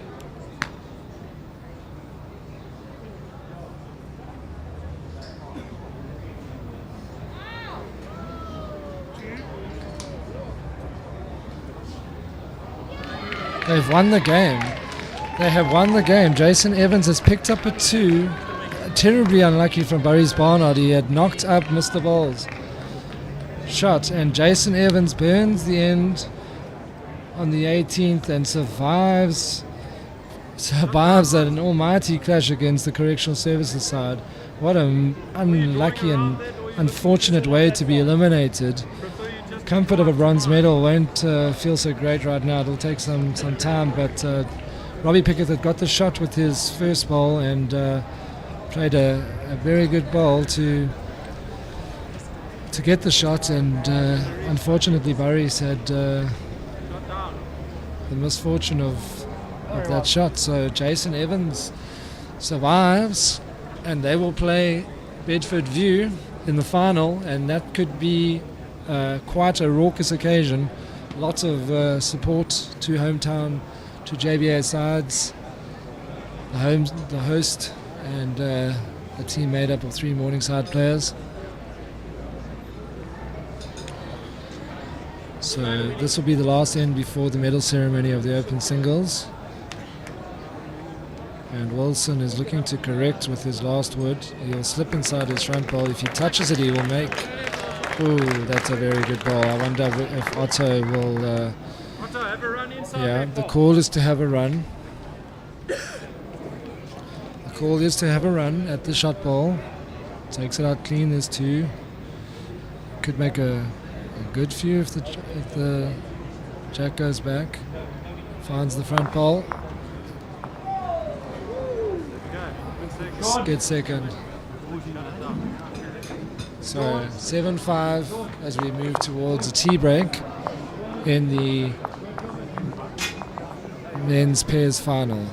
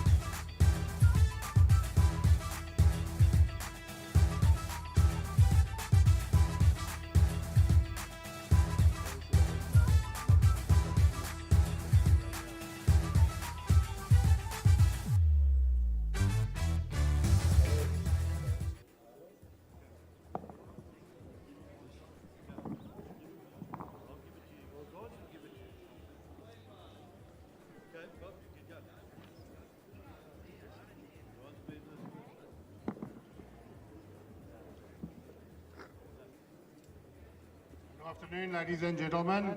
Apologies for the mid-game break, and thanks to the 2 players who've agreed to take a 10-minute break while we do the prize giving for the singles.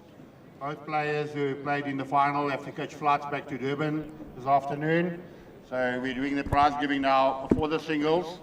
Joining me at the podium here is the Vice President of Bowls South Africa, David Hammer, and we'd like to do a quick prize giving for the open singles only, and then we'll move on with proceedings.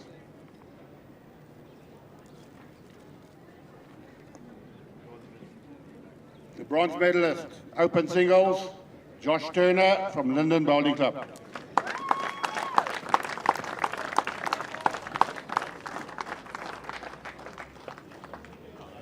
Looking here, looking here. Looking here. Up against the wall.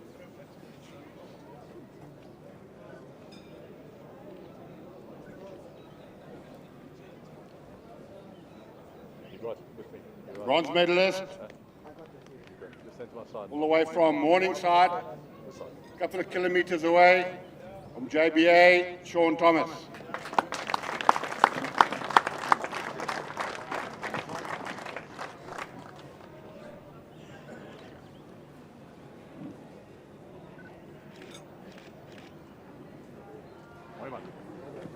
And then, ladies and gentlemen, those of you who are up nice and early this morning, probably watching the game while you were still in bed. Game started at 7 o'clock this morning between Paul White and Shaun Thomas. We thank both players for arriving so early and being so accommodating. But the way Paul White played at 7 o'clock was an exhibition of bowls, next to nothing. He's a true winner, but maybe he's the defending champion. But unfortunately, one step too far this year. Big round of applause to Paul White.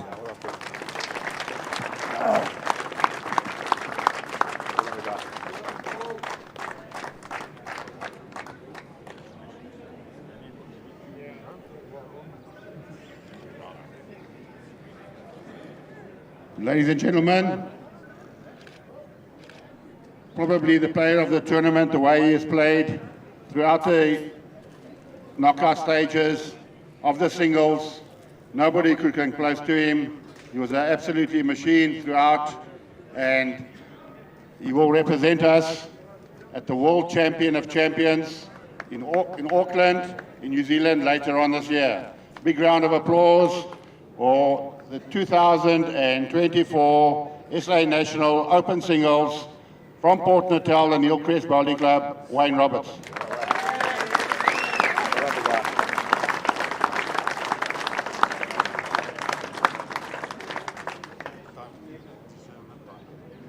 Show me your better half, you punk.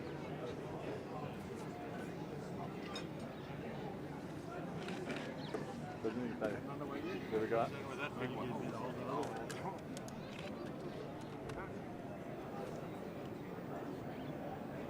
Without a smile, there we go. Congratulations to all the medalists. Certainly you're all worthy medalists. Thank you for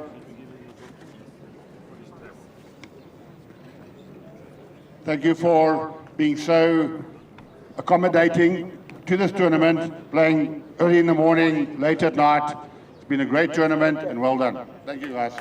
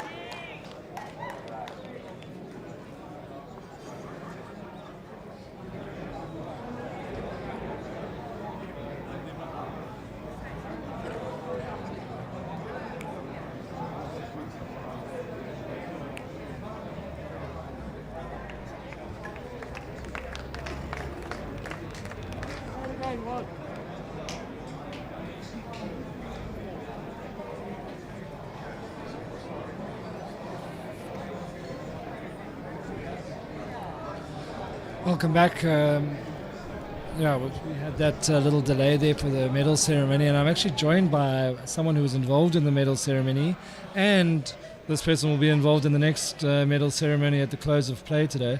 Shaun Thomas, welcome into the commentary booth. Thank you very much, Wade. It's a beautiful day here at Bedfordview Country Club. So we're watching the conclusion of this pairs game, and then there'll be a fours final thereafter. Yeah, and very dramatic action on A6. Shaun, you know all about it. You burnt an end yesterday in your match against Ajit Singh to stay alive, and then you got over the line, and then you watched as your skip did the same thing on A6. Yes, going into that last head, we were one down. The burn was on, but if he got all the bowls out without burning it, we would have won the game. But luckily it burnt and we managed to live another end. Yeah, and then unfortunate for Burries, they've come so far in this competition, and then they unfortunately rolled the second shot in. Any idea whose bowl that was that came in and made the difference there? Ironically, that was my bowl, but he was unlucky because we're talking millimeters from actually winning the game. We were lying peeled, but yes, unfortunately, he sold a shot, but very unlucky. And Shaun, obviously there was a hard luck story this morning. The hard luck was that you ran into Paul, the steam train White, and he put on a clinic today. I can just take my hat off.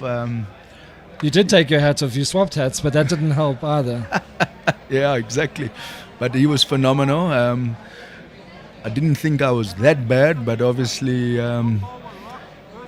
he put on a real exhibition. It was pure class. I mentioned to him now it was the opposite in the final now, but he also said he didn't play that badly, and the score was the reverse. Yeah, no, look, if you go back and watch those two games, you didn't bowl badly, and in fact you probably would have done enough to get very far against pretty much anyone, but not when someone finds the line and playing that perfect weight that Paul White played. But let's talk about the fish you still have to fry, as it were. You've got an opportunity now to win the SA Force title. You put in the powerhouse side, let's be honest. Okay, maybe the joke in the pack with Donny, but with yourself up front, Robbie Pickett at third, and Jason Evans, you put yourself in contention with that, entering a side like that. Yes, Wade. We managed to win the section. Very attacking shot. He's by one shot. Huge effort there from Wilson Malobolo. Gets a big clap, burnt the end. So they had that tea break, and no one was kind of unsettled. A very close head there, and Wilson decided to bring out the cannon, and he hit quite nicely. But yes, Wade, we managed to win our section by one shot, so we got a little lucky there. But since then, we've done very well until this was a real humdinger now. Yeah, and a good side. That's the side that dispatched Jerry Baker's quartet in easy, and Jerry said it himself earlier in the commentary that it was one-way traffic. New opponents, the home club. I know you guys are old JBA rivals, and you know each other's games, etc., etc. But how are you guys going to go about silencing the fans? Are getting boisterous. It's past lunchtime now, and the fans are getting boisterous. No, I know the team we play in, all accomplished players, all inter-district players. So this should actually be another cracker of a game, in my opinion. Yeah, it should be a cracker. You're going to be back on A1, the show rank. So are you on rank 2? Okay, I believe 1. Colin said straight after this game we're on immediately. Oh, okay, it might be on 2. So okay, we'll wait and see then. It's a fluid operation, yeah, but yeah. It'll be very interesting because I feel like I know the Lions permanently now after watching several days of bowls and 4 sessions a day. But yeah, it will be very interesting on that rink. But yeah, Shaun, we're going to let you out of the booth. I just wanted your last thoughts on the team that you've put together, that you've gelled. Are you guys? Is there going to be a team talk about not leaving anything out there, leaving everything on the green, and making sure you bring home the title? Yeah, we'll definitely try that, Wade. All four of us are competitive. I'll be honest, I'm assuming, I think I must do a bit of homework here. Maybe I must brush up and get some more facts. But I'm guessing I know for a fact that Robbie Pickett won the Falls Nationals. Nationals. Yes, he has won the Falls and the Pairs. Jason too, if I'm not mistaken, when he was with Durbanville. Now, Donnie, I'm definitely haven't won it, so hopefully they can carry me through. Yeah. Donnie probably was in that side that won with the Fours with Robbie. So I know that Theo van der Walt was in that side, so whittling down some numbers. But yeah, okay, well, good luck. Play well and stick them close. You've shown that South African flag has got a lot of airtime this weekend, and good luck. All the best. Thank you, Wade. Cheers. So after the previous end was burnt, yeah, nice to have players' perspective. Warren Steyn has done well. He's getting a good few cheers here. It's going to be very interesting if Wilson and Prince are going to trust their attacking game more and more as this wears on. We're halfway through. 7-5, not a lot in it. Margins are tight, and picking up a multiple is tough, but it can be vital and crucial in the mix as we head towards the final stages of this pairs encounter.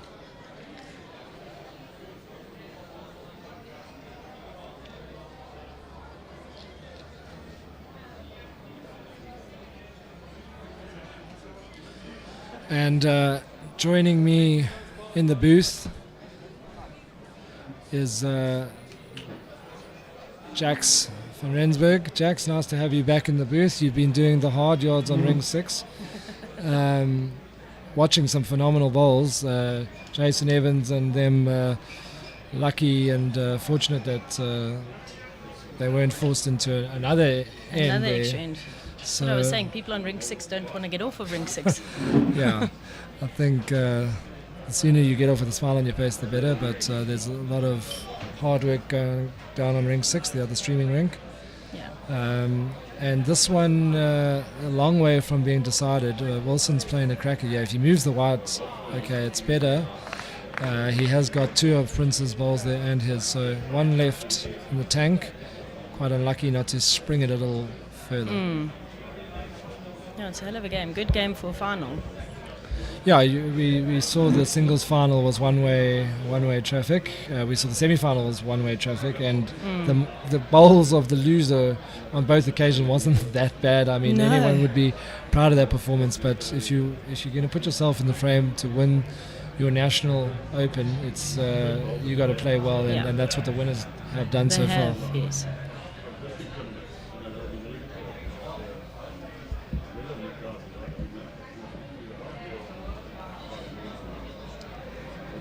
And first time we've seen clouds, I was beginning to think there were no clouds in this part of the world.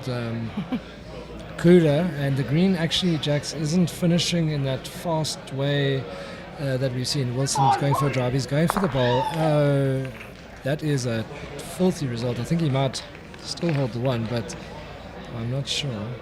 Yeah, he's quite fortunate that the ball of his stayed in the head. Yeah. Look at that. Oh, no, he's down in the front at least, but the marker is indicating just the one. Now, and that's quite a nice open shot if Otto wants to...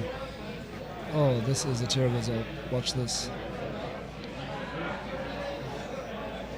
The angles in this game are something else. There's no ways you could have predicted that. No, never. All the smarties would be scattered after that. But Otto's got a shot to play across the head or on the forehand to take that ball out for quite a few shots. He's just drawing there. Yeah, he's a bit more conservative of a player, I think. But look at all the balls he had. Yeah. I think I would have taken the chance and gone for that bold. Set yourself up with a nice distance, score-wise. 1. He was down. He was down, so he picked up the 1. So that front ball wasn't in. It looked like the yellow ball of... we weren't paying attention. The white means Wilson. Yeah, but it looked to me that the yellow ball in front of Warren Steyn was in, but even more so, there's still, you've got to take that chance. Yeah. I suppose they want the momentum of picking the length, and Warren will hope that this doesn't fall. Thumbs up. That was getting a little bit hairy there towards the end. But that was, take that ball on for 5. Definitely in the would have context of tried the game, would have made it 12-5. That would have been a massive turning point. So it was worth it. It was definitely worth it. But if they pick a 1 or a 2, then it's fine. So I suppose the Otto, he's a drawer. Yeah. He's a conservative player. Yeah. I'm surprised Warren didn't actually maybe say play for the ball. He has had a drive in this match, so it's not the only thing. And Jerry pointed out in Prince's delivery, sometimes it doesn't come out as smooth as he would like, a bit of a flick. And on that occasion, I think I picked up that it was one of those shots. So we'll ask our production team to just have a little action shot on Prince here and see if he's keeping that delivery in play. The mat up has definitely worked here for Warren, which is, that's a big box tick. He kind of thinks he's blocked the forehand, so he's switching the backhand. Yeah. And we've been fortunate enough.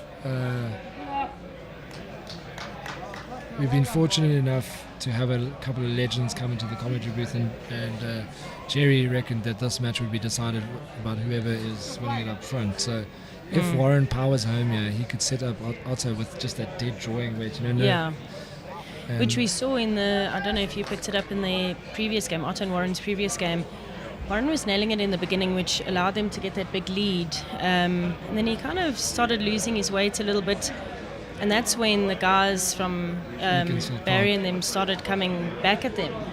And then the last 2 ends, Warren was just right on top of that jack. Yeah, when he realised all the pressure in the world. Yeah. So I do agree with hang that. on, this could be a very interesting moment in the game. I think he's going to call him on the drive. He's 3 down. He's changed his hand to the forehand, boxed the right. Here we go. This is the kind of pressure we're talking about.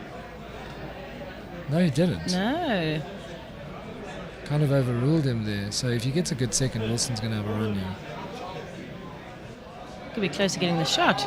Very good. Wow. And excellent. What an adjustment. Decision. Yes. Well, what an two in the tank and 1 on the cat. Yeah. All is forgiven, Prince. That's a legend. He is bowl. the legend. Yeah. That's a legend bowl. And check out the shirts. Jerry hadn't seen these shirts before. We've got Legends Never Die, and Prince and Wilson are wearing Jerry Baker on their back. So.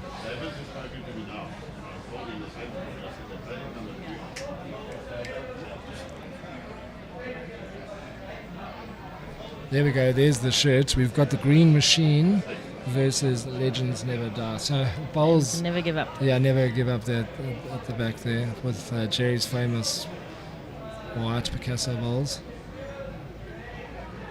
He's not far off there, Otto, to slicing the white. He does. Oh! What a shot! What an excellent shot! Otto shot. Incredible. There's not been too many of those bowls that actually hang on, but he did just wick off. Yeah, I actually thought he was going to... I nearly tipped it. That's been the usual thing, but the green is a second slower today, Jax. It's very interesting.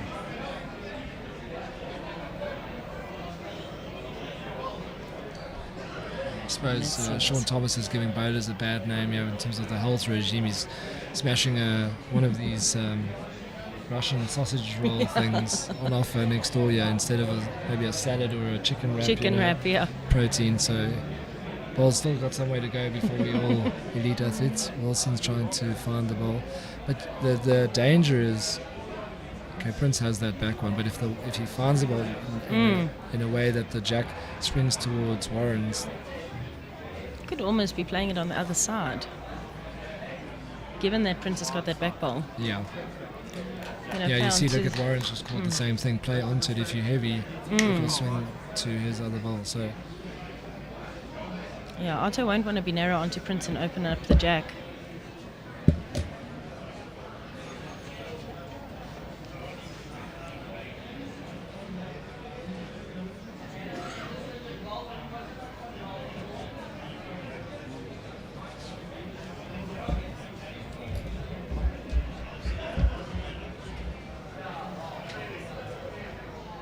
Oh, trying to cover Prince's back ball.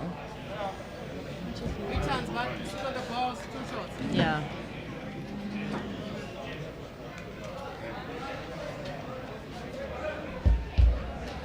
Fake, we'll see. Wilson's trying here. Not sure if he's going to dip quick enough. No. yeah, we've seen it's not an easy shot to play. Wilson has one more. He can get the result of Prince's ball straight. So Prince's ball straight on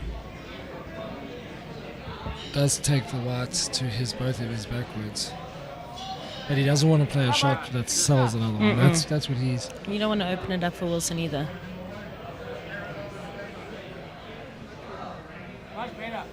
Much better, says Prince. Come on. It's close. He doesn't want... Got it.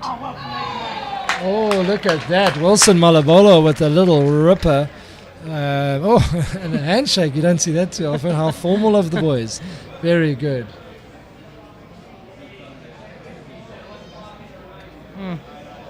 What a shot. Warren not giving anything away there. He's, has he conceded the second shot? It looked like it would be.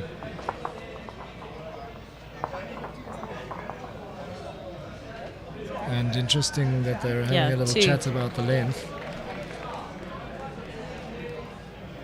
Very interesting they're chatting about the length, which shows you that despite having played 10 ends and one was burnt, that they're not super confident on what they want to do here. Still chatting. Incredible. Usually very decisive and almost always on the same page. Same page. Yeah.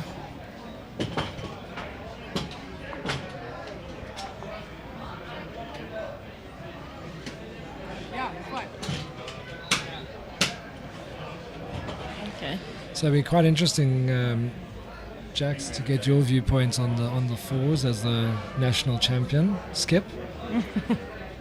Why do you look at me like I've got my facts wrong? I've had my facts wrong with you before, but this time I'm pretty sure that you were the champion. It's a long week. It's a lot of bowls. What did you say to your team? I know that they're a young bunch, so they didn't need any motivation really. But what did you say? Yeah, to your team? The enthusiasm was there, obviously, so young blood, very excited to be in a final. It was obviously close to home for a few of my teammates playing against clubmates. Emma was also against her mom in the third position, so that was, rivalry. But yeah, pretty much along the lines of just do what you've been doing. Get them close, relax, have fun, and... yeah, that's all it took, really. We knew when to focus. We knew when we could lighten up a little bit. Good start there. Warren with a little bit more aggression than we usually see. He's usually a very precise drawer. Yeah, there's dynamics in bowls. We have had father and son combinations, but mother and daughter going against it in the same position, in a pretty vital position. Yeah. There's... They tell me just because I play third, a lot of people say you hide your weakest player at third, but I like to think it's quite every position in fours is vital, particularly if your front rank is not there. You need to have You got to have that strong third. I think, every role is the most important for its role. Not one is more than the other. Definitely.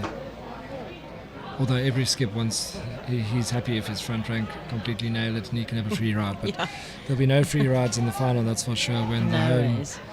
When the hometown side. Okay, so the ante in terms of the support here at Bedfordview has been turned up. Each and every single bowl of the green machine is getting cheered on.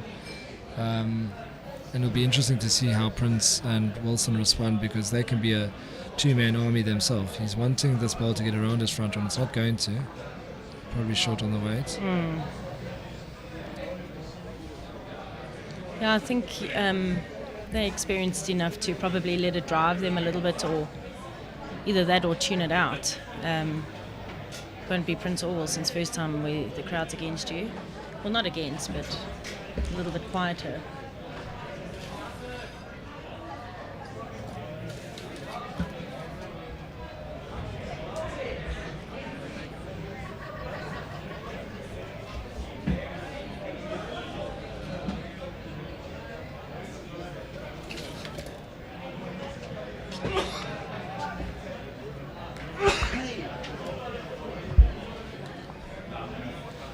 Yeah, Warren with a disappointing bowl with his last, but he has done the hard work. Wilson will have first opportunity. I'm pretty sure he will go into that backhand. Quite interesting in that final of the singles, Jacks, is that Wayne Roberts did say he was watching the game, which is a nice advantage. He didn't have to get out of bed at whatever time to kick off at 7 o'clock. And he saw Paul White nailed that ditch hand, but he still played the other hand. Very, very interesting tactics. And I suppose there's many ways to fillet the fish, as they say. I think that you just got to... I'm not a fan of playing a hand because somebody else is playing it well. You've got to have faith that whatever hand you're going to choose is the best for you, and you're going to get just closer. Yeah, for sure. And this green allows it with the bend, so Correct. you can do that. Yeah.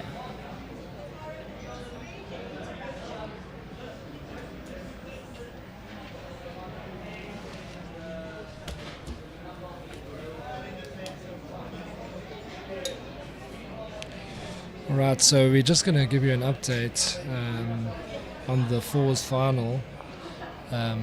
Jason Evans, Morningside, and Ellen Gordon from the home club, home headquarters here at Bedfordview. They are going to start shortly. Now they've had a little break, and they're going to be heading onto the green soon. They're going to be playing on ring 3, and we're going to endeavour to do our best to keep everyone updated over that score. And we will switch the streaming of this link to that match on the conclusion of this match. We've still quite some way to go. We are into the 12th end, one shot in the diff. But you can watch on both of our channels, Bowls, official Bowls South Africa, as well as Cape Town Talking Heads. And share the link, continue to share the link, and continue to grow the game of bowls. Great try by Otto.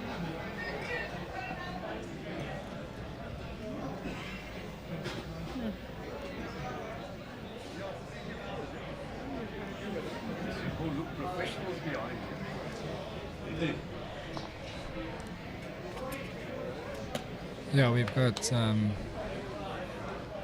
interference from the crowd there. Gianni Gatti just coming to say hello. He's waiting to head onto the green. He's part of the side that's looking to keep the trophy here at home at Bedfordview. Must compliment him on the greens here at Bedfordview. They've been brilliant, absolutely brilliant. The only thing Gianni Gatti can't do is recommend good restaurants. We seem to be struggling there, but his greens are amazing. And just to give you the update on the bets, the bets final is actually being played on ring 6, so look out for that. It's Pretorius Old Boys and Richards Bay, Schoeman and Hayes. They are playing the bets final now on ring 6, so plenty of action on the go. Cape Town Talking Heads and official Bowls South Africa. You can find the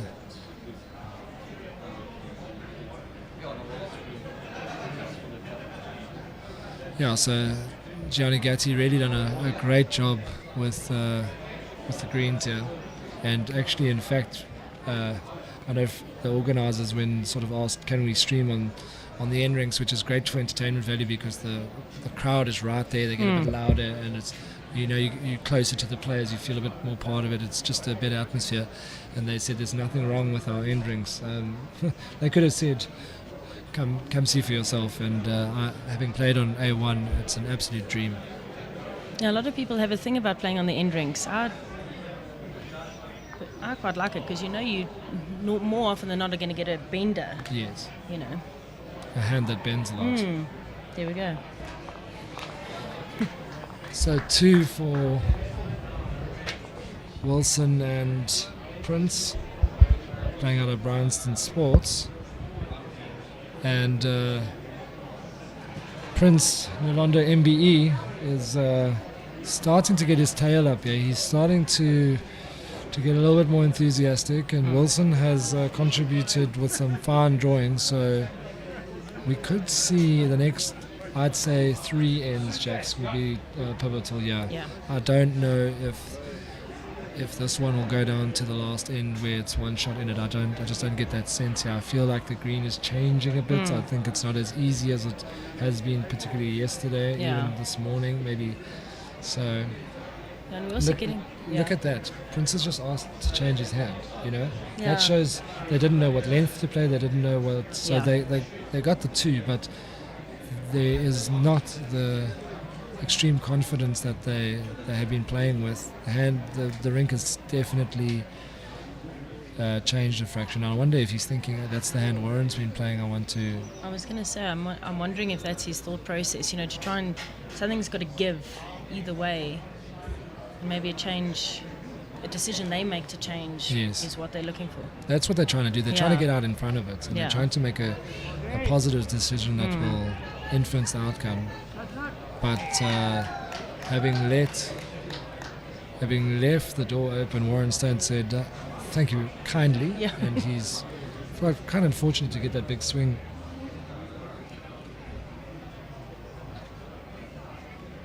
It's all on the weight here. Wilson likes it, but bit steamy. Yeah. Rather there though. Yeah, Wilson will know how to use those, that's for sure.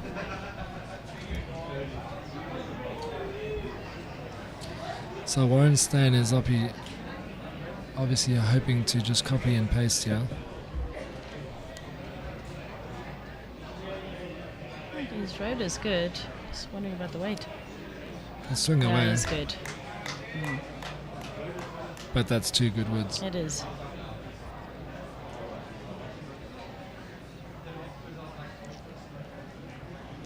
And the thing with Wilson and Prince, even if this isn't a good wood, if you speak to them and you ask them about their combination, the word trust almost always comes up. I trust him. I trust his game.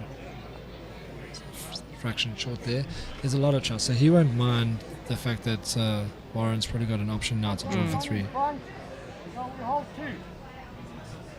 It's exactly what we were saying yesterday with them calling each other.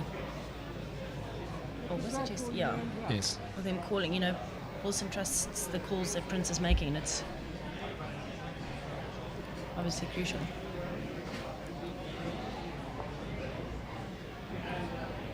I'm interested that he's changed his hand.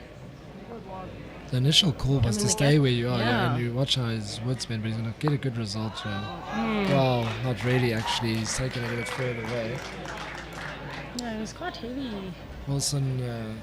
Fortunate to have found that bowl the way he did. So, in fact, most of the players have said their hands are very even, and Prince actually said this hand is a bit heavier earlier in the match. So, they are finding this green to be very different to previous games, and changing your hand definitely comes into play when it's a bigger swinger, but it seems to be different speed to the ditch hand.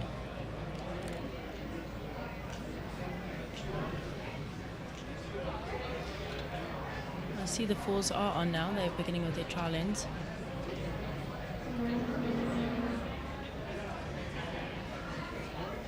Wilson has sent this out very wide. It's all in his weight. I mean, he should. Yeah, the bend was there. Meter on would have seen him around Prince's Bowl.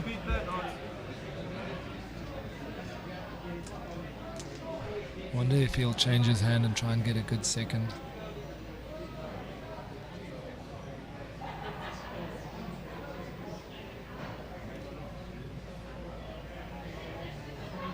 Three-ball pairs is often about making the right decision at the right time, and I'm wondering if That's very good.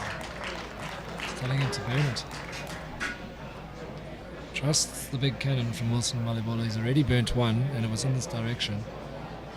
I thought he would have done this with his first, to be honest. Should be. Yeah, we've got a marker here, which is a nice.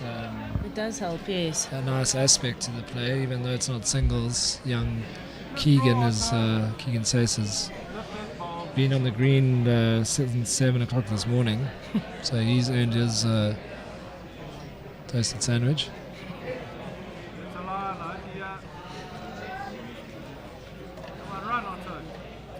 Warren asking it to run, he needs to get past that, and it could be in. That's in. So that's three red lollipops. Jeez. Wilson's taking no nonsense. Warren's trying to ask for the measure, and but the way that Wilson actually threw those words up their head, there was nearly a moment of panic.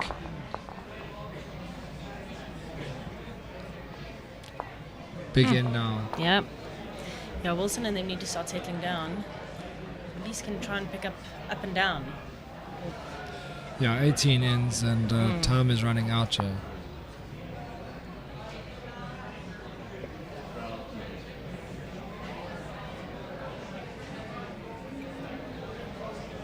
They need to win the battle up front.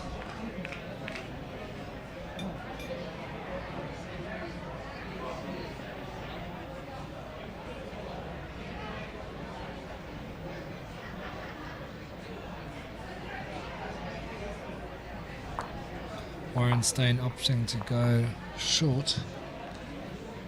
They've had a clearer plan. Otto and Warren versus Prince and Wilson.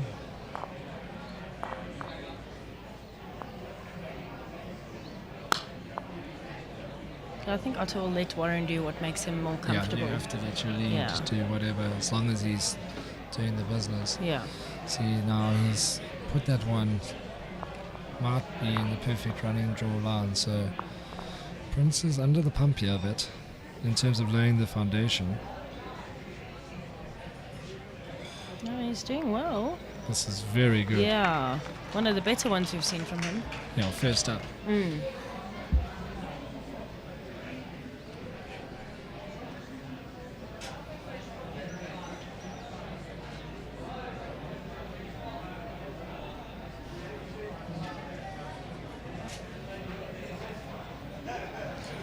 Warren's chopped his line here a bit. Maybe looking to pull it. I think the viewers at home will have we've been on A1 for it feels like a week. 4 sessions since Friday, so we've seen those balls swing away from the head every single time. We need much more weight or much more gross. Also, Prince going on the other hand, it's just not the reaching. Would have been a good time to pile on some of the pressure there. He's got one left. If Warren stays on the forehand and manages to move the white, it'll be a killer blow. Very interesting that Otto and Warren survived a late comeback from Beaconsfield Park, and that didn't take it out of them. Yeah, you can see he was definitely trying something. He's looking at the more aggressive, pulling the shots away.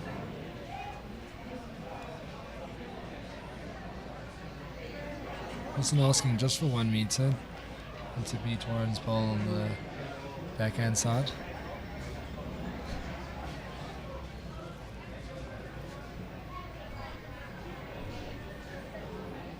It's another very good effort here from Prince. It's a good Wilson's spot. not going to be unhappy with that. Yeah, that's a good spot that cuts out both of Warren's balls there, although it's not a shot that Otto's been famous for.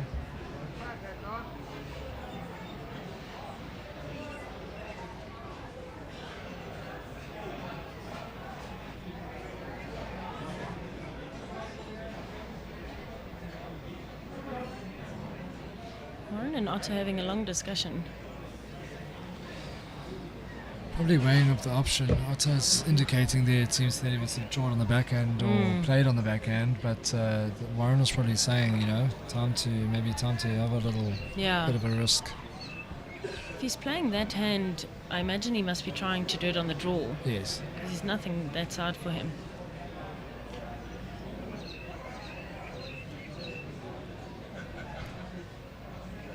Okay, he's not playing that hand.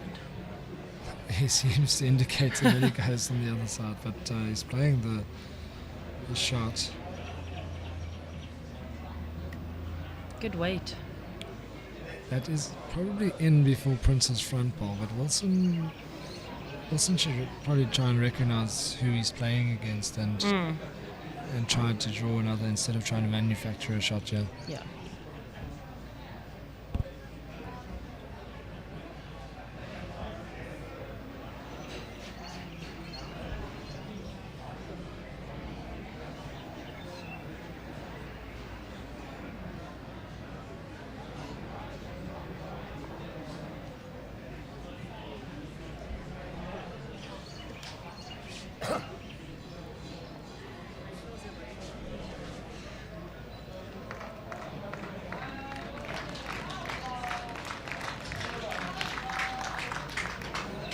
Very good there. Very good there. That's the legend shot, that.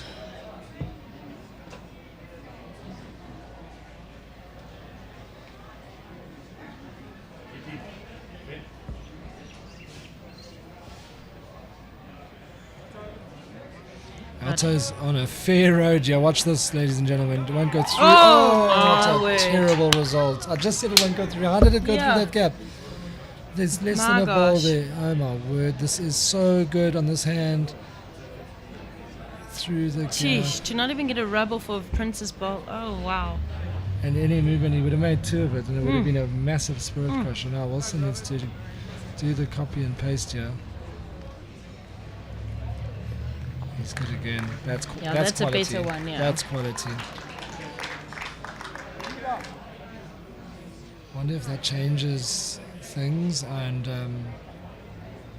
the thought process. No, he seems to be hunting the jack here. High risk, high reward. The gap is wider though.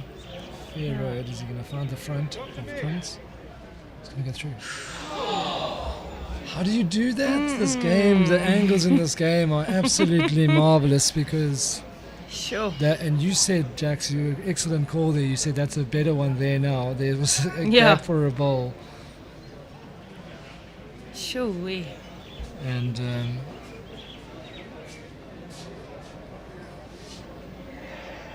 tell you what, the hot dog stand has done a thriving trade this weekend, Jax.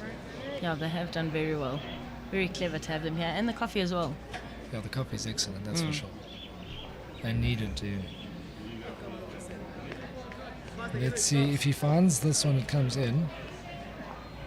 It doesn't come in. That will be disappointing. It's a pity. I think his weight was good enough to be in if had he slipped that ball. Yeah. Two peels. All square through 14. And the action is underway in the fours final.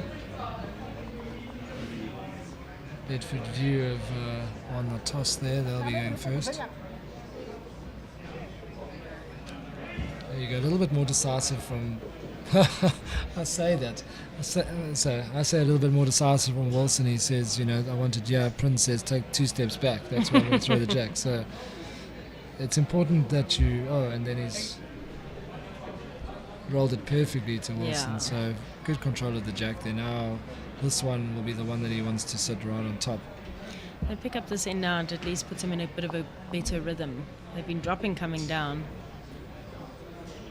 They have been. So yeah, they'll want to go. If they win this end, they've got the chance to go into the lead. I don't think that's there.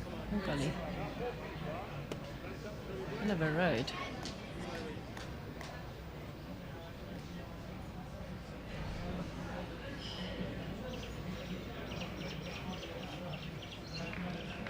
Free draw here for Warren. Yeah. hasn't faltered too much on that hand. Changed his hand now. Yeah. And Prince claps at Yeah, they himself. clap, Yeah. yeah. And There we then Wilson go. says encouraged. He wants this right on top. It's the time is now. Yeah. Love that clap. He's on a fair road, yeah. It's not here, is it? Yeah. Yeah. I think Wilson just wants it to be more centered. Yeah. Yeah. Decent, but I tell you what, every time Prince has done that, Warren has responded with. No, he's not phased by the ball getting back to the centre line.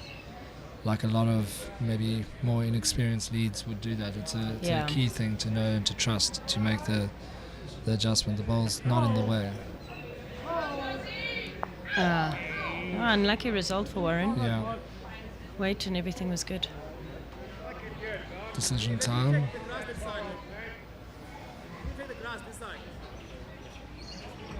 Nothing for narrow, eh?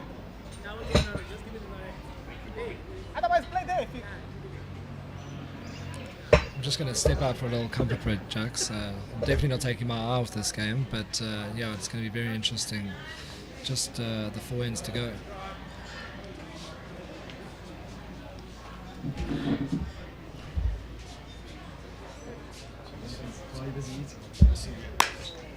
Take this. Oh, another great ball by Prince. Not sure his weight there.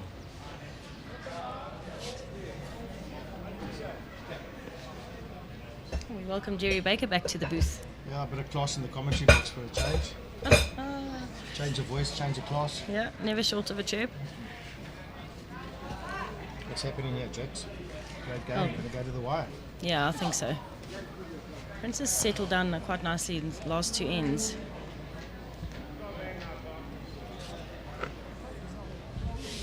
The whole their body language has changed. They're seeming a little bit more confident.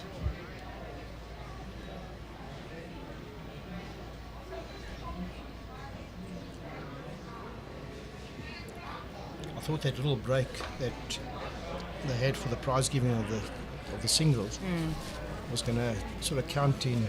It could only count in one person's favour or one team's favour, and that would be Prince and Wilson. They were quiet. They were hanging on, you know. Yes.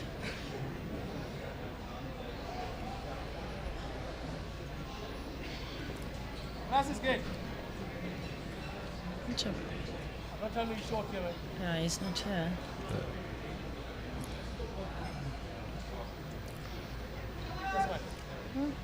Yeah, so the adjustment for that meter is marginal on the hand. You know, you can easily just lean into it a bit and be 4 foot through. So it's his first bowl. It'd be like it's not like a train smash.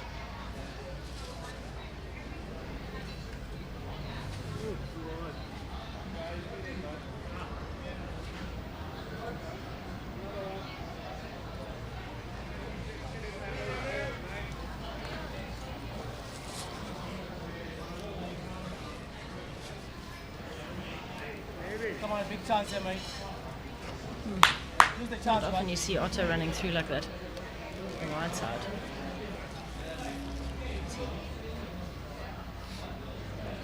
Grass is good.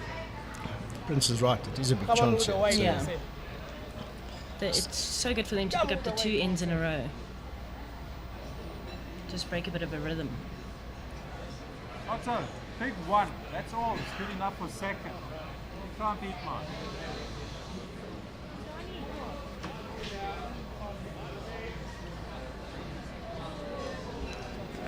Lucky road. Otto's very close, yeah. Flip it, Otto. Come on, Otto. What a player, man. Wow.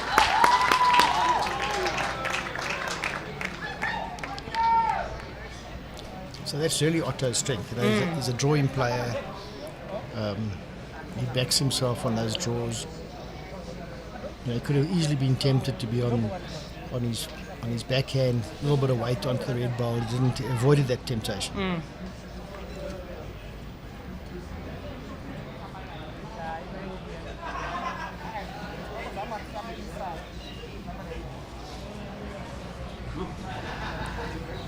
Interesting shot that they're looking at.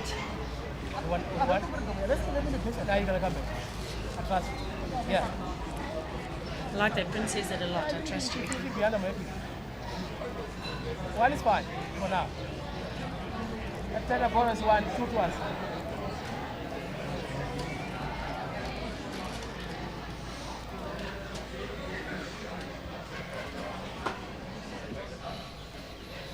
I think that's a better call. Quite risky to play that other side with Wade.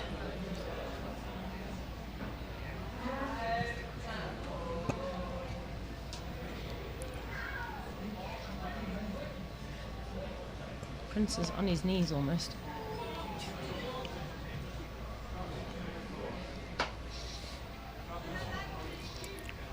You know, you get in a what's apparent here the whole week is that you get in a vicious draw, a vicious bend on the draw.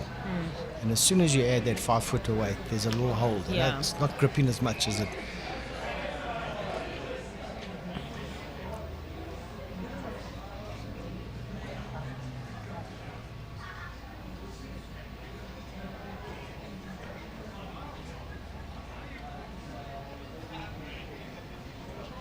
Let's hit that line again.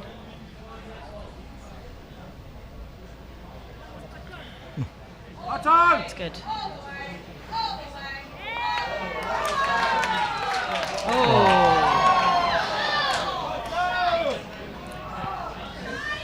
I mean, is that the cruelest result Sure. you can ever get? It's a close perfect ball, or the perfect ball. Sure. Gee whiz.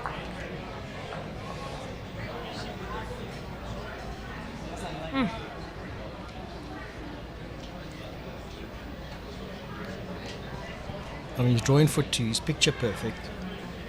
Back toucher. So tell me, Jax, you've been watching a bit of bowls and commentating a lot of the men's bowls, and you know, I made reference to it before that the men are down the rankings at 13th in the world, and the ladies are better than that. But what is the fundamental difference for you in the men's game today and the ladies' game today? It's a very difficult question to answer. I maintain that, you know, the difference physically with the game is men in general are ending up that, on average, that half a meter or 2 feet closer than the women's kind of game on a consistency level. But yeah, I don't know. It's a tough one. Yeah. What the question to ask really is, how come, if that's the case, how come the ladies are still internationally competitive, where the men are falling down the rankings? They're exposed to the same preparation or lack of preparation. They've got everything else going. Is the ladies' game just internationally different, or?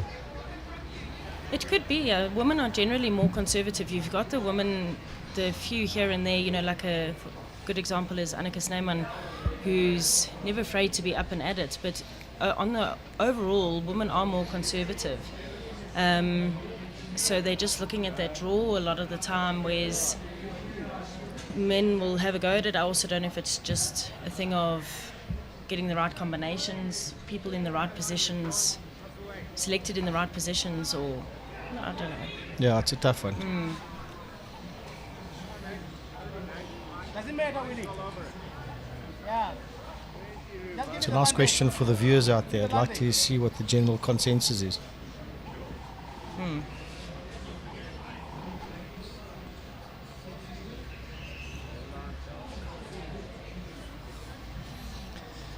So 3 innings to go. Tight game as they've been. You know, we've had last ends on both the fours games and now this pairs game. And I'm sure that fours game is going to go down to the wire as well in the final. I'm sure we've seen quite a lot of extra ends. Tiebreakers being played. I made a comment earlier, nobody wanted to get off of rink 6. All the extra ends seem to have been on there. Yeah, good observation there. Jack's in front of my ball.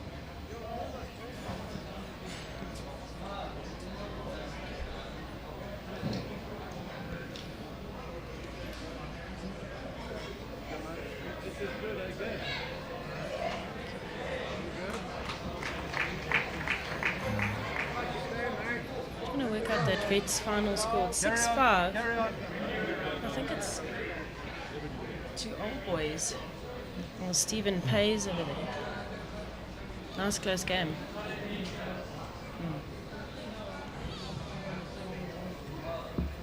Didn't think we'd get all the finals on at one time. The way things were going. Somehow these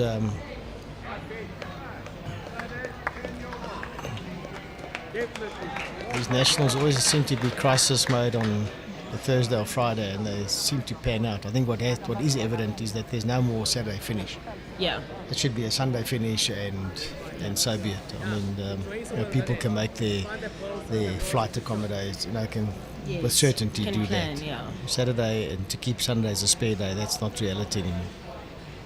And as the numbers and the participants are getting bigger, so You need those extra you days. need it. So, but it's worked out good. Got a good bank here at Bedfordview. Yeah.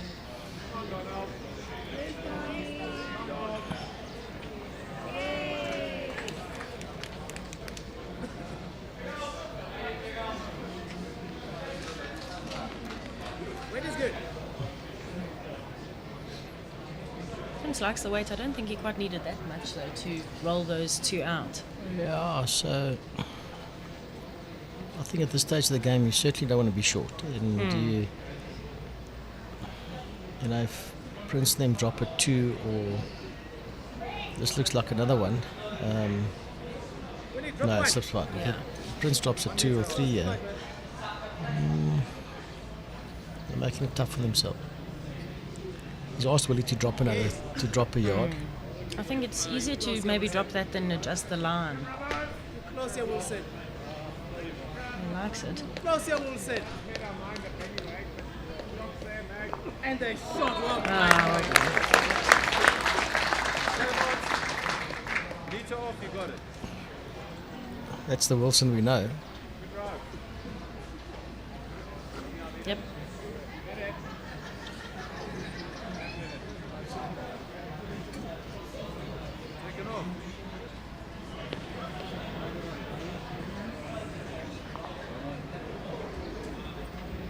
Rolling, buddy. Everything is good. Sit on the ball, take the one, there's 6.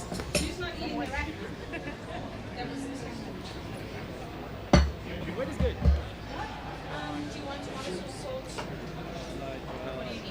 It's quite interesting that ball of Otto, he gets such a big whip towards it. I thought he was going to slip right past, and they're quantums.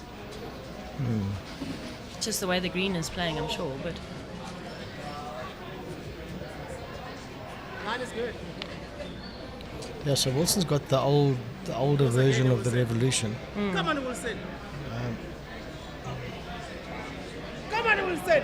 Oh, he's played a cracker, yeah. Oh, this is good. Oh, number 1, well played.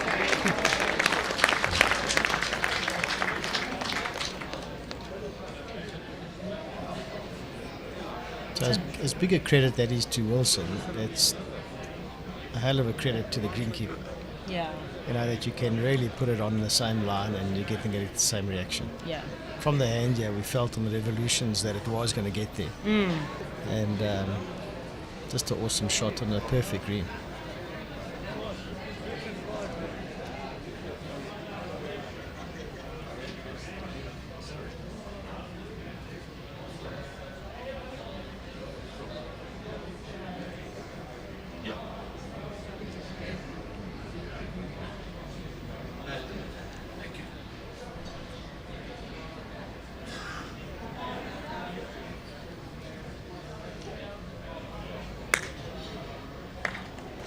I love that clap that Prince gives.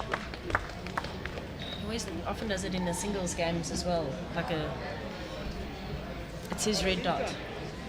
Right.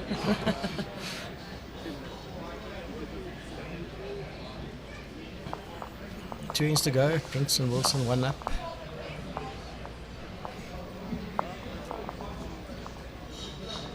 This is probably pretty much uncharted territory for Otto. So this is where he'll...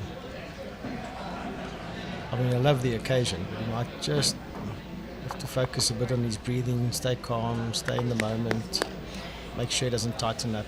Yeah, I was going to say to you after that unfortunate result of his last draw, whether that would stick with him or, is he going to let it go and not think about it again? Things like that can just stay with a person and then it's troublesome.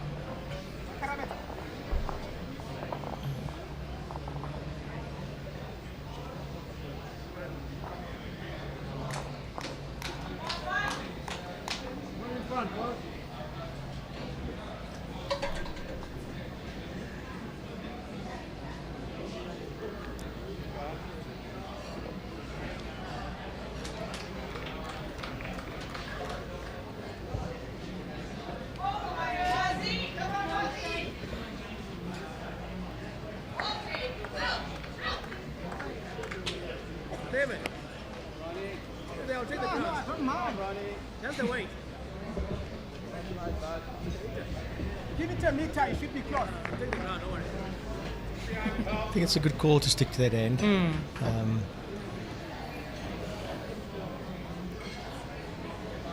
It's got a big line there.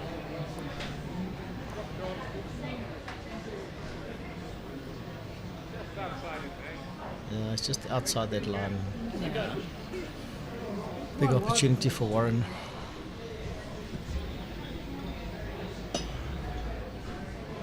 Stands very square on the back. Almost looks like he's on the backhand.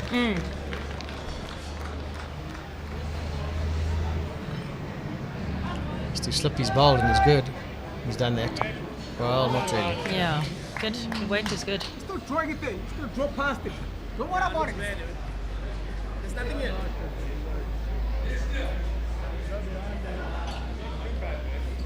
Just trust me, I'll do the shot.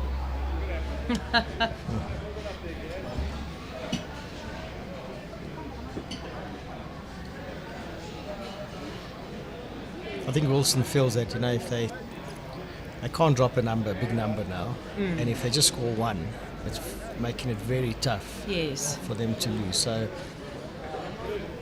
he's asking, well, Prince has convinced him to change his hand.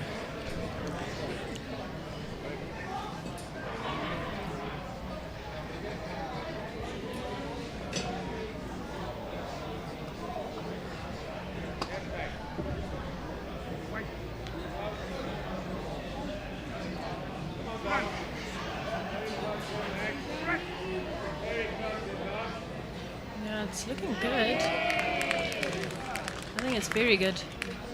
He's played a cracker, Prince. Yeah. Yeah, well done. Well done to him for playing it. Yeah, I think that's important. Prince saw the shot, he was confident on it. Yeah. He wasn't too sure of his line on that other hand anyway, so let him play it, Oh, great.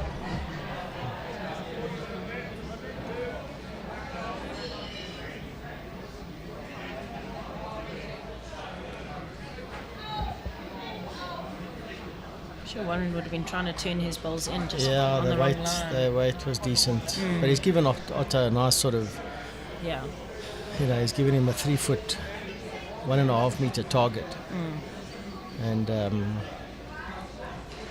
Otto just can't be gentle. He's got to really reach it with almost chop and lie weight, ditch weight. Warren's bowls onto the jack makes it very difficult for Wilson.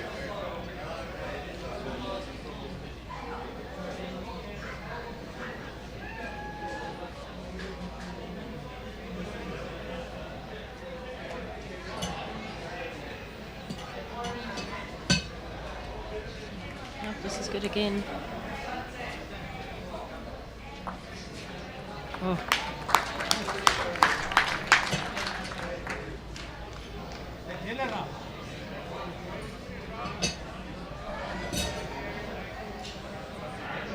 Could be interesting now. It's not as simple as just turning Warren's bowls in anymore. No, I think he'll. Yeah, that jack must look juicy.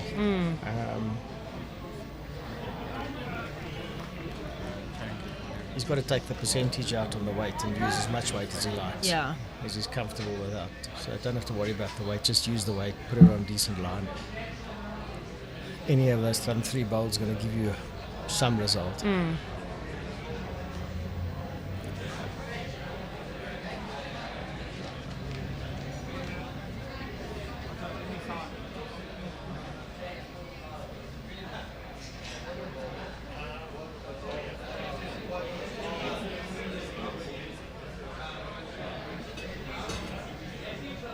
Yeah, so he's on the backhand, he'll be tight and heavy.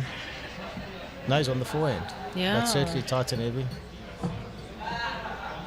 In the target area. Got the ball. What a shot. Sure. Unlucky. Unlucky not to get a flick on that jack. Still one down.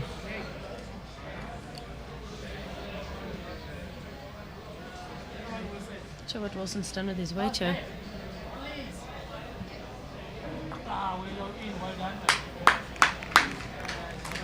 It's got to be aiming that same shot. Yeah, Slightly he's tighter. opened it up for that jack now. Go again. Go again is the call.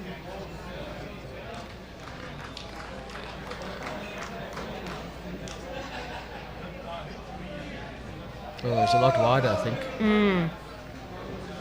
It's got warrant. Oh no. No, it's a lot wider. Too wide.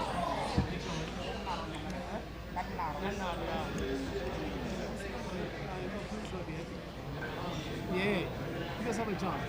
Just the grass, man. No pressure.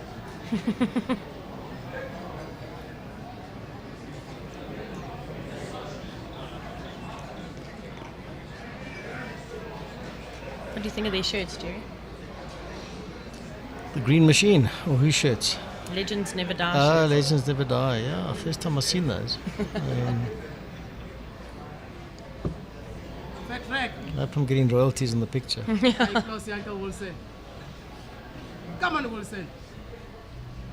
Yeah, he's good. Yeah, he's Yeah, got fine good- friends. good Ah, writing. moi, man. Moi, moi. Moi. Now he's made that shot very difficult for Otto. You know, there's nothing narrow now. And 3 down here would be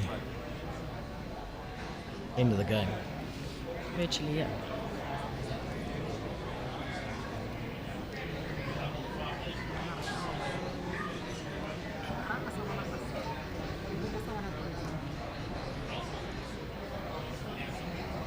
Still on his forehand.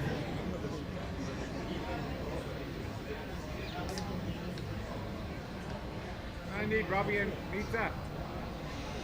Just not going to bend. Yep.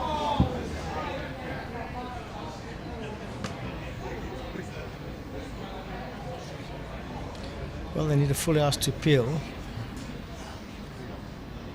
Yep. Not undoable, but also not likely. Not against these two. undoable. Getting a flashback to the Commonwealth Games in Delhi, where we picked up a 6-2 Yeah, true, actually. on the last head to win the gold medal. So it is possible, but highly, highly, highly improbable. Yeah. So having a look at the score there on the fours, Jason yet to get on the board. These early days, though, only 3 ends in. 4 to Bedfordview.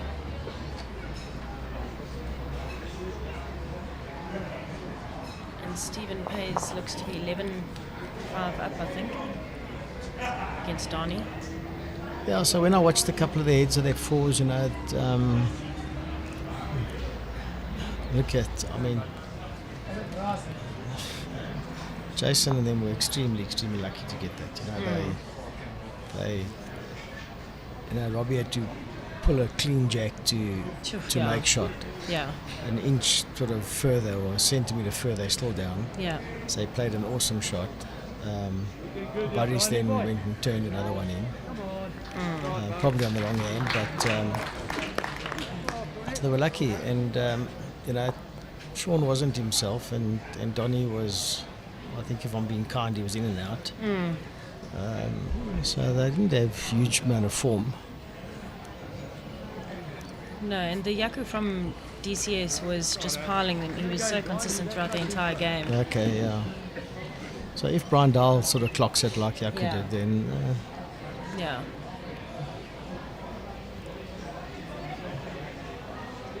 It's a strong 4. So Gavin Erasmus at second as well is also... I don't really want to give him too many chances either. Great bowling by Warren. well, that's 2 out of 6. Don't worry about it. Maybe, yeah. Mate. Come on, Shorty. You throw the jack. I know, I'm throwing. Yeah, he, Dead go. Chasing the score, man. Don't worry about that. Prince has got the right call. I mean, Wilson calling Jack, trail the Jack. I mean, it's Yeah. crazy. Like you said, you're chasing the score. Just Yeah, so Brent, Prince's experience there and his luck.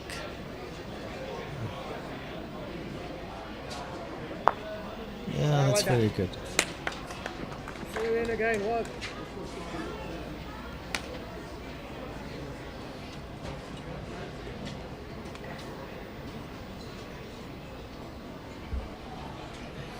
Okay, so it was 2, so it's 16-11, not the 17-11 you thought it was.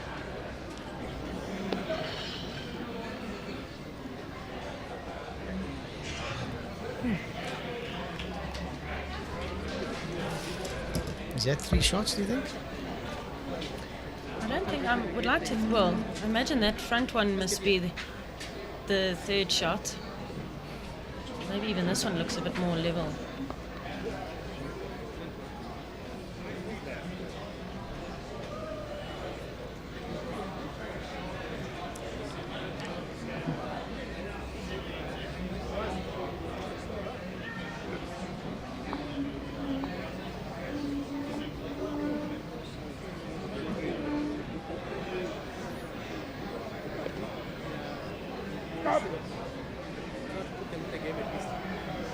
Yeah, they're on the draw.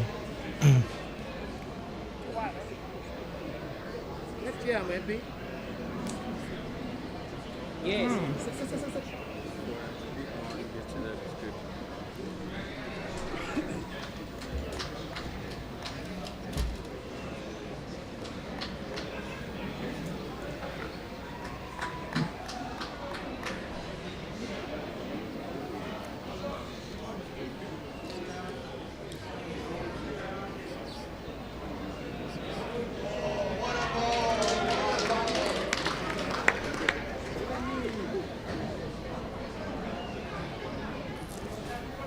This is a big ball for Otto. He draws this sort of close. Looking to turn this ball, I think. He's got it. Make sure, man. 3 only. Can you hear Shaun shouting over there? Robbie's ball. We'll move across there as soon as this pace game's over. Yeah, Wilson likes this. I won't say nothing. Sit on the ball, please. Yes. I think that's virtually put the lights out. Yeah. Not easy to get to that ball to turn it in a way that brings anything else in. Otto's probably one option is to burn it. We've got a little bit of a shot onto the set. You know, onto the set. Move. I think he'll be playing that first. But while they're deciding there, as Jax has said, it's the last end, and the 4s are 4 ends into their game, and they'll be moving over to ring number 3 shortly. So stay tuned. I'm sure that will be a cracker of a game as well. The local side of Bedfordview will have a lot of support here from the pub side.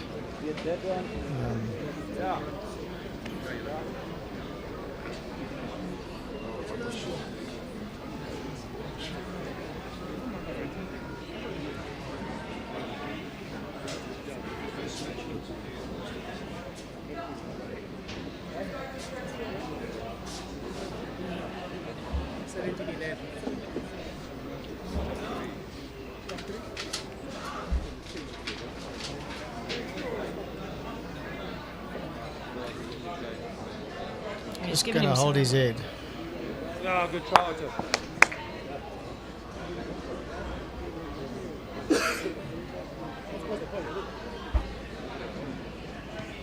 You just go and play. There's no point anyway. What's your card say?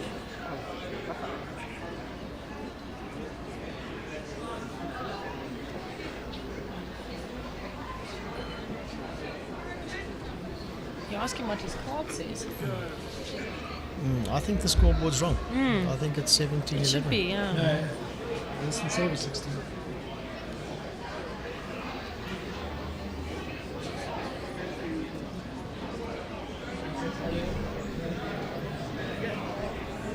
Okay, they like that.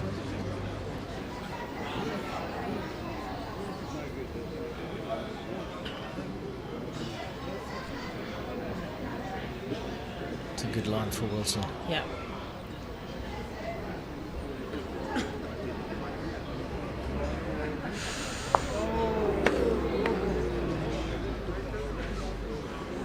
So all of a sudden, Things are looking up for red. so it looks like they're line 3. Is it maybe 4? I don't know. I think for Keegan's holding 3 lollipops behind his back. Don't know if that's any indication.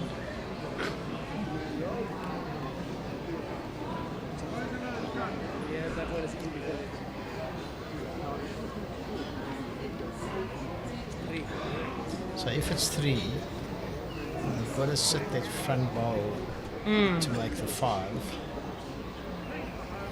or touch the jack slightly at the right level.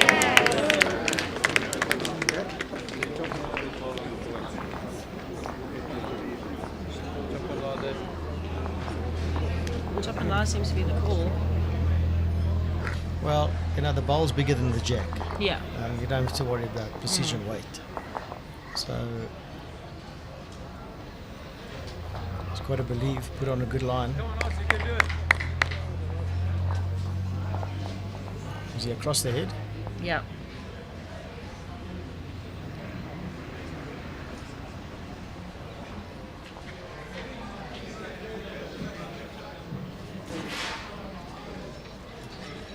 Got a bit of swinging to do.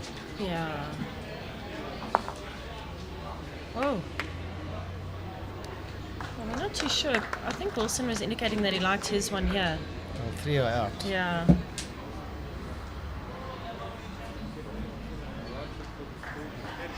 That's the game. 4 are out. Can they squeeze one more? They can't. Got a 4 and lost by 1. What a great effort. Yeah. All right. So I'm sure after the post-match interviews, it'll be crossing over to the 4s game. So I'll leave you in the capable hands of Wade Pretorius, Bobby Donnelly, Jax van Rensburg. Thanks, Terry.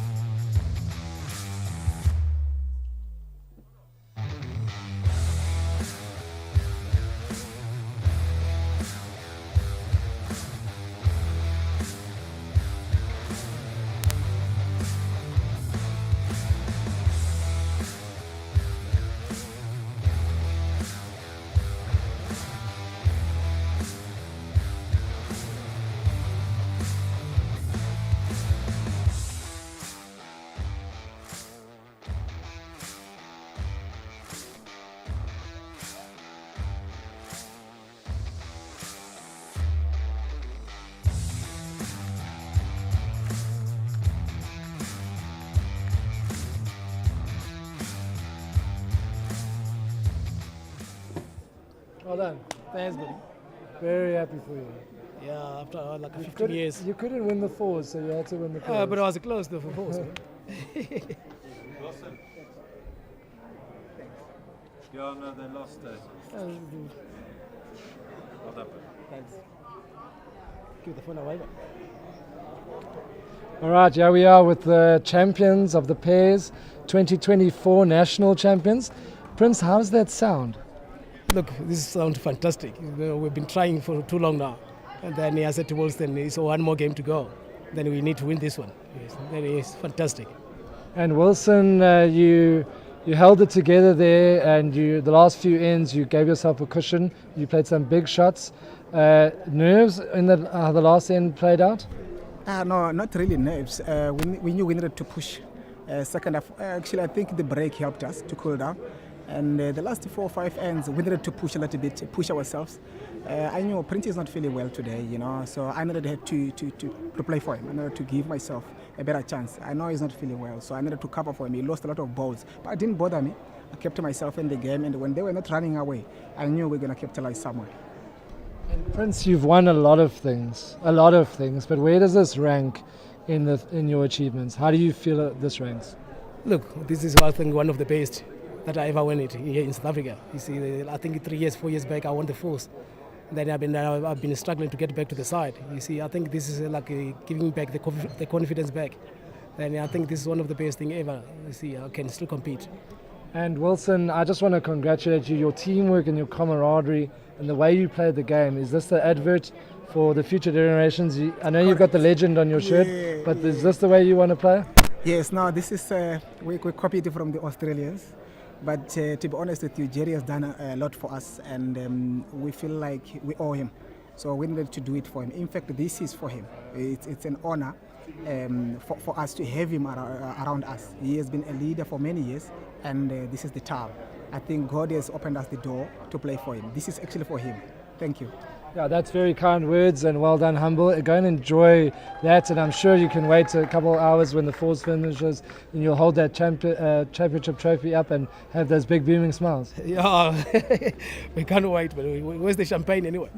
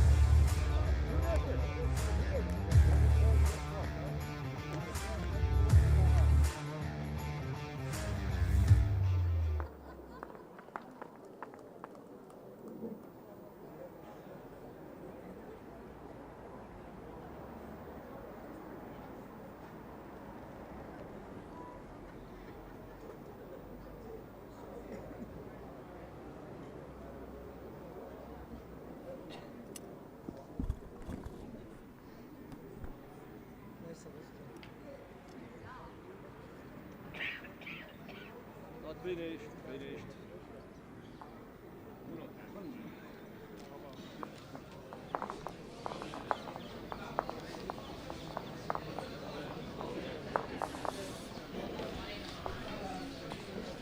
Right, we are back and live, and from the dramatic final ending of that pairs game where Prince and Wilson managed to win, but they made it tough on themselves, we have the fours final, and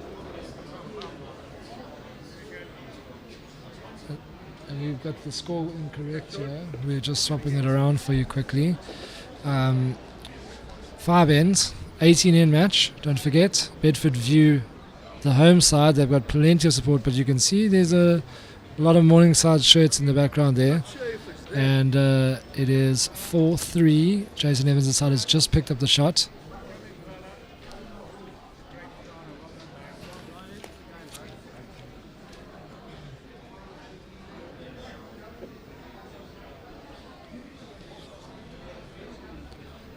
The pairs is done. New champions, Malobolo and Neluonde. Hard luck and well played to Steyn and Holicki. And I hope you caught that post-match interview from Prince and Wilson. Prince not feeling great today, and Wilson finding the strength to power them home and dedicating the win to Jerry Baker.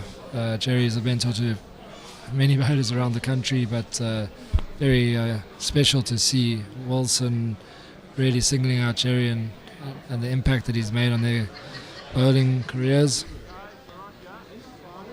You can see the recognisable bowl of Mr. Bowls there, Shaun Thomas. He's holding the shot here.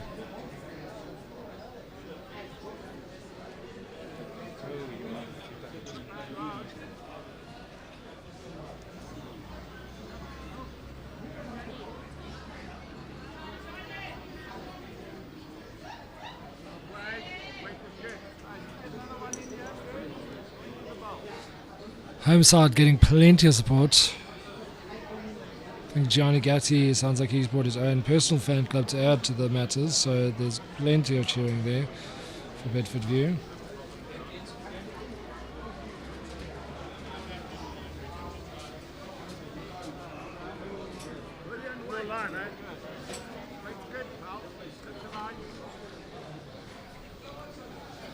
Johnny Picketh on the mat. Another bowler who's achieved a lot at international level.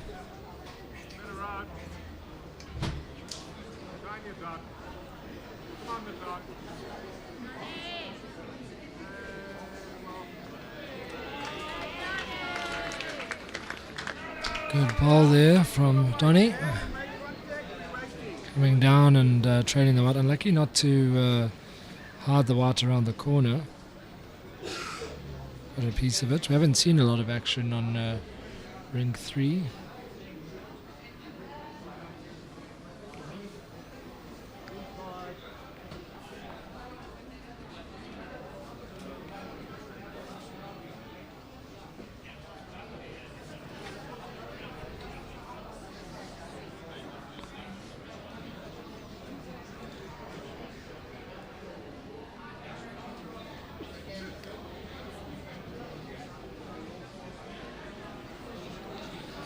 Quarter to 3 in the afternoon. Clouds are coming over for the first time this week. Green has slowed down a fraction. Hope you've enjoyed the commentary today. We've had Jerry Baker behind the mic for some time. We had Grant Rightford in from the Glen. We heard from Alan Gordon, the Bedfordview. We heard from Ray Taylor out of Randburg. So nice varied mix. Jackson Rensburg, Protea in her own right. Won the women's national fours 2 years ago.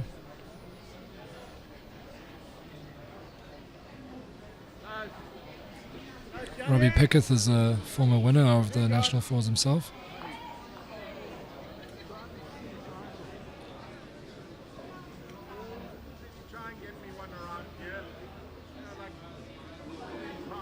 Gregory Martin with a classic commentary. Great bowls, great streaming quality. My wife is punching me from excitement and the shots being played.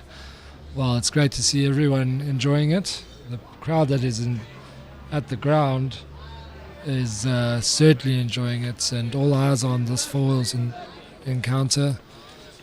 And the men's vets is on ring 6. Plenty to play for. 2 finals. Graham Elliott's tuned in from Houston. He must be on holiday. Hello, Graham. And Pierre Buerta is tuning in from New Zealand. Just making the changes to make sure that we provide you with the best coverage here. We've moved from ring 1 to ring 3. So the team is scrambling. We're doing a good job.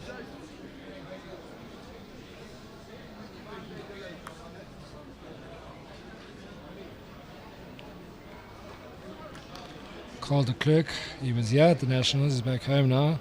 Streaming quality is absolutely amazing.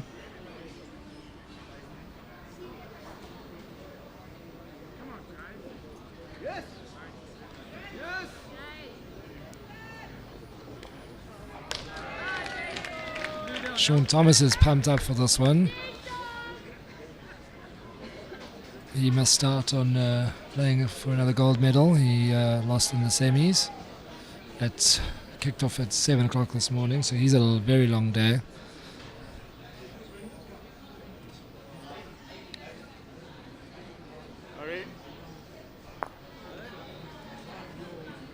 And Alan Gordon has actually taken out one of his woods there.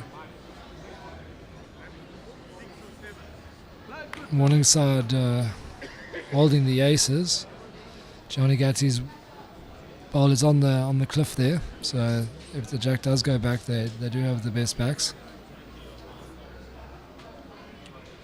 And if you have any questions, any comments, send them through in the stream, and we'll do our best to be as interactive as we can. The work is never done for the Bowls South Africa COO. Bobby Donnelly is organising all sorts of things behind the scenes, and he's now decided that he's going to help us out in the commentary booth again. Bobby, let's just go back a step and talk about Wilson and Prince's win. Fantastic performance. They really had to hang in there. Prince Neluonde is not feeling all that well, but what a great performance, and the national champions. Absolutely fantastic achievement by Prince and Willie. A very, very good combination, very competitive, and Prince is just one of those guys who knows how to win finals. He's been in so many finals, and I can hardly remember him losing a final. You know, won the National Force title 2 years ago, won a Commonwealth Games gold medal in the final, and he's just one of those players. Atlantic Rim gold medal. So he was well accompanied by Wilson Malobolo. Wilson played some great bowls at the end there, and it's a credit to both players from where they've come and achieved and progressed through the ranks. Yeah, absolutely fantastic. Worthy champions, played really well throughout the tournament. Trusted each other. They really played the game in the right spirit. Is that something from a Bowls South Africa perspective? You know, guys at that level, how they play the game, that it does matter? Yeah, certainly you've got to have respect for your opponent, number one. When things do go sour, you don't want to show it on the green, and be respectful at all times. You know, and they're both fine gentlemen. Willie Malobolo, he's furthering his studies now. He was a greenkeeper at Bedfortview for a long time and produced some wonderful greens there at Bedfortview. I'm sure the people at Bedfortview will be very, very happy with his achievement. And he's really, really played exceptional bowls, and who knows what the future lies for Willie. I wish him all the best in his career, in his bowls career, and similar to Prince. Prince is the barman at Bryanston Sports Country Club, and from the start he's shown a huge amount of talent, and to come through and win his second national title is absolutely fantastic. Yeah, and as we wrapped up that game, noticeable to see both players going over to Jerry Baker. It speaks to a good system in South Africa where a legend like Jerry has put in the time. He's played a lot of bowls with Prince, we know that, but Wilson had a fair amount of kind words for Jerry, and the pair have actually dedicated the win to him. So it goes to show that there are the right people that have been chosen in the past for South Africa, and they're giving back and mentoring these young stars. Yeah, certainly is. And Jerry, when he was at Bryans Sports, he took Prince under his wing, and Victor, and they built up a formidable record with him. And when these young players come through, it's important to identify a role model or a mentor, and don't listen to all the stoop talkers, I call it, out on the balcony or in the bar. Focus on what you set your goals for, and get a mentor in your life, and follow the person in the way he progresses through his life. Yeah, it's a fantastic element of the sport of bowls where you can get mentored by one of the greats, and they're littered around the country. Every province has them. Springboks. Alan Lofthouse is doing a great job in Cape Town, and Billy Radloff is doing the work down the Garden Route. Neil Burkett spends his time between PE and Cape Town. There's an opportunity to listen and learn. I don't know what's in the water in the KZN area, but they have produced a number of quality bowlers, young bowlers too, and there's still quite a few left on the production line that are still coming through, guys in their early 20s.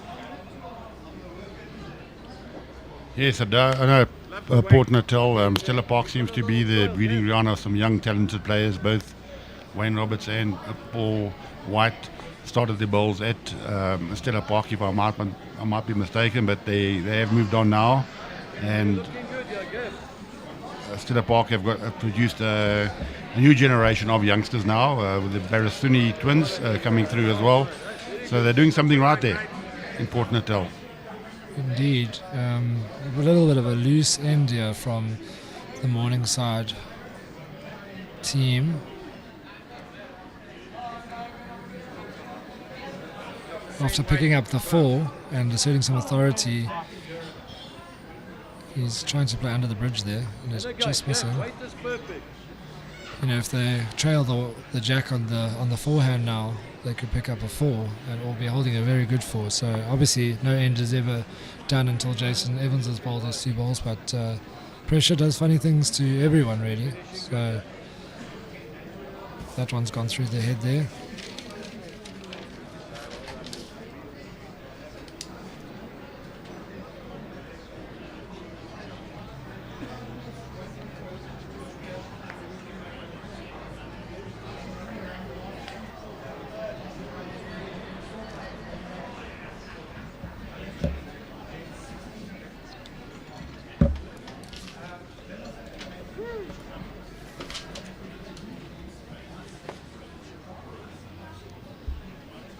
Now we got Robbie Pickett on the mat. As you can see, his leg is bandaged. He pulled his calf muscle early on in this week, and he's still been hobbling around, and all credit to him. He's fighting all the way. They did contemplate about bringing a reserve in, but he wants to be playing here with his brother in the final. Yeah, he needs to play his part here, even with the injured leg. They say beware of the injured golfer, and now we've got an injured bowler in the final of the National Championship 4s. It was his shot that made the difference in the last end against Boris and his correctional services side to put them into the final. They don't want to chip this ball in. Okay, that's a bit short from Gianni Gatti. Yeah, Gianni started at 7 o'clock this morning. He was in the veteran singles as well, and he was a couple of rounds behind, so we thought put him on the green at 7, they'll be finished by 8:30 or 9.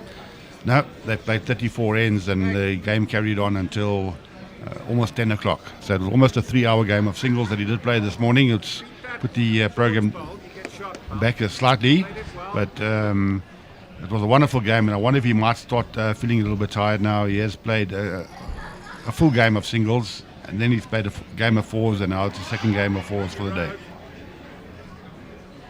And Johnny, now in his 70s, is not a youngster anymore. Where does the white go? Does he find the edge of it? No, his weight is very good.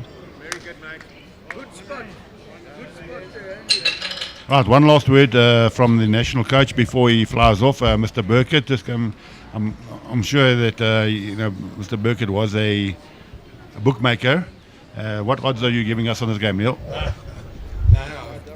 Cleverer than that. No, I've got a flight back to Port Elizabeth in an hour or two. I must say, what a wonderful run tournament. And I personally think that to have greens like this, they should make a decision and every second year come back and think of the players, because a lot of the greens have been running 14 plus and fantastic.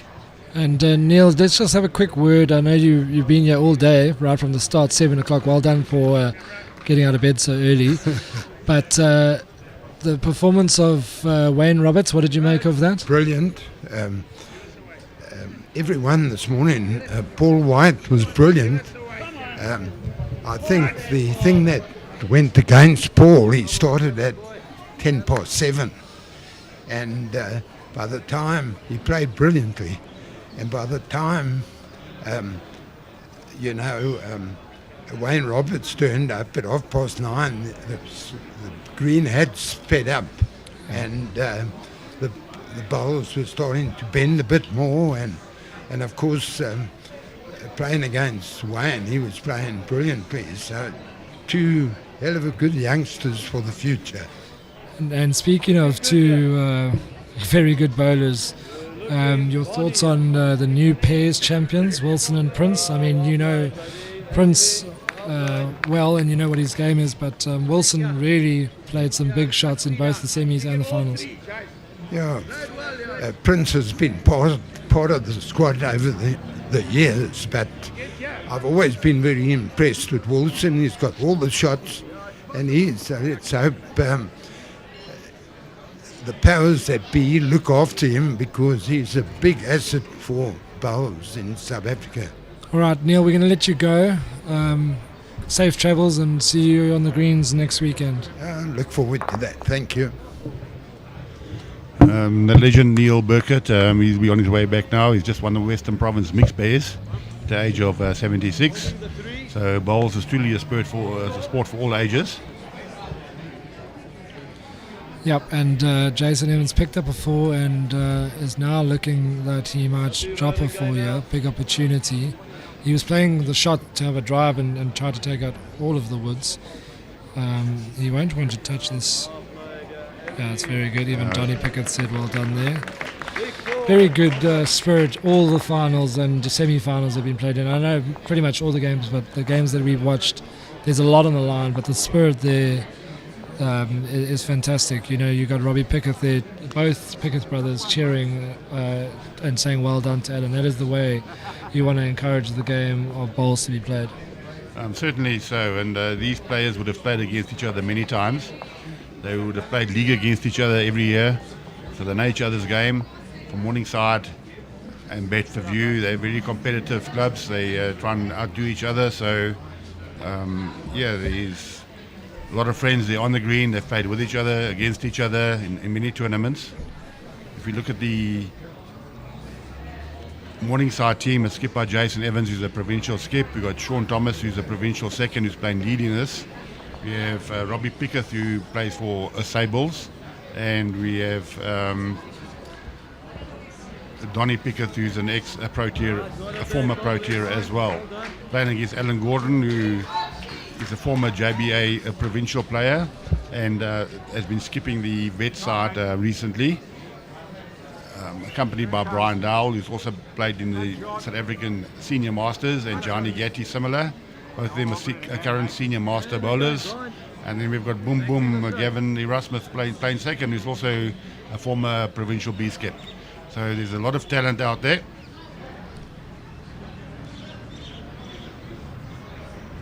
Yeah, that's probably why the score is so close, even though both sides have picked up a 4 now.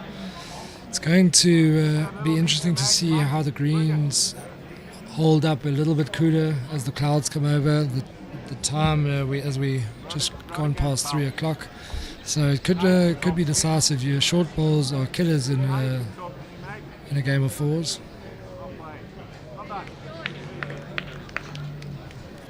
And I bet you that Shaun Thomas knows now that this game is being streamed. We might see his balls count more often than not. Yeah, Shaun is. This is his moment. This is what he lives for. Be playing in the final, live streaming, and he loves bowls. Affectionately known as Mr. Bowls to the Bowls fraternity. He knows everything that's going on around the country. So all kudos to him. He really spreads the word out, and a very nice guy as well.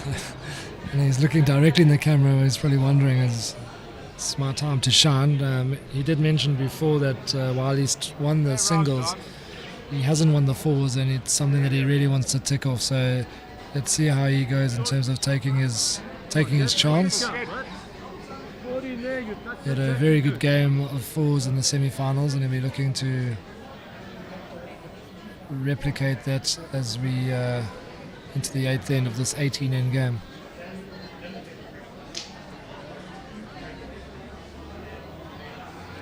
Okay, that's good. Keep a bit line, Shaun. Weight's excellent.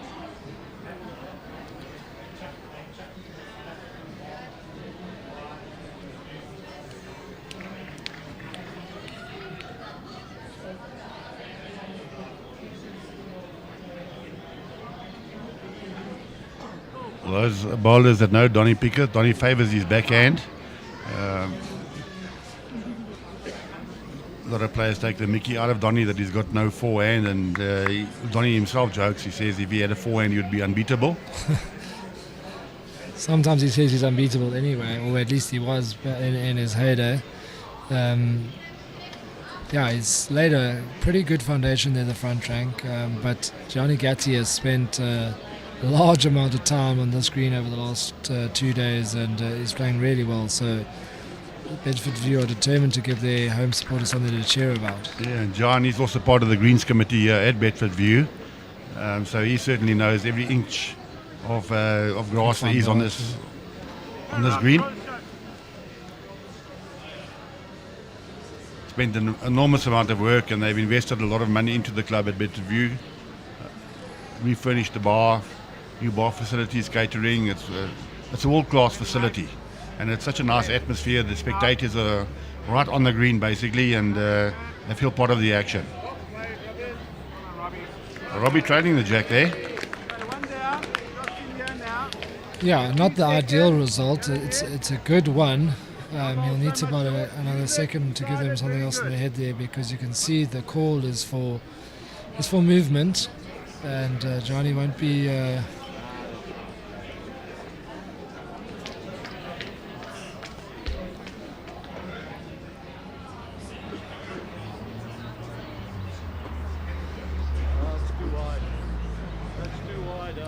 It's too wide, Al, says Johnny. Hey Rob, just float it in, mate.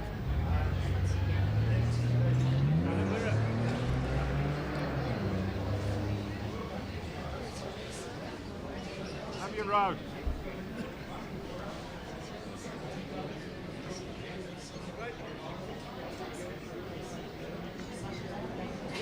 In the Veterans Final, we have Donnie Skuman, which that game has been live streamed on our second TV link. Donnie Skuman from Richards Bay. He's up against Stephen Paiser, who was here Brighton early this morning playing against Gianni, that marathon game that we mentioned earlier on. This is Stephen Paiser's third game today. Donnie Skuman has been sitting for 2 days to play because of the bottleneck at the top, with so many players involved in so many disciplines, and well done to him. He's very accommodating, and all the Richards Bay players have stayed behind. They're watching him, and at this stage he's 18-14 up on Stephen Paiser.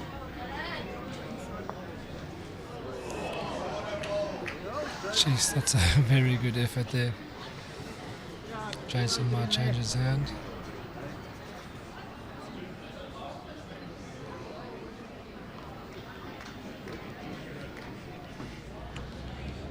Just going to have a look at our YouTube comment section. Diane Martin says, Jace, and Yeah, for those who don't know, Diane Martin is Jason's mother. and just one comment above is Brandon Evans, and he says, "Go on, son." So Yeah, there's Jason's son. He's out in the UK. Hello, Brandon. It's good to hear from you, my boy. Hope all's going well there in Wales. And Lee, unfortunately doesn't have her surname, is great streaming, thank you. I'm an expat watching from the UK. Nice to have you on board for the finale, last day here at Bedfordview. Started last week Saturday, finished on Sunday. He's going to get a ride, yeah, but he's going to go through. The angle must look a lot different from our great vantage point with the screen, because the groans from the Bedfordview team, maybe they're just trying to will balls onto the jack. The Bedfordview fans are out in full force. Freshman's had lunch, been served. Yeah, the crowd is littered with it. Oh my word, he's nearly burgled the second one there. Not close enough. The crowd is littered with the blue, light blue, dark blue shirts. All Bedfordview spectators supporting the team who are playing on their home ground.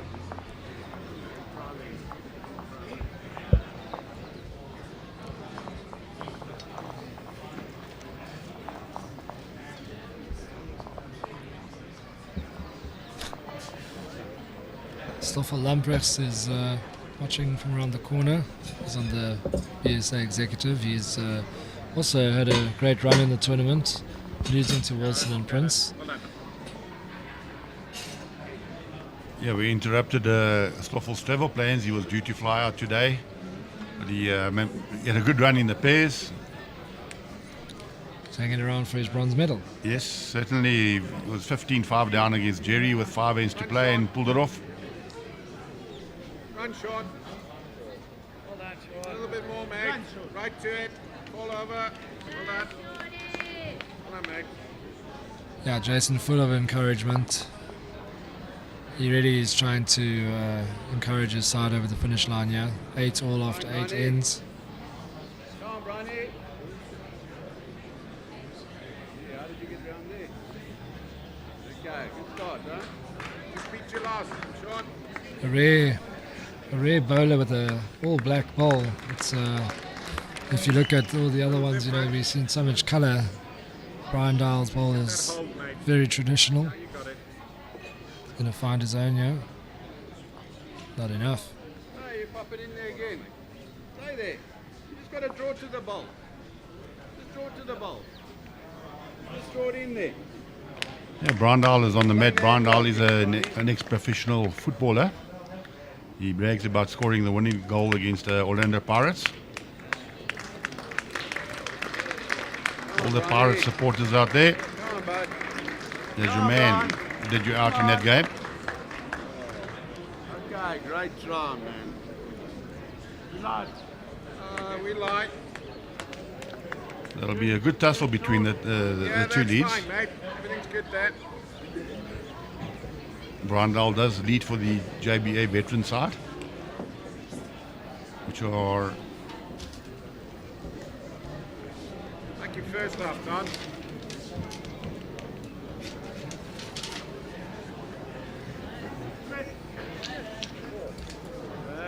That's not a bad change. Well done. One down, bud. You draw it nicely on the back end. yeah, so it's good news for all the Newcastle, Richards Bay supporters out there. Hopefully you are at your club at Richards Bay at the Gecko Inn. Hopefully it's on live screen there. I've got good news for you. Your man Donnie Skumman, he's just won the veteran singles, 21 shots to 15 against Stephen Pazer from Pretoria. Great game, played in great spirit by the two gentlemen, and I'm sure they will enjoy a nice beer after the game. There we are. That's Donnie Skumman on the left, and Stephen Pazer with the right Pretoria High School All Boys shirt on over there. They both look very, very tired, especially Stephen Pazer. This is his third game today. So congratulations to both players. And Diane Martin is Jason's mother-in-law. Make contact. So she's not claiming him fully, but she's willing to be associated with him. Hopefully Louise sent you a Happy Mother's Day message this morning, Diane? Tell you what, Donny Pickett's just he's played the forehand, trailed the white, and changed his hand and trailed the white. So that dispels the theory that he can only play one hand. yeah, and he'll be crowing about this performance if indeed he starts turning on some more of these. But yeah, very good end here. Donny's also a big time player. He likes the big occasion. Bobby, no relation to me at all. It just says puppy, so I don't know any puppies. It says, I've listened to a lot of commentary on bowls from South Africa. I must say, Wade, Bobby, great job. Please keep on doing the great job. Thanks, puppy. It's Thank very you for kind of those kind words. Do you know Poppy. anybody? Is it someone? Have you logged on here and passed the comment here? That yeah, no, it's been great. We've had a lot of great guests in the booth, but when the bowls is this good and the facilities are this good and the greens are this good, it's a pleasure. And yeah, we'll give a last shout out to our production side, Noel, Solomon, and Cole, and the gang here. Cape Town Talking Heads have done a superb job. Yeah, what's been wonderful about this tournament, Wade, is the players who've accommodated us. There's a record number of entries in the nationals this year, 30% up from last year and 50% up from 2 years ago. So the sport is definitely growing, the competitive level, and it's wonderful to see so many new faces and we're making new friends along the way. And well done to the local organising committee for getting this tournament done within the 9 days. It's been a stretch. This morning we were in doubt whether we'd actually finish the tournament today, but everything's panned out very, very well. Keep coming, mate. A little bit further. Well done. Good. As we mentioned earlier on, Wayne Roberts won the South African National Open Singles by beating Paul White in the final. Wayne Roberts will now represent South Africa at the World Champion of Champions in Auckland at the end of the year in New Zealand.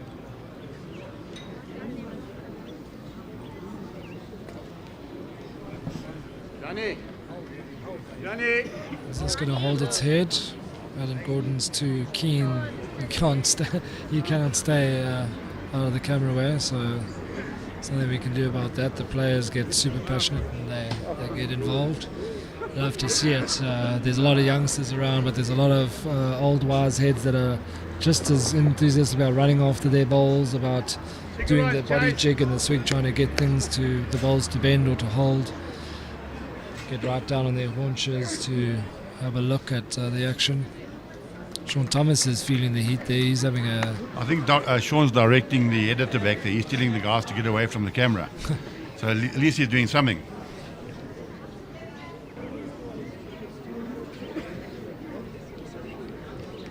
Jason seems to be on a good track. If he can find the blackwood, yeah, he will stop in. He just misses, but good area. Good bowling, mate. Wait's fantastic. There's Erica in the office at the organising committee office. She's been under huge pressure the past 2 weeks, or 9 days. Well, Alan has played the shot. I think it's still down. Yeah,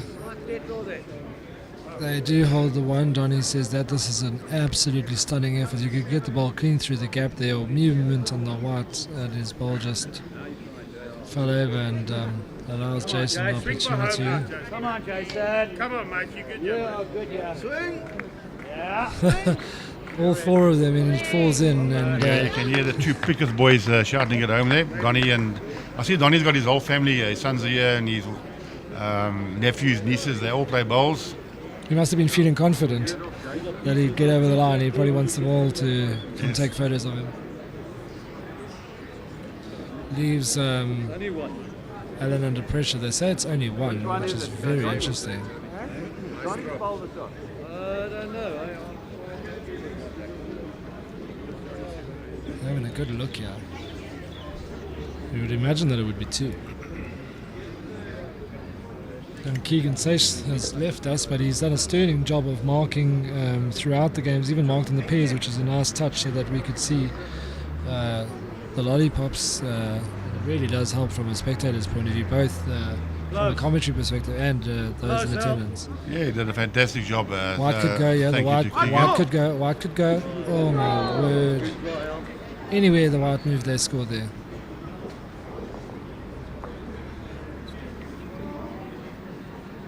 A flick on that white sideways makes it 2, but.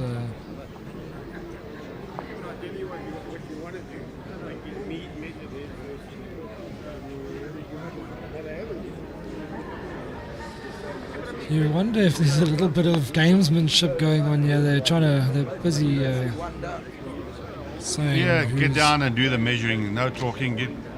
Let the measure do the work. That's what it's there for. Pretty interesting, because if this is only 1, it means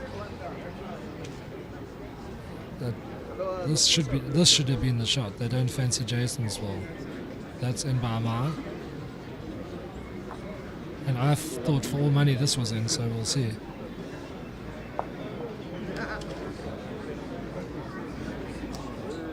Two. That is 2 to Morningside. They now take a 10-8 lead after 9 ends. Halfway through the battle. And we thank our production team here from Talking Heads, Noel Solomon and Cole, for doing an excellent job. They were up at 5 o'clock this morning and to set up the equipment for the 7 o'clock start this morning. Really, they've done a great job. Nothing has been too much effort or problem. The problem arises, they sort it out. A really professional outfit, and thank you to Noel and Cole, his son, who does the production side, showing us the replays, picking up people in the crowd. The line is good, pal. Line is good. Okay, next one, mate.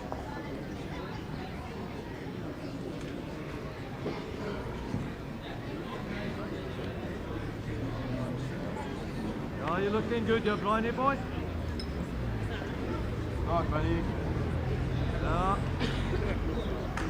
to you, mate. Know your ball. Ooh, not sure.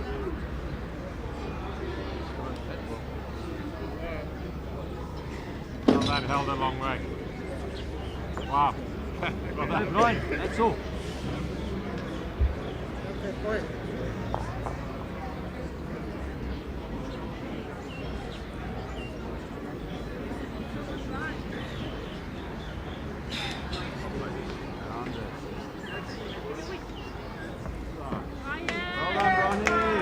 Very good. That got a nice resounding cheer. Mr. Bowles let the gap in there, and this is an excellent try. Look how wide that is swinging from inside Shaun's bowl, right on top. Very good effort, Brian Dowell. Yeah, Brian Dowell is also a great competitor. He's played many sports in his life, and just over the age of 60 now, he's still competitive. And Good try. Good way. Bring it around on the forehand, bud. Around on the ball. Where you standing? Players getting the message to stand out of the way of the head, which is very much appreciated.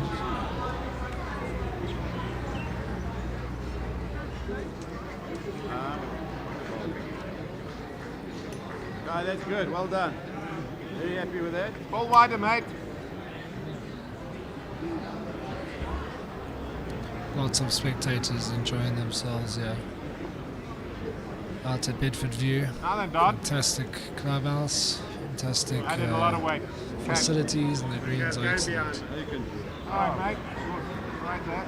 Hey, just lodge it in here, bud.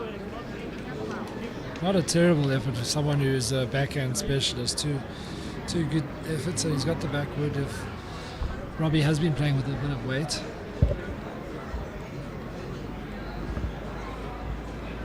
Come around here, really. Right round, Gav. Well done, bud. Right round, Gav. A great law by Gavin Erasmus, affectionately known as Boom Boom.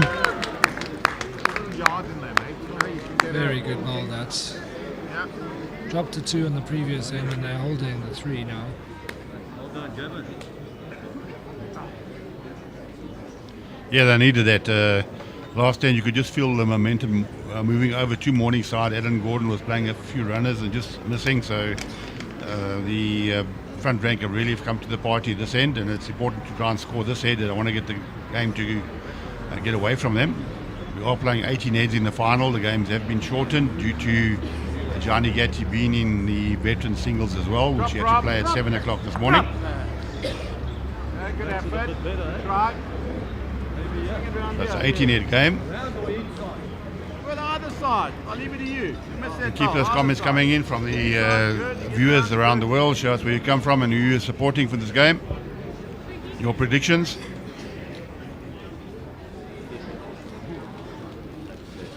John Hill says Happy Mother's Day to former BSA president, and I think she's in attendance, Deborah Ferguson.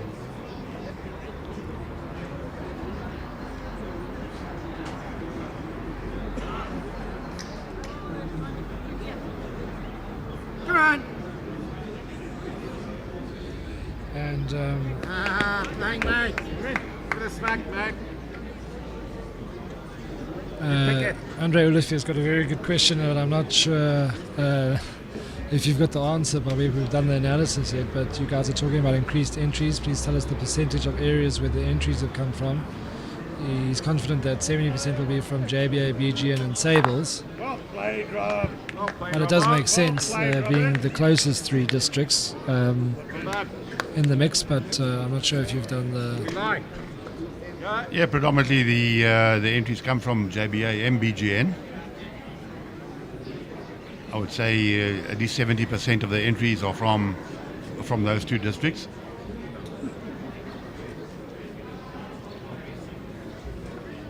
But it's good to have the other teams from upcountry, from Cape Town. There's some nice teams up here from Durban. Yeah, mate, two from you. A couple of teams from the Free State. You mentioned Durban, Donovan Picketh, Robbie Sanya from Durban, go on Morningside. So it's nice to see there's a bunch of Pickeths in the crowd, and there's even as many probably watching. I think it was probably... If I'm not mistaken, I think Donovan is Robbie's son. Yes, it is, yeah. There's so many Pickeths around. You bump into them all over the place. Donnie is one of three brothers. All of the weight, mate. In fact, he was one of four brothers. Right. One of the brothers died early on in his life, and then his elder brother. That's a great draw there from Jason Evans. A world-class draw from Jason Evans. I think we got to get a good second first. Donnie and Robbie are left of the brothers. His older brother already passed away a couple of years ago. Who was married to Colleen Picketh, also known as Colleen Webb. So if Colleen is tuning in, I know you're supporting Colleen. We've got to go with the family. Beat the last one, the shot. My one. No. Funny. All right, Gus. Yeah, the sides from the coast have thoroughly enjoyed themselves up here. We've had sides from Richards Bay, from Mpumalanga. We've had sides from Boerland. Wonderful to see them all come up for the nationals, and it's a pity that there aren't more sides that travel up from the coast. It's been a wonderful week. Weather's been absolutely perfect every single day. There's been no wind, and the players have thoroughly enjoyed playing on good greens. And this is what bowls is all about: mixing and meeting new players, playing against the best in the country, and that's how your bowls will progress. Quite interesting, Bobby. I'm actually just looking at some of the entries here, and for let's use Western Province bowls for an example. There are 26 open singles entries, and Natal Inland had 29. So fairly even from quite far away from Cape Town. A lot of people from Durban can drive.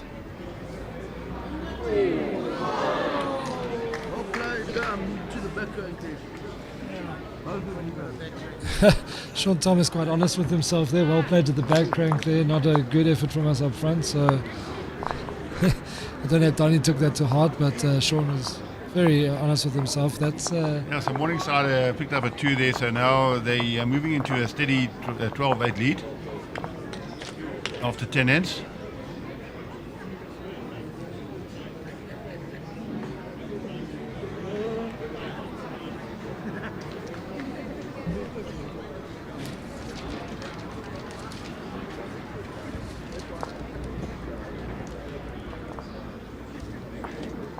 hope I'm far enough.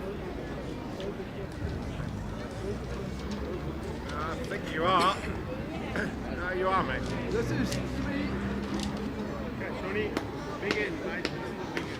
Good, Shaun. Yeah, Wade has just given me some stats here about the singles entry. The 29 from Western Province, 20 from Natal Inland, and 28 from Western Province. Come on, fella. And Come on, mate. All the way. from EP, we haven't had any entries from them this year, so something that they need to work on down in the Eastern Cape.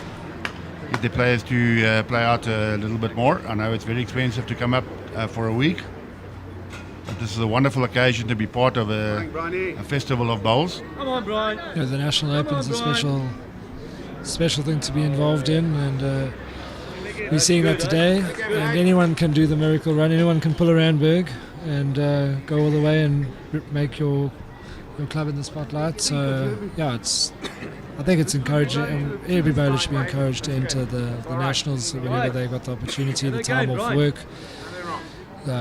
If the travel plans allow, it's a fantastic tournament. Yeah, there were 450 entries in the singles this year, in the Open, and about 230 odd in the veterans. Yeah, we've got to keep improving. Very hard to improve on the numbers of this particular event, being a record over the last decade and more. But very, very good advert for bowls. Made a lot of friends. People played against people from Krugersdorp and Vanderbilt Park. Pretorius Old Boys. Lots of Donnie Pickett is asking them to stick around. Very good. Yeah, that's just 2 ends in a row, 2 twos, and makes it 8 shots in 4 ends for Morningside, so they're really looking to power home now. Not your fault, eh? Go on, I'd play you, mate. They're playing there. You don't like it, you touch it. Well, Johnny's saying it's not your fault, it's the green's fault, but he's the greenkeeper, so he... I noticed that too. Not sure if it's not his fault, whose fault it is. Sorry, James, where do you want me to get? Mate, you just draw into your bowl, pal. Draw into the jack. Yeah. Draw into your pole, draw to the jack. Ready? Ah, Mate, it's not going anywhere, don't worry. a little bird is... What's your problem? a little bird is... It's never going to go. It's going to be back every 2 seconds. It's going to get you across a lot, don't Yeah, the birds, the little chalk marks that are on the green, they like to nibble at those.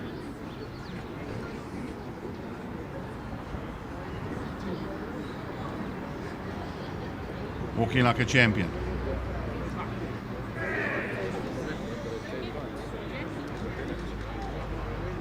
Donald. Oh, that's good, mate. That's very good. Yeah, Donnie says once he gets his forehand right, he's going to be unbeatable, and he certainly is. You know, Donnie's a big-time bowler. He enjoys the occasion, enjoys bowls. His whole life he's been part of bowls, and very vocal, very strong opinions. Work a bit now. Work. He can't fault his passion, though, that's for sure. Certainly not. Yeah, so Morningside in control of the head. They might need a little Gatti special here. He may need to play a cracker just to try and wrest the momentum away from Morningside. You've got Donnie Pickett and Shaun Thomas delivering the goods, and on the previous end it was Robbie Pickett. So that, and then Jason Evans drew just in front of the ditch, nearly a front toucher. So it's been a bit of a team effort, and the scoreboard's reflecting that. Robbie's on a good road here. Robbo. Robbo, don't mind you changing it somewhat. Hey, that's a good home though. Hold on. Yeah, you can play there. You can stop on the bowls. It's good. Robbie Pickett's been invited to the last 2 BSA Masters in the Veterans, so having moved from Cape Town to play out his bowls out of Sables, he's adjusted nicely. Yeah, he did very well this year. He got a bronze medal at the No, I think it was last year he got a bronze medal in the Veterans Masters. There you go. That's what I called. I said Gatti needed a little special. You're dropping half a metre aside. Yeah, it's a very competitive side. This, once Johnny starts getting his tail up and he gets a crowd behind him, that's when he's really good. Like the road, Rob. Robbie Pickett's trying to run after his Yeah, ball. he's wobbling after he's his got a ball. pulled calf. This is Wobbly Pickers running up here. You're in, but that kind of makes it better for. That's another shot. You sit on it. You They're touch 2 the down, line. so It's giving him sort of a ball to rest on. stop or pull the white through the port. So Johnny won't be short with this effort. Come on, Maestro. Come on, Maestro, is the call from Haskip. He's got a big chance here. He's got to pull the white through. I want a great shot there from Johnny Gatti. Fantastic. Reminiscent of his great father, Nando Gatti. He was part of the LawnBowls side in 1976 when they had a clean sweep of all the medals. Johnny is his son and playing like the old Nando used to play. Yeah, that's a great ball, and I wonder if Robbie's ball, the way it sat, just gave him the visual target he needed. He wasn't short. Yeah. They were 2 down to 1 up and maybe more. Yeah, I think Robbie fattened the target a little bit for Johnny, and with the ball on either side of the jack, the options are a lot greater. But Alan Gordon's actually got a very good shot to play on his backhand, but we'll see what Jason does. I'm sure he won't have something to say about this. Yeah, Jason, having had a great draw in the previous and will be backing himself. Could have done it. He's turned Shaun's ball in for a shot, but there is a shot. Alan is a lefty, so there is a shot on Alan's backhand. He's got boom boom. Gavin Russell's misses bowl coming in on the outside, the 2 yellow bowls. I think that is the option to play on that. Yes, boom boom is showing him what to play. Yeah, you can get any result and there. He runs into that set. Even the front set is good. You'll take out the shot bowl. If you get that red bowl in front, that plant or the set of bowls will run onto the shot bowl, and his ball probably will run through as well onto the yellow, and he could make a number here. He's got to play the shot correctly. But he has many options on his backhand.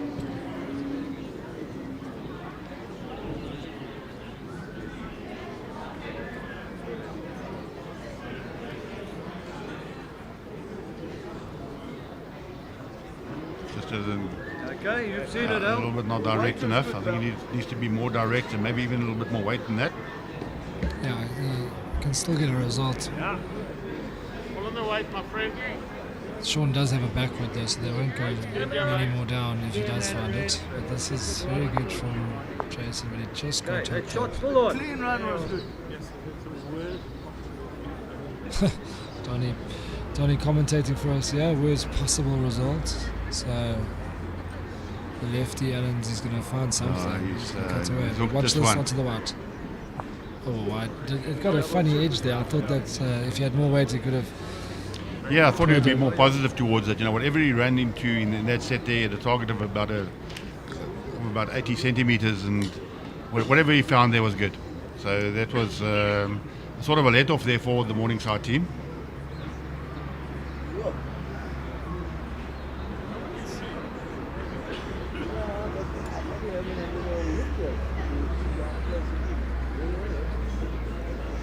I call the umpire.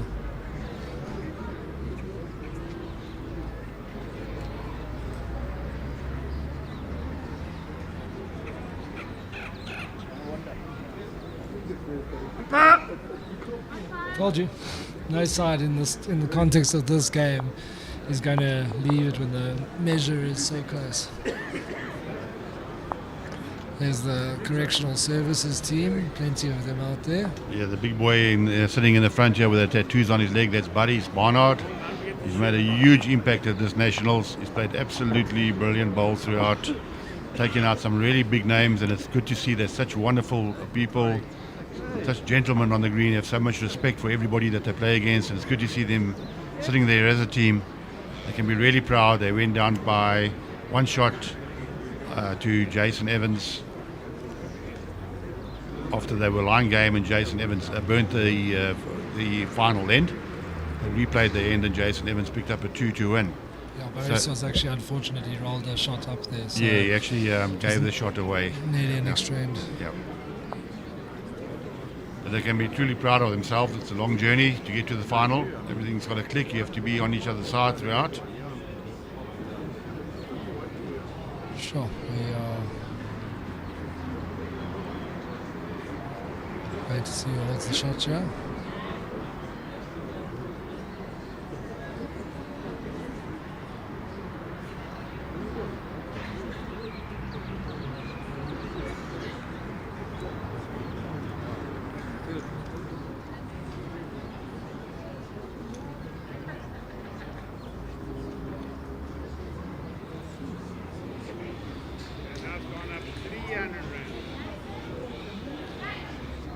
That's Donny's birdie.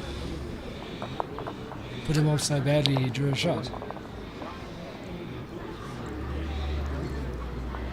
There we have a couple of the national selectors on the left-hand side. It's Johan Duplessis and Francois Kuhn in the middle. I'm sure they've been impressed by some of the bowls that's been on display this week.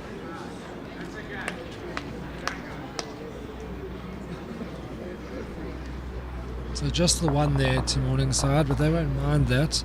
Picking up a few ends now in a row. Playing the 12th end.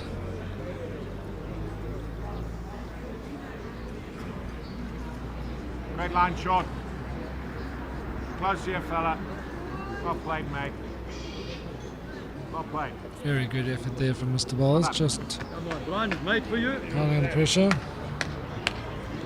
Luke Ellis from Constantia's back home. Really enjoyed our first time at the Nationals this year. Lovely greens, clubs, people, good line. and memories to make it last time. He Good says, line, well done, yeah, Joburg. Brian. So Well not often played, you get a roaring praise from a Cape Townian saying well done like that. So brilliant. It was... Yeah, that's a bit surprising from you, Luke. I recall one evening taking you guys home in the back of the car. I heard you guys muttering about Joburg and we can't stay here. So it's nice to get a compliment from you, mate. Spot on. But well done to you guys. The Constantia boys down there, they did extremely well, very well-mannered young men. A lot of respect for the game.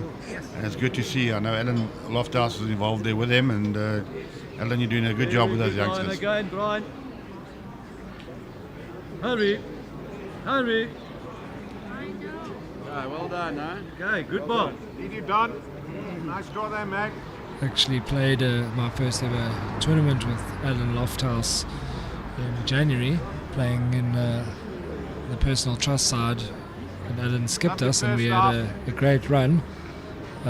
Great to see Alan doing good things on the balls and mentoring those youngsters at Constantia. Yeah, as you mentioned earlier on, Wade, it's important for a youngster to find a role model, players who've been there, done it, learn the etiquette of the game. Very often the youngsters learn bad habits early doors and they stick to those habits. Yeah, Gavin Erasmus coming down nicely. He's trying to find Donny's ball and make the change. He's going to find his own. Great ball there from Boom Boom. Yeah, it's a good Well one. done, mate. Exactly the same. You just feel that Morningside have the ascendancy at the moment, and the front is giving them enough, so they've been able to keep the home support at bay. Come on, lad. Come on, buddy. Come on, lad. Has Donny got the weight up? Because if he does, it's a cracker. Okay, it's not ended in a bad spot, kind of protects his wood a little bit. Another one, yeah.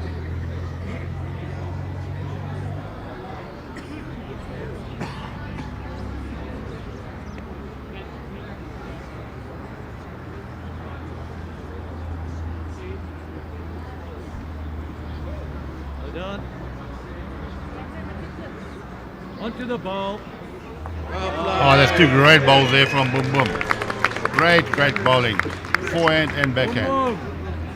Both executed to perfection and got the perfect results. So I mean, and you look at Donny's two balls. Donny's two balls are roughly 30 centimeters away from the jack, or 1 foot. And to draw 2 inside there is absolutely phenomenal, and it's a credit to the greenkeepers here that you can actually play those shots. You can trust the bend, speed is good.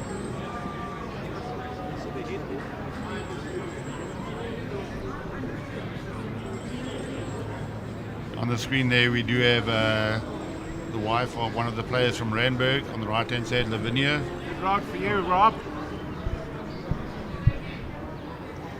Okay, come through. Yeah, well done. And if, right next to the Barton Insurance Brokers signage, and we as Bowls South Africa would always say thank you to Barton Insurance and GSA for their ongoing sponsorship of Bowls South Africa and Personal Trust at the same time. Do a lot for bowls, and both companies do a lot for bowls at the various level with Bowls South Africa, district level and club level. So it's really great, and we should always be supporting our sponsors as much as we can.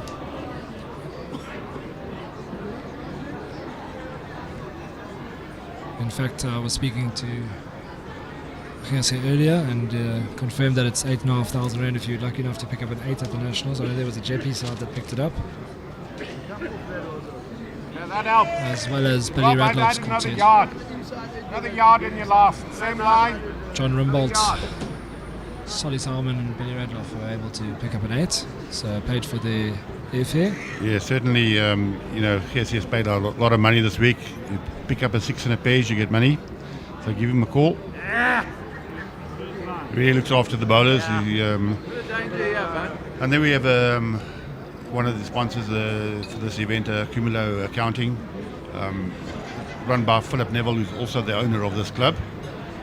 Plows millions of rand into this club, and we had a long chat with him yesterday, and he's prepared to offer his services to help us going forward with sponsorship. So thank you, Philip Neville, for what you've done for this club.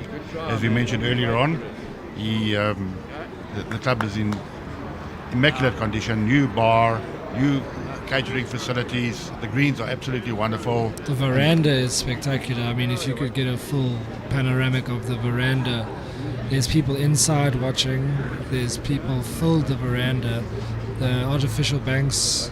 This club is magnificent, from Jerry Baker and Neil Burkett both to urge, look at that, a lot of people watching, urge the BSA to really make this a venue used more and more, because the greens are very, very good, but the facilities, it makes a viewing and playing experience all that much better, and Accumulator Consulting have done an exceptional job. There's Alan Gordon with a wry smile on his face. He's a great competitor, Alan Gordon. Lost a lot of weight in the recent year or two, looking fit and healthy. Also one of the veteran bowlers for JBA. Yeah, so Gavin Erasmus bowls are still the ones counting. Okay, come swinging across now. So close, mate.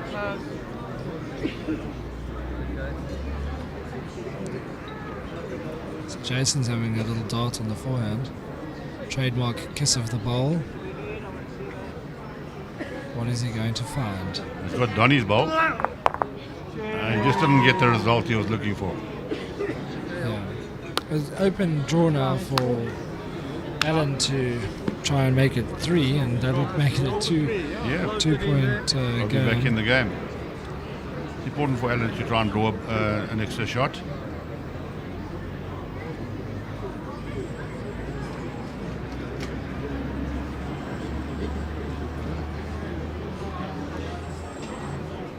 Yeah, Jason's playing full of confidence. He's, trusting himself to pull off a shot like that, which means, he's trying to go for the killer blow. Come on, Al. Come on, Al. And he's taken an exceptional amount of goals. Look at this ball come all the way down. There you It's go. a wild cheer from the home crowd, Alan Gordon, and this is what he shot. needed. Kevin Erasmus is too close, it's never moved after the drive, and there you go. That's the kind of atmosphere that the home side needed.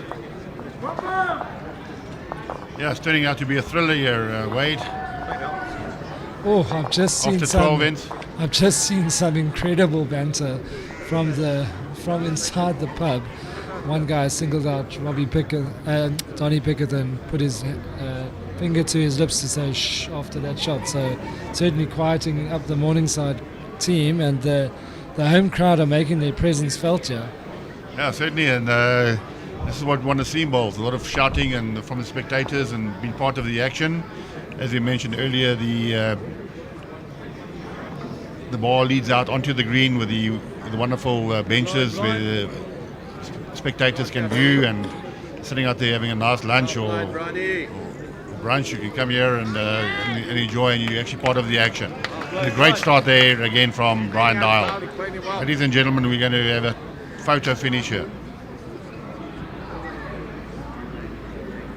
And you talk about clapping and being loud and doing it all in the right way. I encourage you to go and watch. We've streamed 2 games of the combination of Wilson and Prince, the champions. I'll add the champions. They often call themselves legends, but they're definitely the 2024 champions, and they play the game in a magnificent spirit. Yeah, certainly. All the games today have been played in wonderful spirit. Early on, we saw the 2 Natal boys, Port Natal boys, playing in the final, and they've known each other for 15, 20 years. Yeah. Grown up together on the green, and it was wonderful to see the sportsmanship between the 2 of them. It's the first end in about 5 or 4 ends or so that Bedfordview have picked up, and the crowd is certainly on their side. Good effort, mate. Good try. Shaun won't be unhappy with that. He's got second and third, and if Donnie switches to his backhand, you know he's not going to be short, so he's probably got a bit of adrenaline going. So Bad line, Gabby. building the head nicely. Wait, bud. There you go. Nice draw that, Don. Yeah. Gavin had done the business in the previous end, but that one's just coming up short.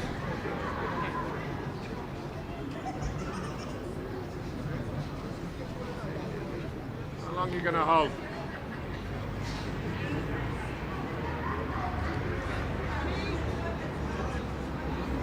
A little bit of each. Both, mate.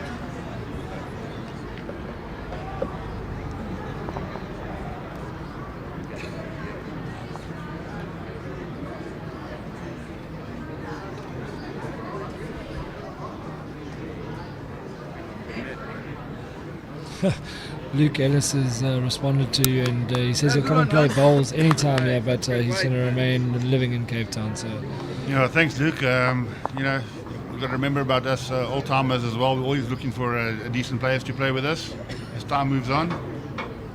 Better run. Luke Ellis and the Vaughan brothers, and Tyler Pitcher, wonderful young men. oh, he's on a track there, could fall in. Unlucky, still down, says Jason.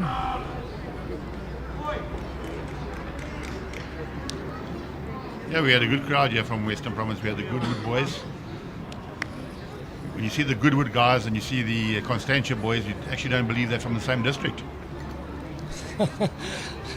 And you also had a bunch of Glen bowlers too, so... Yes. Scott Kotze was also here from Old Oak. Yeah, certainly, and Alcock, who got to the the singles.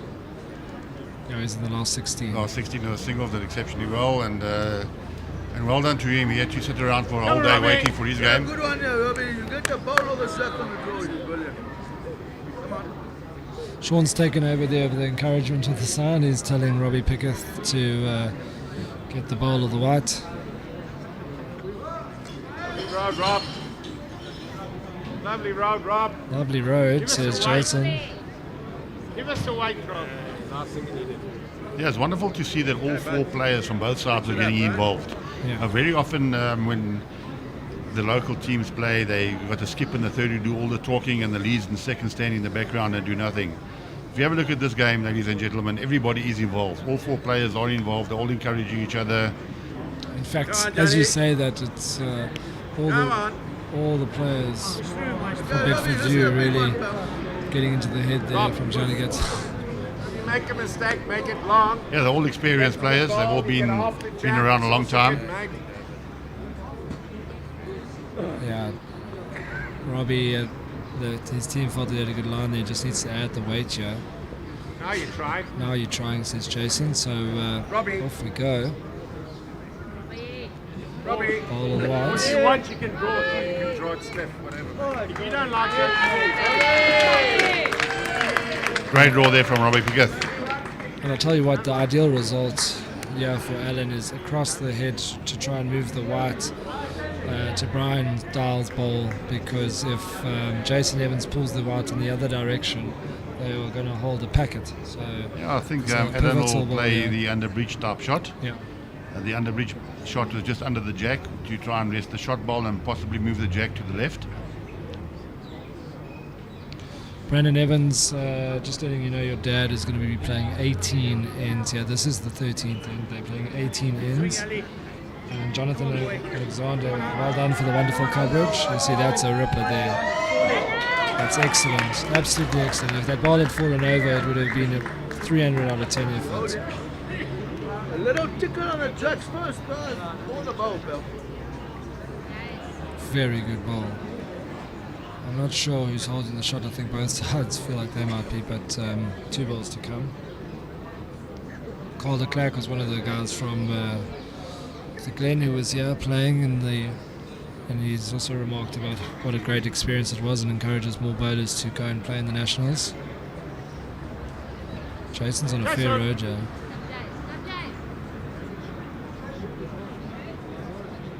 Well, he got an unlucky result there. He's actually turned the jack in the opposite direction. That's the kind of shot that I was calling for Aaron Gordon to play, and it's gone south there quickly for Jason. Yeah, so it could be 2 now to Bedfordview.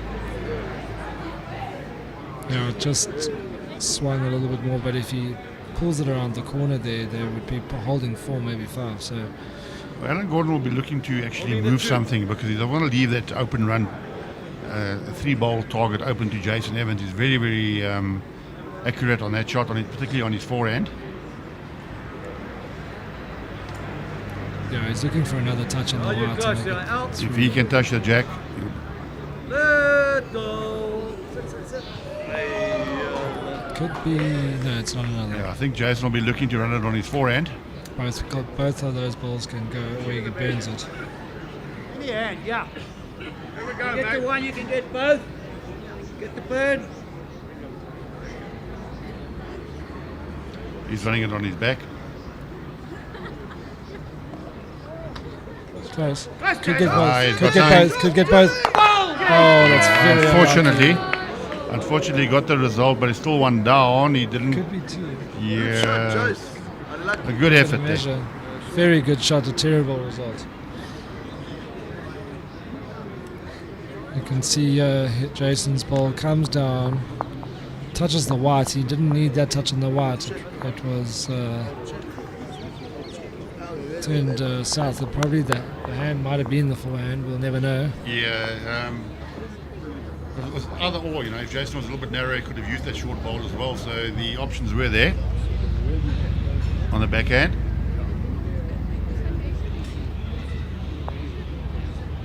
Two.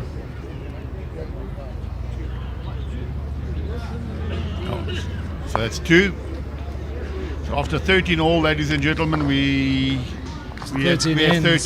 13 ends. We have 13 all the 13s.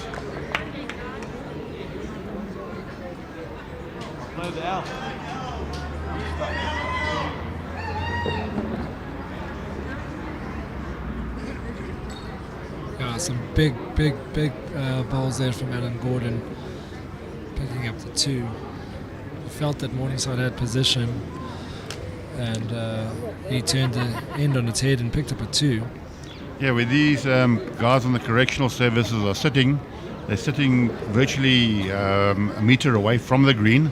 That's how close they are to the green, and just makes them part of the atmosphere and part of the whole setting. Well played, buddy. Well played, Bonnie. Brilliant, bud. Nice shot, mate. It's a metre off the tip.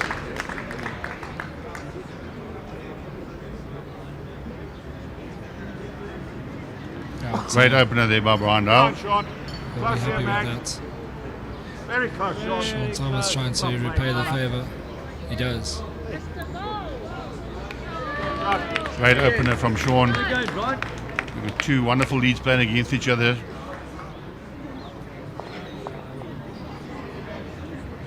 And that's Shaun. You know, Shaun can play any position. Came into the side and he said he'll play lead. Come on, Bronny. Bronny. Bronny. So To the ball. Warren Povey is a Glen bowler. Didn't make it to the Nationals this year, but he says the soothing sounds. Wade Attenborough, good job. Not David Attenborough. He's nicknamed me Wade Attenborough, the famous National Geographic commentator. Warren Povey just happens to be my cousin. And between... Oh, this is so good. Oh, that's brilliant. The crowd's really getting onto the backs now of both sets of players. We've been treated to some fantastic bowls. That is world class. Jeez, so even the Bedfordview locals are cheering that shot of Shaun Thomas. It is what it is in bowls. There's nothing you can do once the result is there. He's played a ripper, so you might as well be a good sport and congratulate them.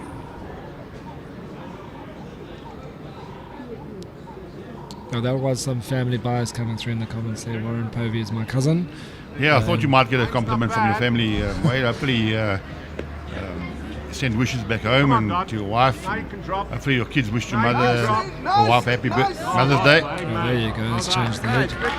I think Donnie didn't need that weight. He's sort of opened it up now. The head was very good like it was, and Donnie will be upset about that, being narrow and heavy when he's holding.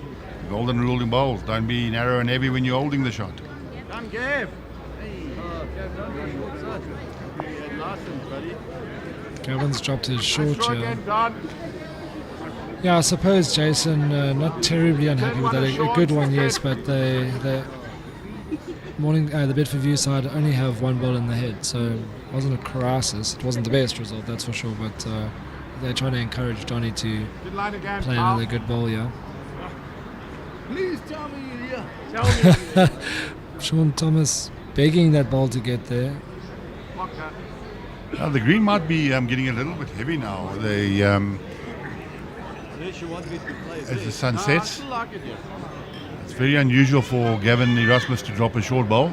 Normally he plays through the head, hence his nickname Boom Boom. And I'll tell you what, Bobby, I'm glad this game is actually on ring 3 because the sun sets fast here in Johannesburg and there's shadows over at least half of the rink of rink 1, which has been our streaming rink all along, so very good, and it looks like this is a quality rink. It's bending brilliantly, so fair credit to the man on the mat here who's overseeing the whole process, Johnny Gatti. The greens here at Bedfordview are absolutely outstanding, and it's a big contributing factor of why this game is so enthralling. This is going to be close. This is going to be close. How does it go through that? Very unfortunate result, but I think he's got second shot. Yeah. Play there, mate. Great shot there from Johnny. That line. That's you, Jack. Look at this ball swing. A little feather off of Shaun's opted to just take some steam out there. Johnny would have been playing against the Pickett boys for quite a few years. They're both getting on in the later years now, and this is like a normal Saturday afternoon for them. They've played each other so many times, and they respect each other. They know each other. They can play. All four of these players have played against each other many, many times. In there, sit the ball, you trail the what?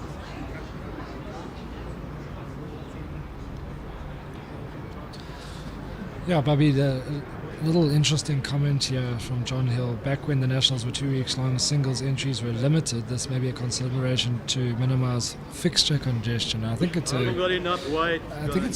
good thing that you respond to that, and I've got my own opinion on the matter, but interested, I'll leave the floor to you. Fixture or singles limiting the entries as opposed to you guys who opened the floodgates this year.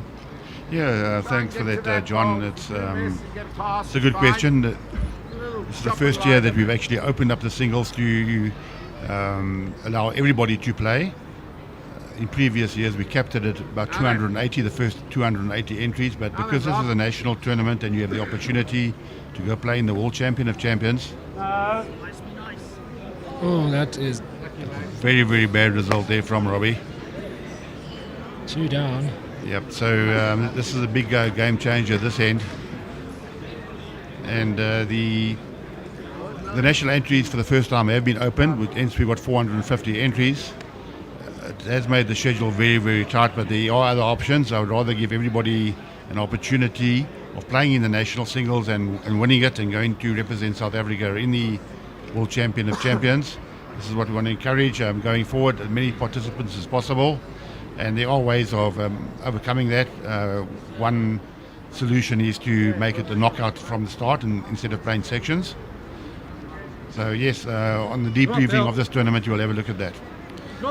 Yeah, Bobby, I fully back the idea to keep it open to as many people as possible. The only downside of straight knockout is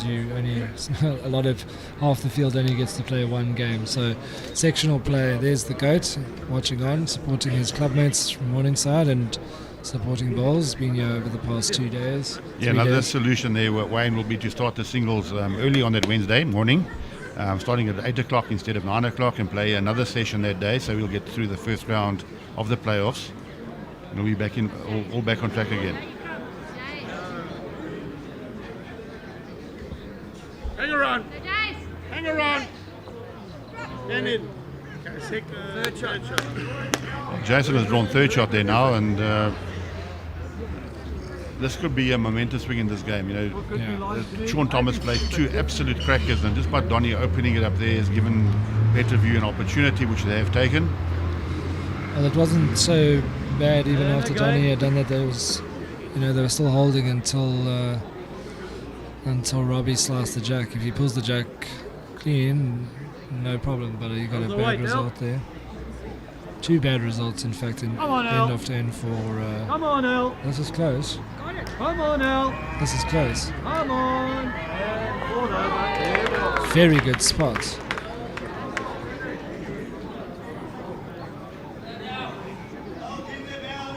Border. You got that lot, man. Oof, he's calling a drive. This is huge. All of them if you get it right. My word. This is a big shot from Jason. Very big shot.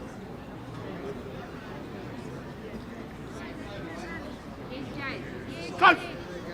Quick! Well, he's taken 2 of them out. Excellent. Great hit there by Jason. Jeez, that is just the one. Bedfordview like more. Don't. That's a very, very telling shot. Down the home straight, and I tell you what, if his ball actually caught more of Johnny Gatti's ball there, he could have stuck around and got a real hallelujah. So Yeah, he's unlucky not to get all 3 there. Different angle, he could have got all 3. So Bedfordview go into the lead, 14-13 through 14 ends.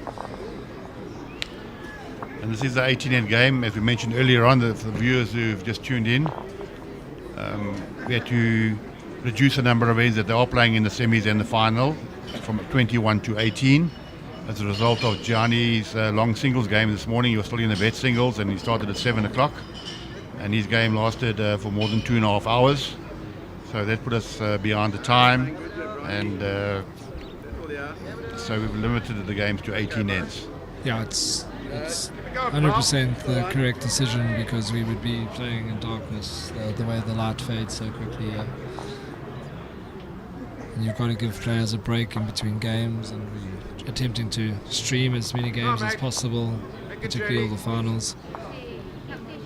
Yeah, thanks to Noel and his team who've streamed all 4 finals today for us. It's been wonderful to have the starting off with the singles and then the pairs and now the 4s. And we also streamed the Vets final on our second channel. All the way, Bronny.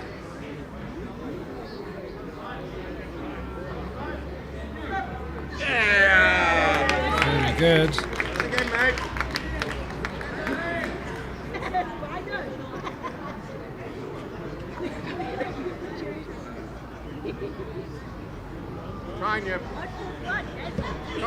He's not short. He's trying to find a bit of the ball. Yeah, I think Shaun was going for glory there. That's a typical back rank shot. The lead would tend to just draw there, but that ball must look very inviting on the wing there for Shaun to reach.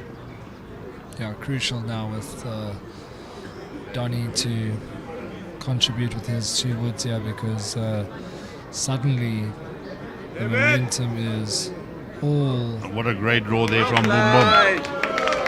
It allows Donny to draw on his backhand, front toucher onto the ball. But the momentum is swung here in the last 3 ends, all in favour of Bedfordview. Despite a great hit by Jason Evans on his prevent. Love your road. Let's see. How's the weight? Are we going to straight now? No. Perfect way. Hey, same again. Take your time. If Boom Boom finds the black ball on the outside, he turns it behind the jack, that's going to be lights out. Yeah, it's on the run there too, so he just doesn't want to find Mr. Bowles' wood here. He's on such a good line again. Doesn't make it any easier, and the crowd goes wild. Yeah, there's a jack level ball to use now. Similar to what Donny did last head.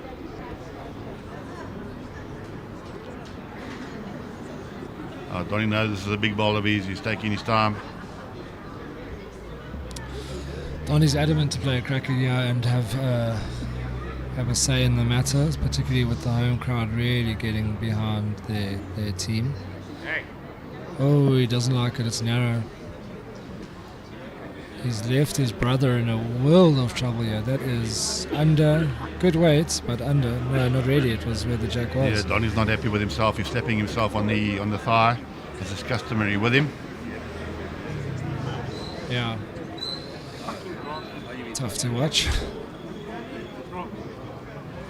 I would be leaving that ball of Brian's then. I would be making things cloudy on the backhand. Yeah, I think he's going to try and turn Boom Boom's jack level ball. Take the target away. If he finds that ball, he might sit right behind the jack.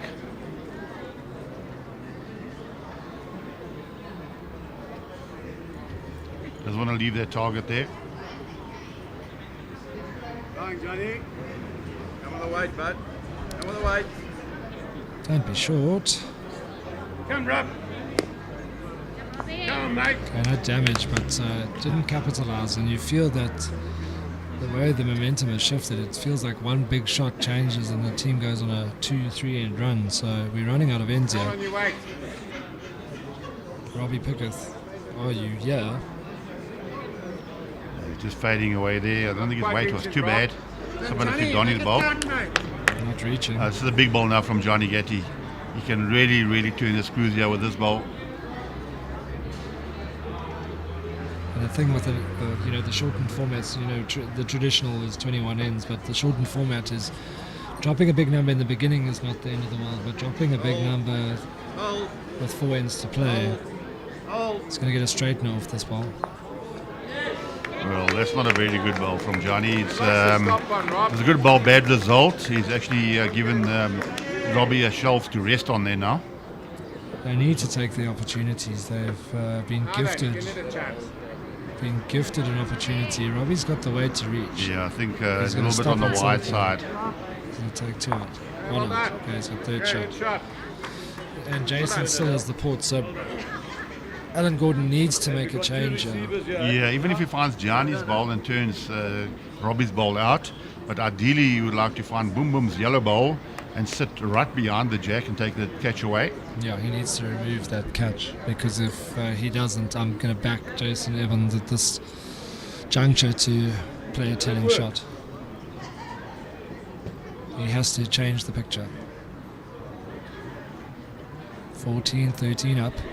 Playing the 15th end in an 18-end final for the chance to win your national championship. Well, if you trailed the jack, it wouldn't have been too bad, because it would have taken the catch away. Yes, but if you flicked the white, then Robbie Pickett's ball might have scored. So fraught with danger. Okay, Jason is on a good road for his ball. I watched enough of the Picassos. He's going to do it. Told you. Oh, he got the flick, That's a got shot. the right He got flick the on flick. it. That's the shot that we just saw that Alan Gordon did, and now Bedfordview need to play a shot. It's Jason's pulled it out the when you fire see there. these 3 back bowls there, the white bowls, it was a big opportunity for Johnny and then Alan to move something. You can't give these caliber players too many chances. They are going to get one of them. But now Alan Gordon's got a very good shot. He either finds boom boom going away onto the jack, or he finds the plant in the front. The plant will turn the Robbie's bowl through the head and possibly touch the jack as well, and he could make a few.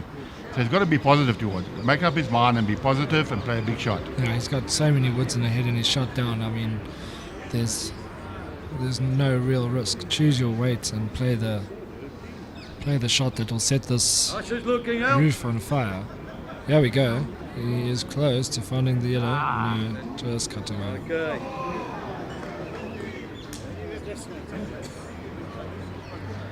Very good result there from Jason Evans, but the gap was left open. Certainly it was. That ledge or the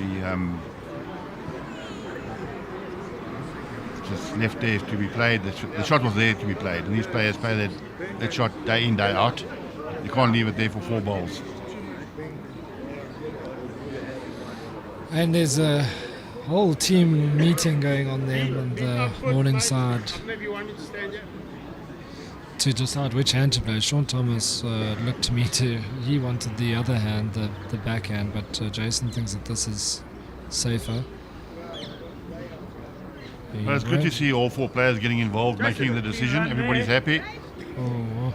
So there's 1-2 morning side after 15 heads, 3 ends to play. The score is 15-14. The score is 14 all.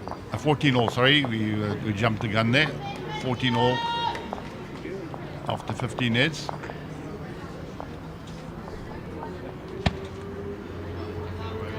Our score was incorrect. Okay.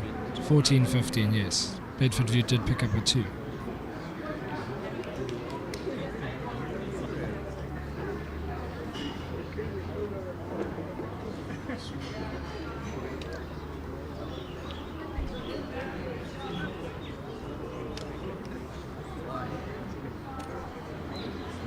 We do have some Morningside supporters there in our view now, just behind the scoreboard. There's John Bensall, John Ingram.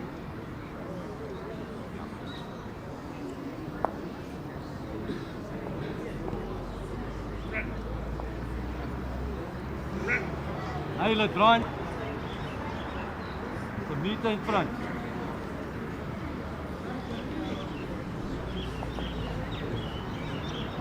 So Shaun Thomas just dropping a little bit short there. He's not too happy with that. Shaun is a perfectionist. It's given Brian an opportunity here.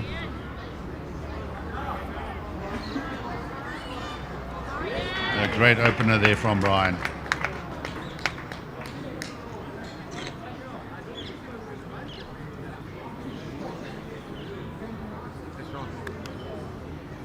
Shaun. Jason really likes this one. Grip.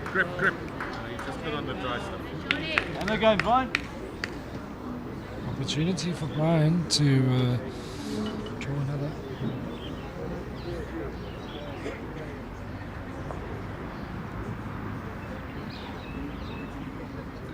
Trying, Brownie.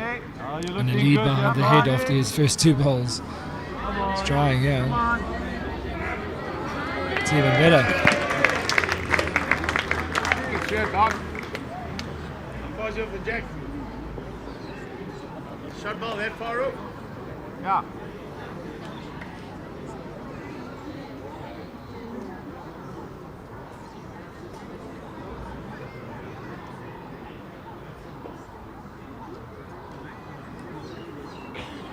Good round. Good road, says Jason. So Right, again, Don. it'll be all on the weight. Come on, Donald. Donnie on Right, his Don. forehand. He looks to have played a beauty. Is he going to get there? No, short. Second shot. Float it in, bud.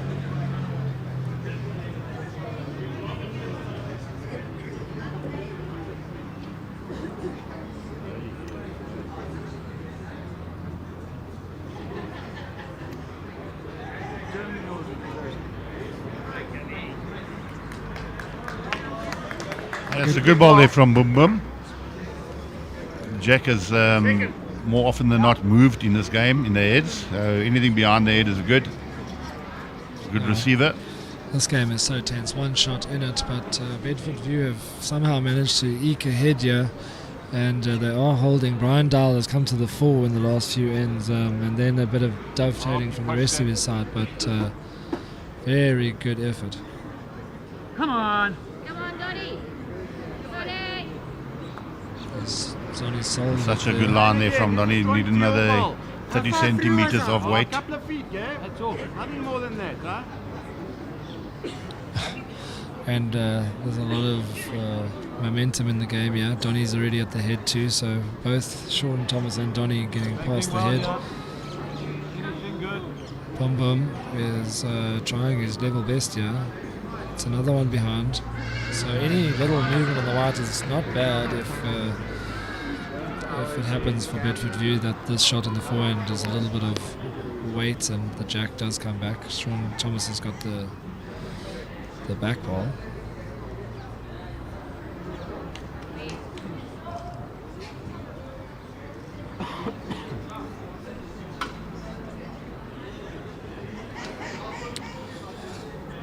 Need to play the shot with conviction if he's trying to find the set.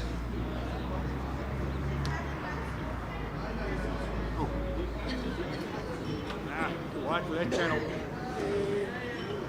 All right. Okay, next one.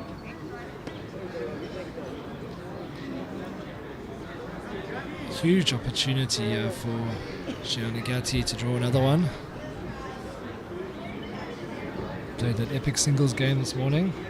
Yeah, he must be feeling it now. He's been on the green since 7 o'clock this morning. He's looking fresh, in my opinion. He's walking up there.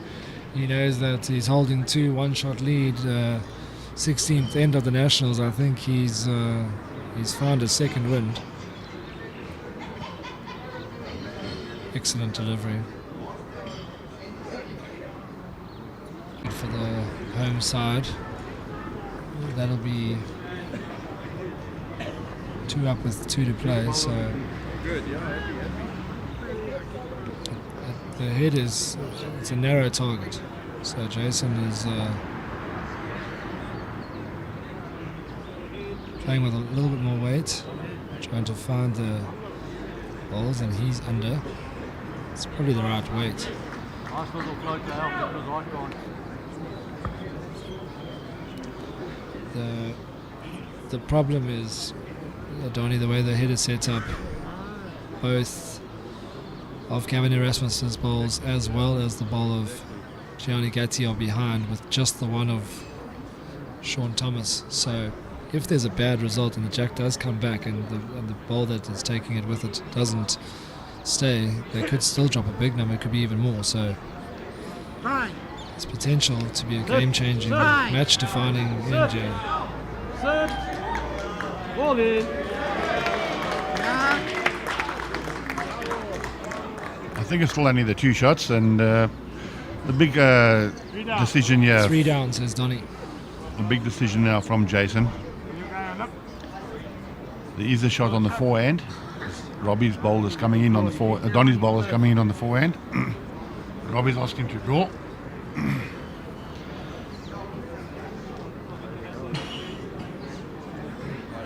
There's no right or wrong shot.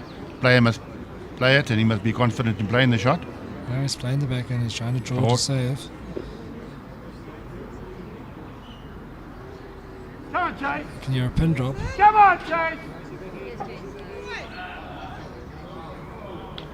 Well, it was very, very unfortunate there. If he'd rested that white, that blue bowl, he would have fallen in for shot. Great effort there by Jason Evans. Right, so it's up to Alan now. I think a good bowl will be just slightly short of the jack. Not give Jason another opportunity to draw in there.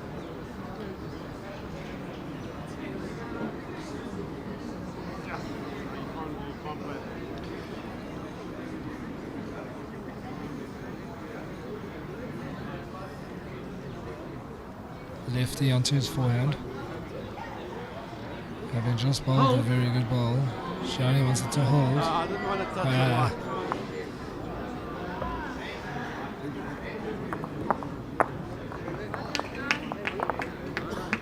So it'll be up to Brian Dahl now to hammer home this advantage.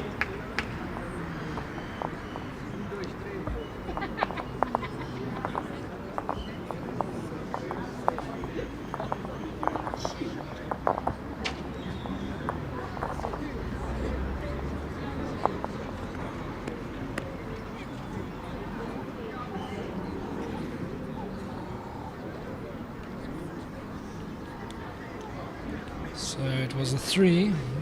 Jason Evans' ball wasn't able to cut it down, and that leaves 4 shots in 2 ends. So pretty much must score territory here for Morningside. Yeah, I think they need at least a 2 this head. Give himself a chance to last. Be up to Shaun now. Shaun needs to get something really close with his first bowl. Hurry! Hurry! Beat the mate. Oh, you're playing it well, pal. Come on, hang in there.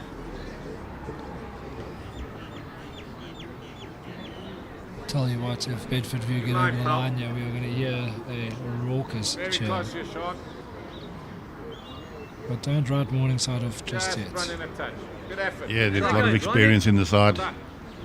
Shaun Thomas is in the gold squad. Donnie Pickett, former Protea. Robbie Pickett, multiple Masters player. And has won the 4s and the pairs. Certainly a lot of experience. And Jason Evans is leading the side, so don't write him off. Come on. Pass it. I love that same crowd is now living and breathing every single word like it's one to save a life. It's amazing they are ready to... Yeah, Shaun put his first ball in an excellent position. It gives him the opportunity now to get some movement on the jack. It's changed his hand. Well played, you mate. And well played, your mates, is the call. Touch on this weight, can you? Okay, Certainly set up the head very, very well, Shaun. Well done, Shaun. Guys, level. Do you think he's walking his son up on ring 1 from ring 3? Might as well come to the commentary box and call the head from here. Shaun loves this. This is what he lives for. Yeah, so Go on, Gabby. the as it stands Gab. scoreboard Gab. holding 1. But Gavin Erasmus is having a big say. Yeah, is it going to get put down? No, but the spot Come is to a very, perfect. very good ball there. Good second. Well done. They realised the danger there. Experience coming there from Boom Boom. Didn't want to drop another short bowl.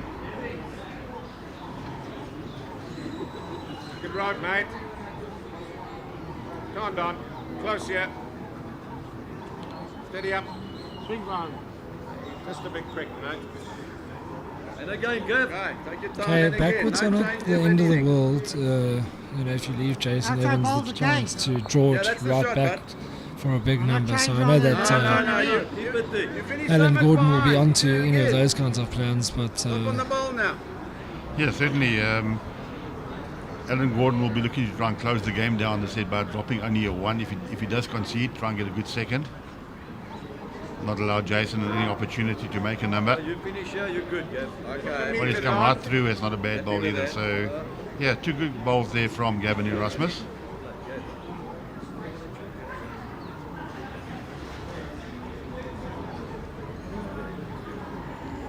And Donnie Pickett on his famous backhand. A little different. Keep coming, Don. so yeah, is a very good ball.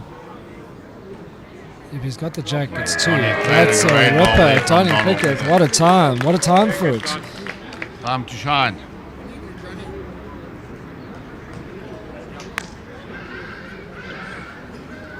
Just stepping out, let Jackson Rensburg help you over the finishing line, yeah?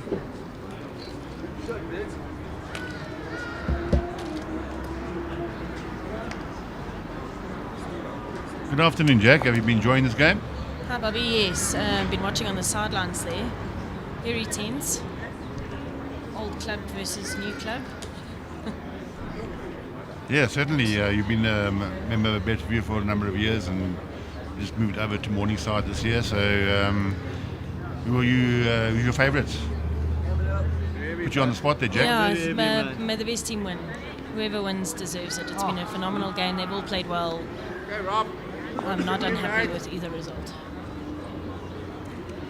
Yeah, as we said before, there's a lot of experience in Jason Evans' side, including himself, and don't write them off. They're 4 shots down, 2 ends to play. They've been here before, they've been in this situation. Yeah, and it's never over until the last ball's down. Well, that's not a bad bowl there from Robbie. It's actually taken away the shot that Alan Gordon was looking at. There's 2 bowls of Brian's, there's 2 short bowls are a bit of a nuisance there on the forehand. You got to keep the weight. You got to try and move this ball. I was a bit worried after Robbie had that unlucky result earlier with his run, that it would stick with him and he'd have that negative, the jitters almost every time he has to play. So that's probably getting a bit of a better result there. Will boost him a bit, I think. Certainly. Well, Johnny, I think he's under the line, but you might find one of the black balls in front. Oh, he got an absolute maximum there. We say short balls don't count there, Jack. And the crowd's going wild.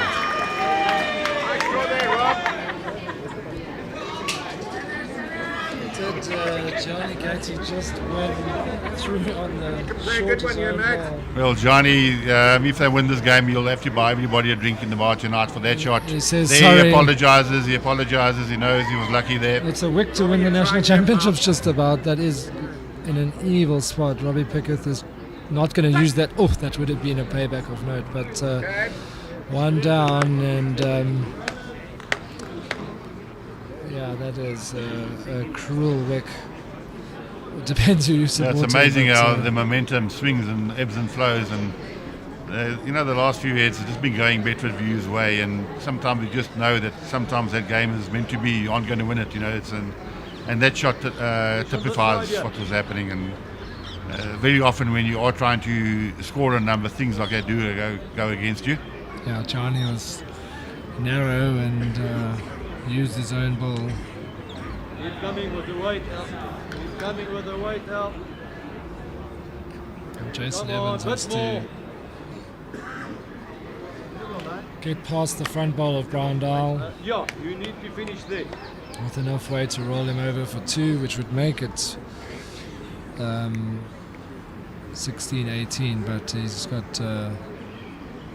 it's not going to be easy. It's a tough shot.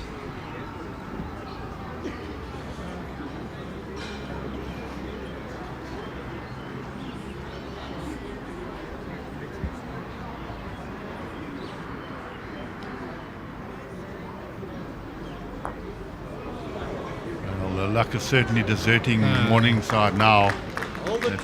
One unlucky shot there for Morningside and one lucky shot for Bedfordview. Are they staring defeat in the eyes? Yeah, it's a 6 shots advantage as it stands with 1 end to play. Absolutely cruel finish. Doesn't matter. If he finds that, he's going to turn his own ball I'll out. be talking about the 17th head for a long time in the bar there at Morningside. And the national title eluded them. But I don't want to predict anything. Jason still has a bowl to come. He's got the class to do something. With his magic wand. Come on, keep coming. Keep coming, Al. Keep coming. Well, it would be a Houdini act if you can get out of this jam, that's for sure. That was a terrible. Two of the most telling words turned out to be that Browndale Shortwood, so he will be telling people about the fact that Shortwoods are never wasted. And, yeah, but Brian's got a good sense of humour, so he'll be chirping about that with these 2 bowls. Having a look, the arrow. Alright, that's 2 to Bedfordview, so they take a 20-14 lead going into the last. Looking for a miracle now. Yeah, that's unfortunate. Jason's front rank had a pair of great bowls there, and they were unable to score. And the last end of the entire tournament, and it looks like it's going to belong to the hosts. if there was any sort of karmic influence, they put on a great show here. Everyone has they've been running around with the food orders and the deliveries and the bar staff and the cleaners and the organizational staff and the greenkeepers and everybody in these various shades of blue shirts have really done a sterling job, and it looks like 2 weeks have been the killer blow. If you look to the far right there in that picture, you might be able to get that picture again. Go, one bud. To the far right there, that is Hayley Pickett, that is Donnie's wife, who is also the daughter of the legendary Lorna Smith, also known as Lorna Trigwell.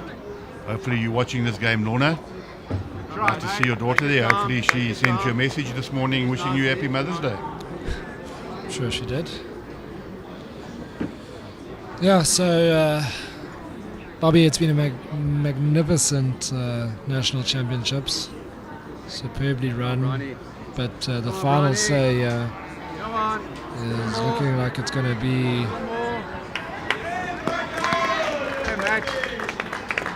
going to belong to the hosts and to Alan Gordon, Gianni Gatti, Gavin Erasmus and Brian Dahl. And Brian Dahl's certainly not been overawed by the occasion or playing against Shaun Thomas. Yeah, certainly it's been a 50-50 game with the leads. Both played really well. In fact, all of the players on this week have played some wonderful shots. There hasn't been a single player you can call a passenger. Everybody has done their bit at certain times of the game. You feel like he's going to try and trail the white here. Gavin Erasmus is probably my man of the match. You know, he's whenever they've been in trouble, he's come in there. He's shows it. Right. Burnett, there you go. I told you that would be the call. Yeah, you can't they get have it to. there, mate. And Robbie will be doing the same thing. Cat in the box is the absolute worst result. You can shake hands, so he needs to burn it. That's what they call the Pickett flapper on the forehand. A Donnie Pickett flapper. Yeah, I think they know it's going to take almost a miracle now to come back from this. They're looking deflated, the whole side's looking deflated, and they've come so far, done very, very well in this tournament, as we expect them to do, have done. And Donnie's trudging up to the green there, and they're telling us, well, that's it, guys, you guys were too good.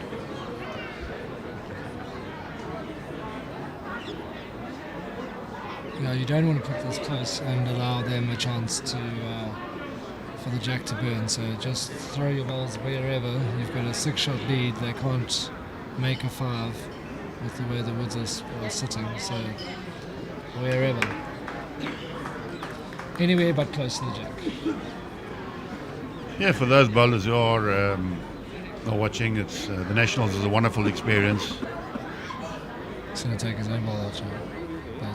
You meet so many wonderful people, great people bowlers are. And Shaun Thomas's ball is actually blocking the clear view to the jack, it looks like. So this is a very unfortunate way to finish. Full credit to Bedfordview for hanging in there, and then really the second half they got it back to 13-13 after 13 ends, and there you go. Now that's opened it. That is a mistake, a big mistake from Johnny Gatti. You've got to try and burn it, mate, whichever way you see it. Yep. That has to be the call. Into the forehand, Robbie Pickett trying to burn it. It's wide. Yes, another Pickett flapper there, not like his brother, not dissimilar to his brother. Try and stop it a bit. Yes, that's a good, not an easy shot to play, but play the blockers as long as you are not anywhere close to the jack. Yeah, Johnny's going 2.5, 3 meters short. It's the easiest 2 balls that Alan Gordon is ever going to play. Certainly, anyway, Anywhere will do. Anywhere. Throw wrong buys for the crowd and buy everyone a drink, and you can drink it out of the trophy. Is that allowed? They do that in rugby. Yeah, I'm sure that's permissible. And knowing Alan Gordon, he'll be the first to put up his hand and say, I'll buy the drink. Really doesn't matter what he does. Jason has to try and burn it on the forehand. As long as he doesn't put Jack in the box.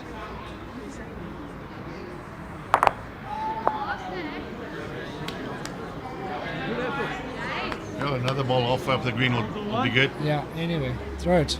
Take it. You don't need to take your time. Just get rid of it and sit back and see if Jason will or won't burn it. For the national championship, Jason kept his side in it this morning against Burries with the burn. There you go. Not an easy shot to play. As I say, the skip normally remembers the last 2 bowls. There we go. He's quick on the mat. He's close. He's close. Start again, I think. There we go. Oh, great game there. There you Well go. done, Listen to the Bedfordview. crowd. Hometown winners of the National Fours. They have the final say. Fantastic performance to take down the Morningside side. Oh, that's you love to see it. You feel that Monday morning might be a groggy one. You have the celebrations are in order, and they've got plenty of support. What a great performance. Hard luck to the Morningside guys who come up short. But in the end, it's Bedfordview winning by 5 shots. No, by 7 shots. We needed a 6 and there was a 1 there. So thank you, Bobby. Thank you for putting on a great show. And you're going to rush off and do the medal presentations. And yeah, it's been a fantastic tournament. Thank you, Wade, and thanks for all your efforts this weekend as well. Great commentary. And thank you to Noel and his team and Cole next to us over here. Great job, guys. We're proud of yourselves. Thanks for the hard work. Thanks for getting up at 5 o'clock in the morning to stream 4 games today. You guys are champions. Thank you.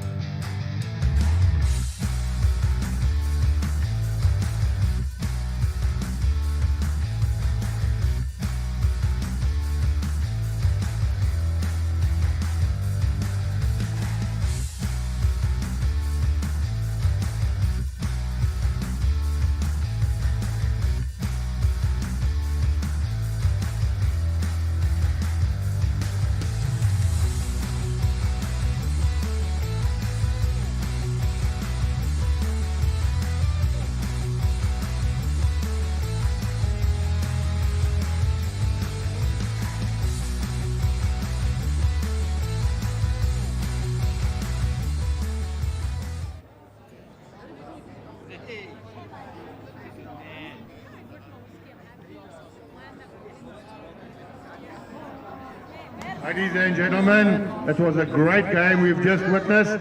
Thank you for staying. Thank you for watching. I think both teams need a huge round of applause. Great game, guys. All players who have qualified from the semi-final onwards, please can you make your way onto the green to my left.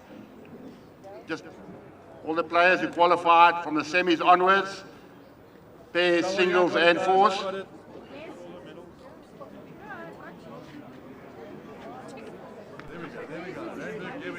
Set the way. There we go. There we go. That's what I've done. Where the rest of the storm team? Here they go.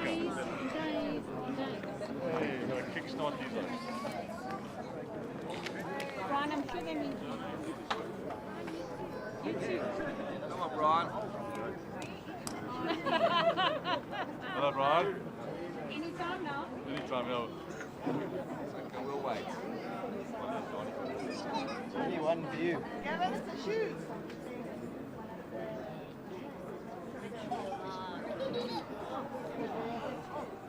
Thank you, gentlemen.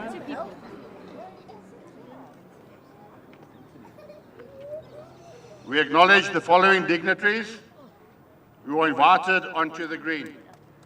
The Vice President of Bowls South Africa, David Hammer. Executive Member of Bowls South Africa, Stoffel Lamberg and Owen James.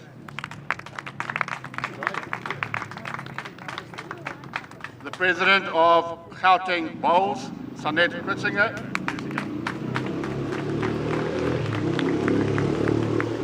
The President of the host district, Rob Zimmerman.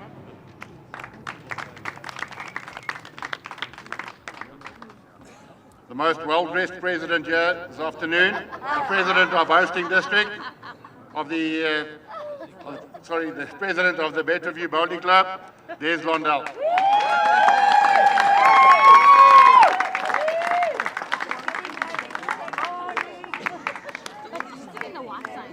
We acknowledge past Bowls South Africa presidents and life members. We acknowledge all presidents and executives from the neighbouring districts and welcome to honoured guests and all the players, as well as all the spectators. Thank you so much for visiting the club this afternoon and showing your appreciation towards the game of bowls. We welcome onto the green the members of the tournament committee, Lance Seys, who's the convener, Colin Schneiderman,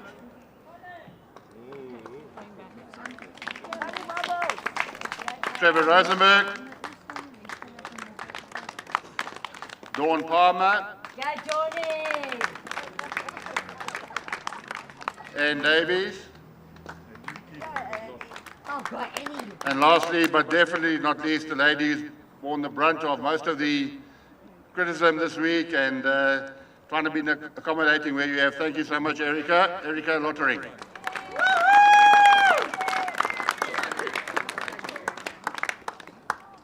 All right, I would like to call upon the Vice President of Bowls South Africa, David Hammer, to hand the back greens to Mr. Rob Zimmerman, who's the President of JBA.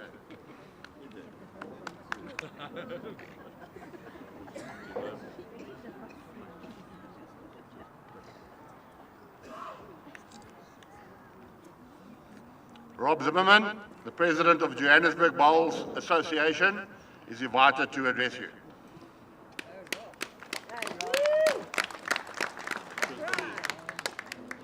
Thanks, Bobby. This is Pride territory, and it's with great pleasure to have hosted all you guys for the last 9 days.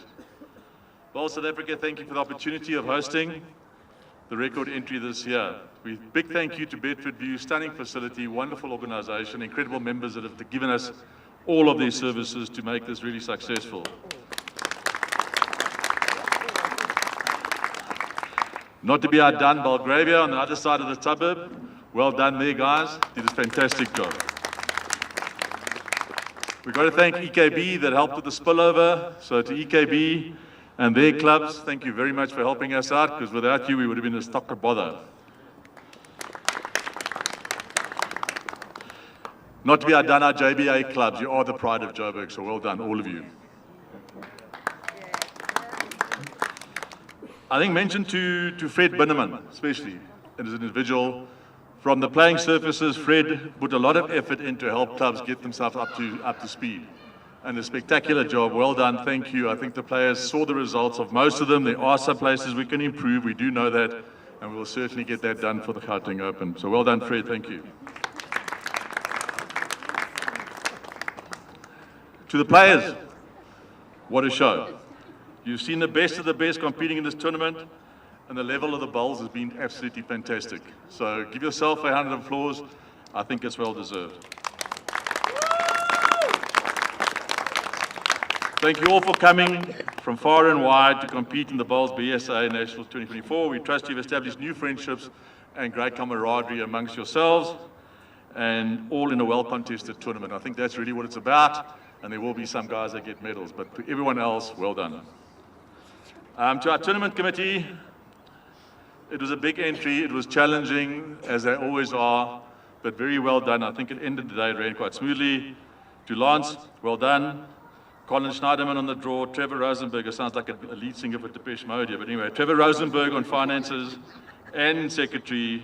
Erica, the new kid on the block. Well done, Erica. Great teamwork and a well-run tournament. Thank you very much. Then at the next layer, there's a lot of people. There's markers, there's umpires, there's tournament officials, there are barmen, there are caterers, there are waiters, there's waitresses, and there are cleaners, and we thank them all, because without them, we would not have been able to do this tournament. So well done to all of you. So, Net President of Gauteng Bowls, to you and your marketing team, you shot the lights out. All right, so fantastic to Chantal Squared, Michelle, and a whole bunch of them.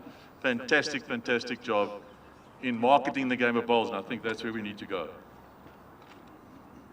The live streaming commentary was at another level, all right? And I think it set the bar, and we need to maintain that bar. So well done to all the guys that put that together, and I look forward to taking that to where it needs to be. We trust that you enjoyed your stay in Lion Country. Please travel home safely. Thank you.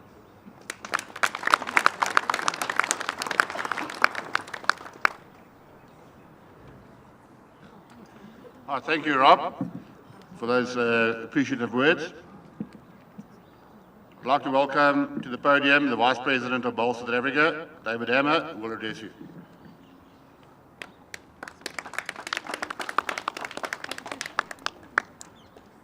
Thank you, everybody. Firstly, I must say, I hope everybody, all the mothers, had a very happy Mother's Day today. And the mothers that weren't here, if your sons are playing here, next weekend is a Mother's Day, especially for those mothers. The sons will take you, especially those that are going to be coming here just now, they get a little bit of envelopes. They'll be taking you for a special lunch next week, Sunday. Then I have to congratulate all the medalists that are here. Well done, chaps. So some excellent, excellent bowls, especially today. I'm going to take one team out to Correctional Services because they have got a very special place in my heart as an ex-SNDF member.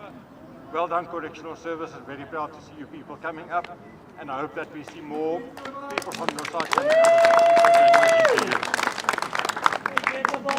Then I must thank all the players that entered. If it wasn't for you entering, we would not have had this tournament, and these people would not have been here. So everybody that entered, thank you very much.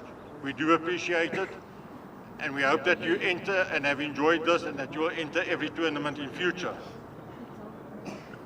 During my travels to the various clubs here in Johannesburg while it was played, and to Edenvale and to Kempton, I saw a lot of sportsmanship between the people. And that is one thing that's very important to me, is that if you are playing, you do social sportsmanship and you do enjoy your game.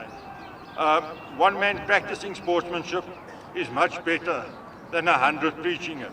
So thank you very much for every person that did practice sportsmanship during this event. We do appreciate it, and it does a lot for our sport. To Gauteng Bowls and Johannesburg Bowls Association, well, congratulations. I am really, really proud of you people and your committees and your clubs. It was really excellent being here and looking at you. I've unfortunately have to travel back to that side of the Yixkay River just now, but Lion Country can be proud. I'm a Lion rugby supporter, so Lion Country can be very proud of what they did. Yeah, so very, very congratulations. We really appreciate it. Outing Bowls. You see that just now, Chantel Square really, really did an excellent job in marketing this event. We do appreciate it, and that is the way we are going to go forward. A lot more marketing of Bowls South Africa events by the province or district that is presenting it. So thank you. You have set the bar very high. To the Bowls South Africa selectors that were here, thank you very much as well for being here. We hope you saw a lot of talent and that there is a couple of new players and a couple of old players that have impressed you again and that they are looking to be in the squads again in future. Thank you very much for your time. I do appreciate it as well. Then I must reiterate all the thanks that Rob has said. I'm not going to go through that entire list again. So everybody that was involved in this event in any way, thank you very much. I do appreciate it. Then to everybody that must travel, do so safely until we meet again next year, more or less the same time. If I can remember correctly, it is in Port Elizabeth. So we do hope that you travel safely and that we will see you in Port Elizabeth. Thank you very much and enjoy your evening further.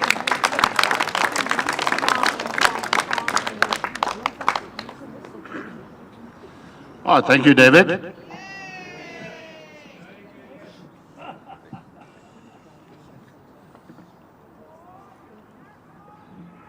I would just like to add 2 additions to David Hammer. The guys from Talking Heads, Noel Solomon and his son Cole, and the 2 cameramen, thank you for the sterling job this weekend. They were up at 5 o'clock this morning to be here at 7 o'clock for the first streaming game. They streamed 4 games today of the Nationals, which I think is the first ever, and they did an exceptional job with the TV. Thank you so much, guys. Really, really appreciate it. Second thank you I'd like to thank is Philip Neville. Neville is the brains trust behind the new club. Certainly has invested a lot of money into the club. You can see his sponsored brands are around Accumulo Accounting. Give him a call if you need any services. He's a great investor, very, very into bowls. Great sponsorship lies ahead. And going forward, we're looking forward to working with you, Philip.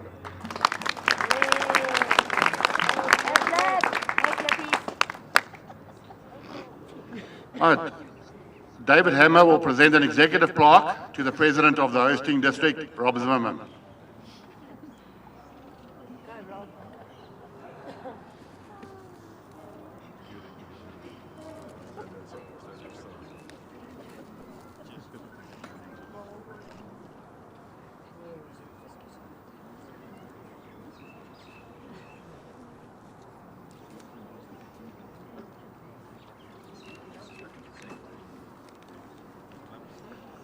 I call on Des London, the President of the Headquarters Club, Bedfordview Bowling Club, to kindly step forward and receive a plaque from Bowls South Africa.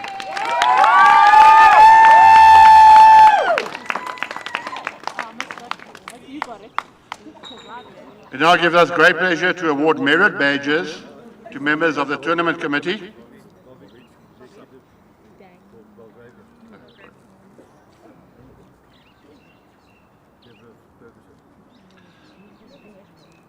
Is Deborah Ferguson here? Yep. I call on Deborah Ferguson, the President of Belgravia Bowling Club, to receive a plaque as head President of Sub-Headquarters Belgravia Bowling Club.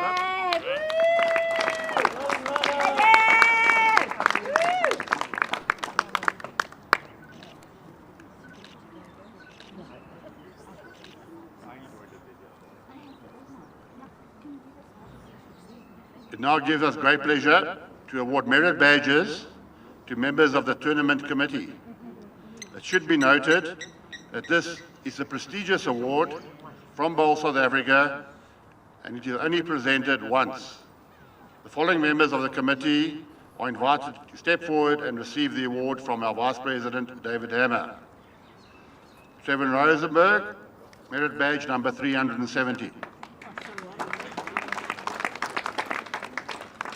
Dawn Palmer, merit badge number 371.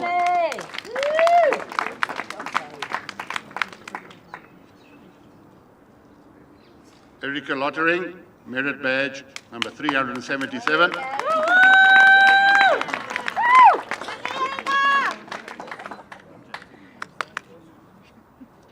It is a great pleasure that the following committee member is presented with a friendship badge. These badges are only issued to BSA tournament committee members once. They would have received their merit badges, but the friendship badge goes to Colin Schneiderman, number 571.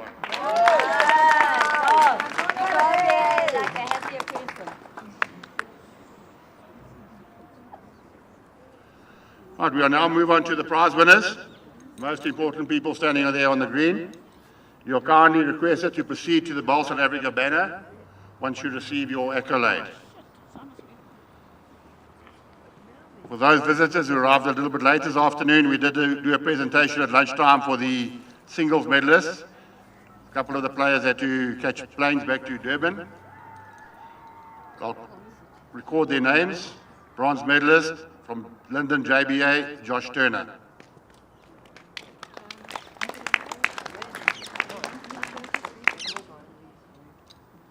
The bronze medalist from Morningside Country Club, JBA, Shaun Thomas. And the silver medalist from Westville, Port Natal, Paul White. And the gold medalist from Hillcrest, Port Natal, was Wayne Roberts. They received their medals and they're on their way back home. Right, we start off with the senior singles. Bronze medalist from Brackenhurst Bowling Club in EKB, Roy Turton. Hey, well done.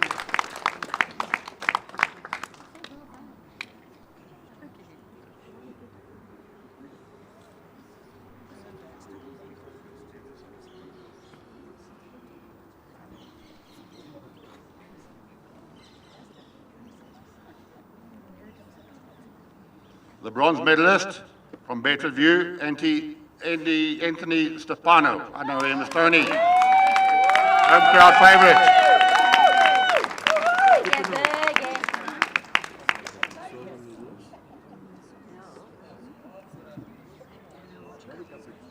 The silver medalist, great round of applause to Stephen Payes. He had to play 3 long games today. Stephen Payes.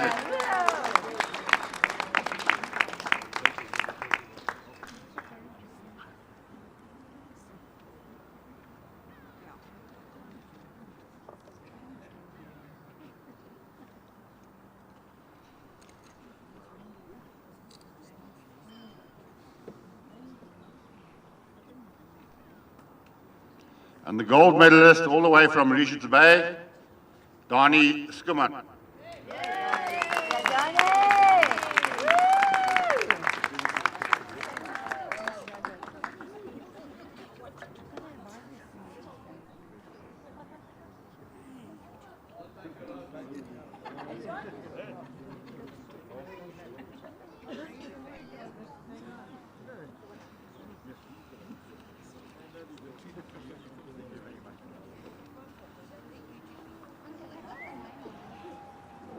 We move on to the pairs and some great games we had there throughout the tournament.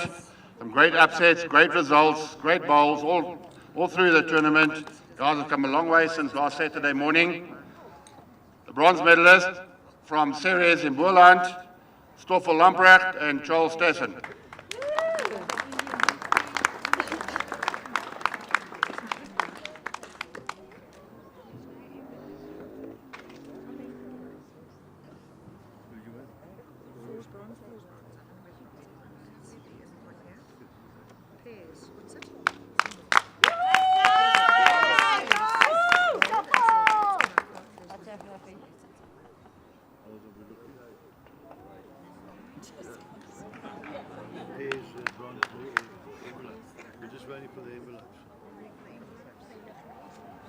Second bronze medalist from Beaconsfield Park in Northern Cape.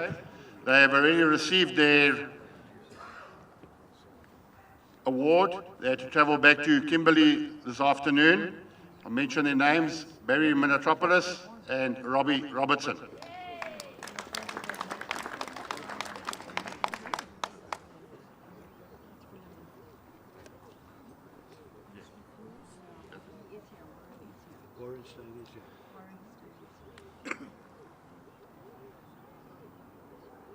The silver medalist from Linden Bowling Club and Ferndale Bowling Club, Otto Holicki and Warren Steyn. Unfortunately, Otto had to leave early due to a family emergency.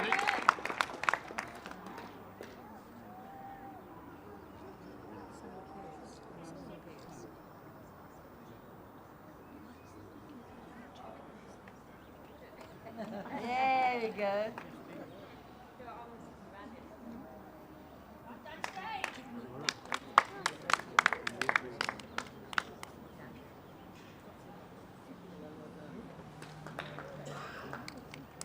And then a very, very popular win. Two clubs, Bryanston Sports and Willie Malobolo from, can you share your club with us, Willie? All right, we'll call them Bryanston Sports, Skip, Willie Malobolo and Prince Neluonde. Great win, ladies and gentlemen.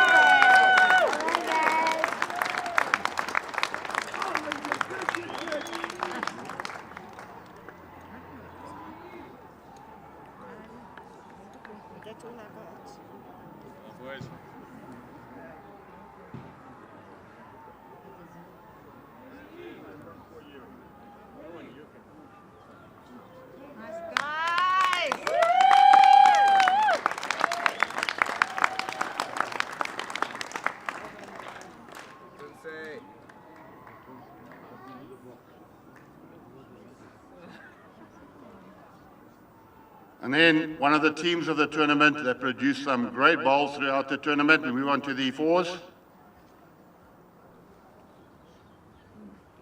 Four guys from correctional services acquitted themselves extremely well throughout the tournament, made a lot of friends, played the game in the true spirit of the game, gentlemen of the game. The credit to correctional services guys. Buddies Barnard, the skip. Mr. Mayor.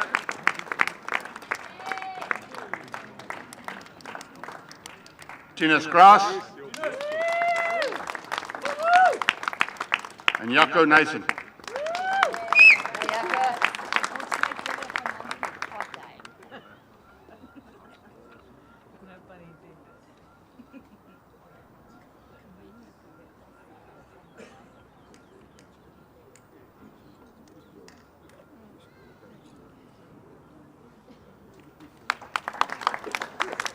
David did mention that it's a club that is close to his heart because he is an ex-SADF member.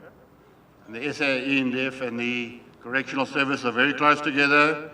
On the other hand, the other bronze medalists are very close to my heart, member of my home club.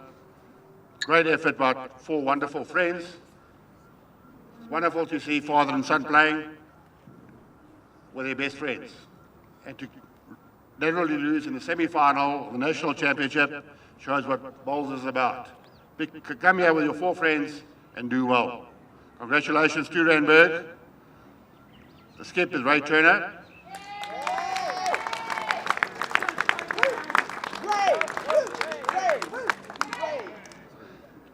Laurie Stafford.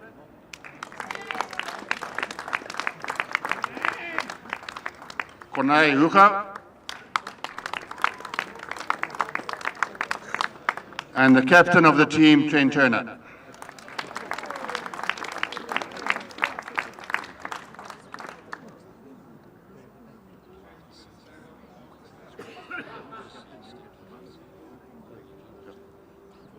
Guys, I just want a quick thing. Yesterday we had a little problem with one of our members being very sick and we had a substitute. Chris, thank you very much, mate. Thank you.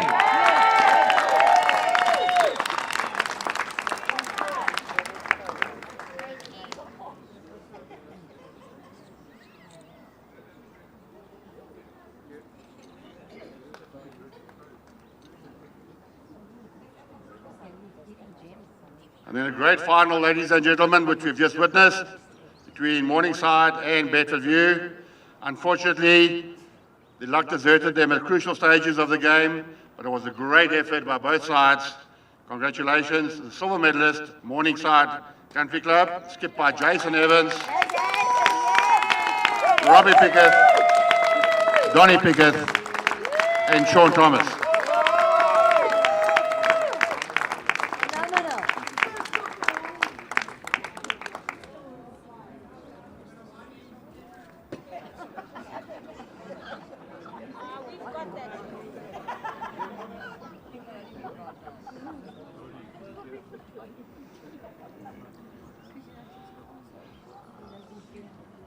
Well done, guys. Well done,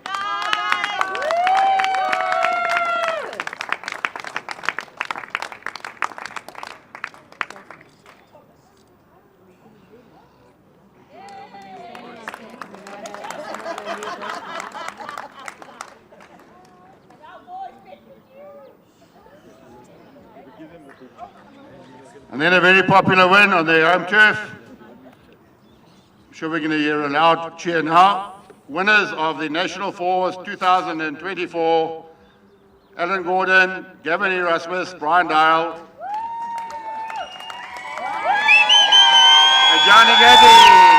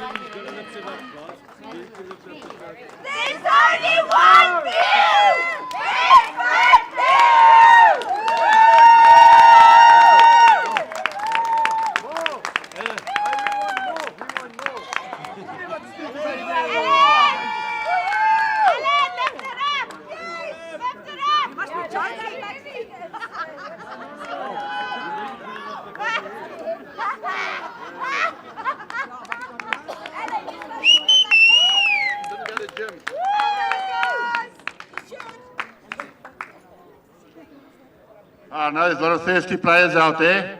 But ladies and gentlemen, you're kindly requested to face the national flag for the lowering ceremony. Please remove your headgear and face the national flag.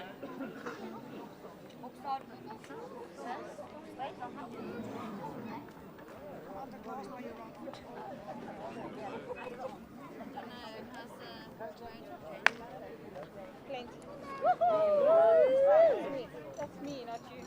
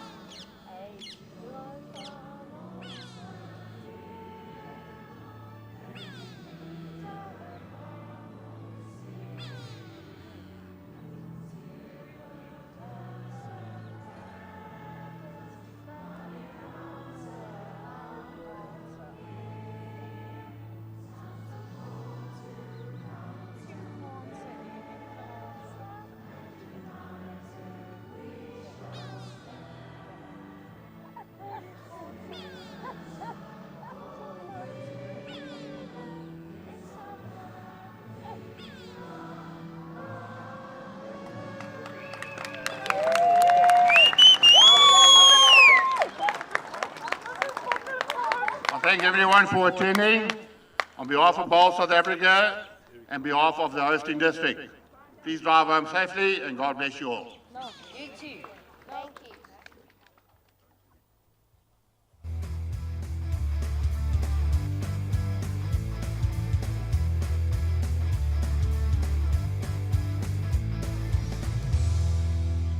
Will be held next week at Rod Owen for 2 weeks in the Eastern Gauteng area.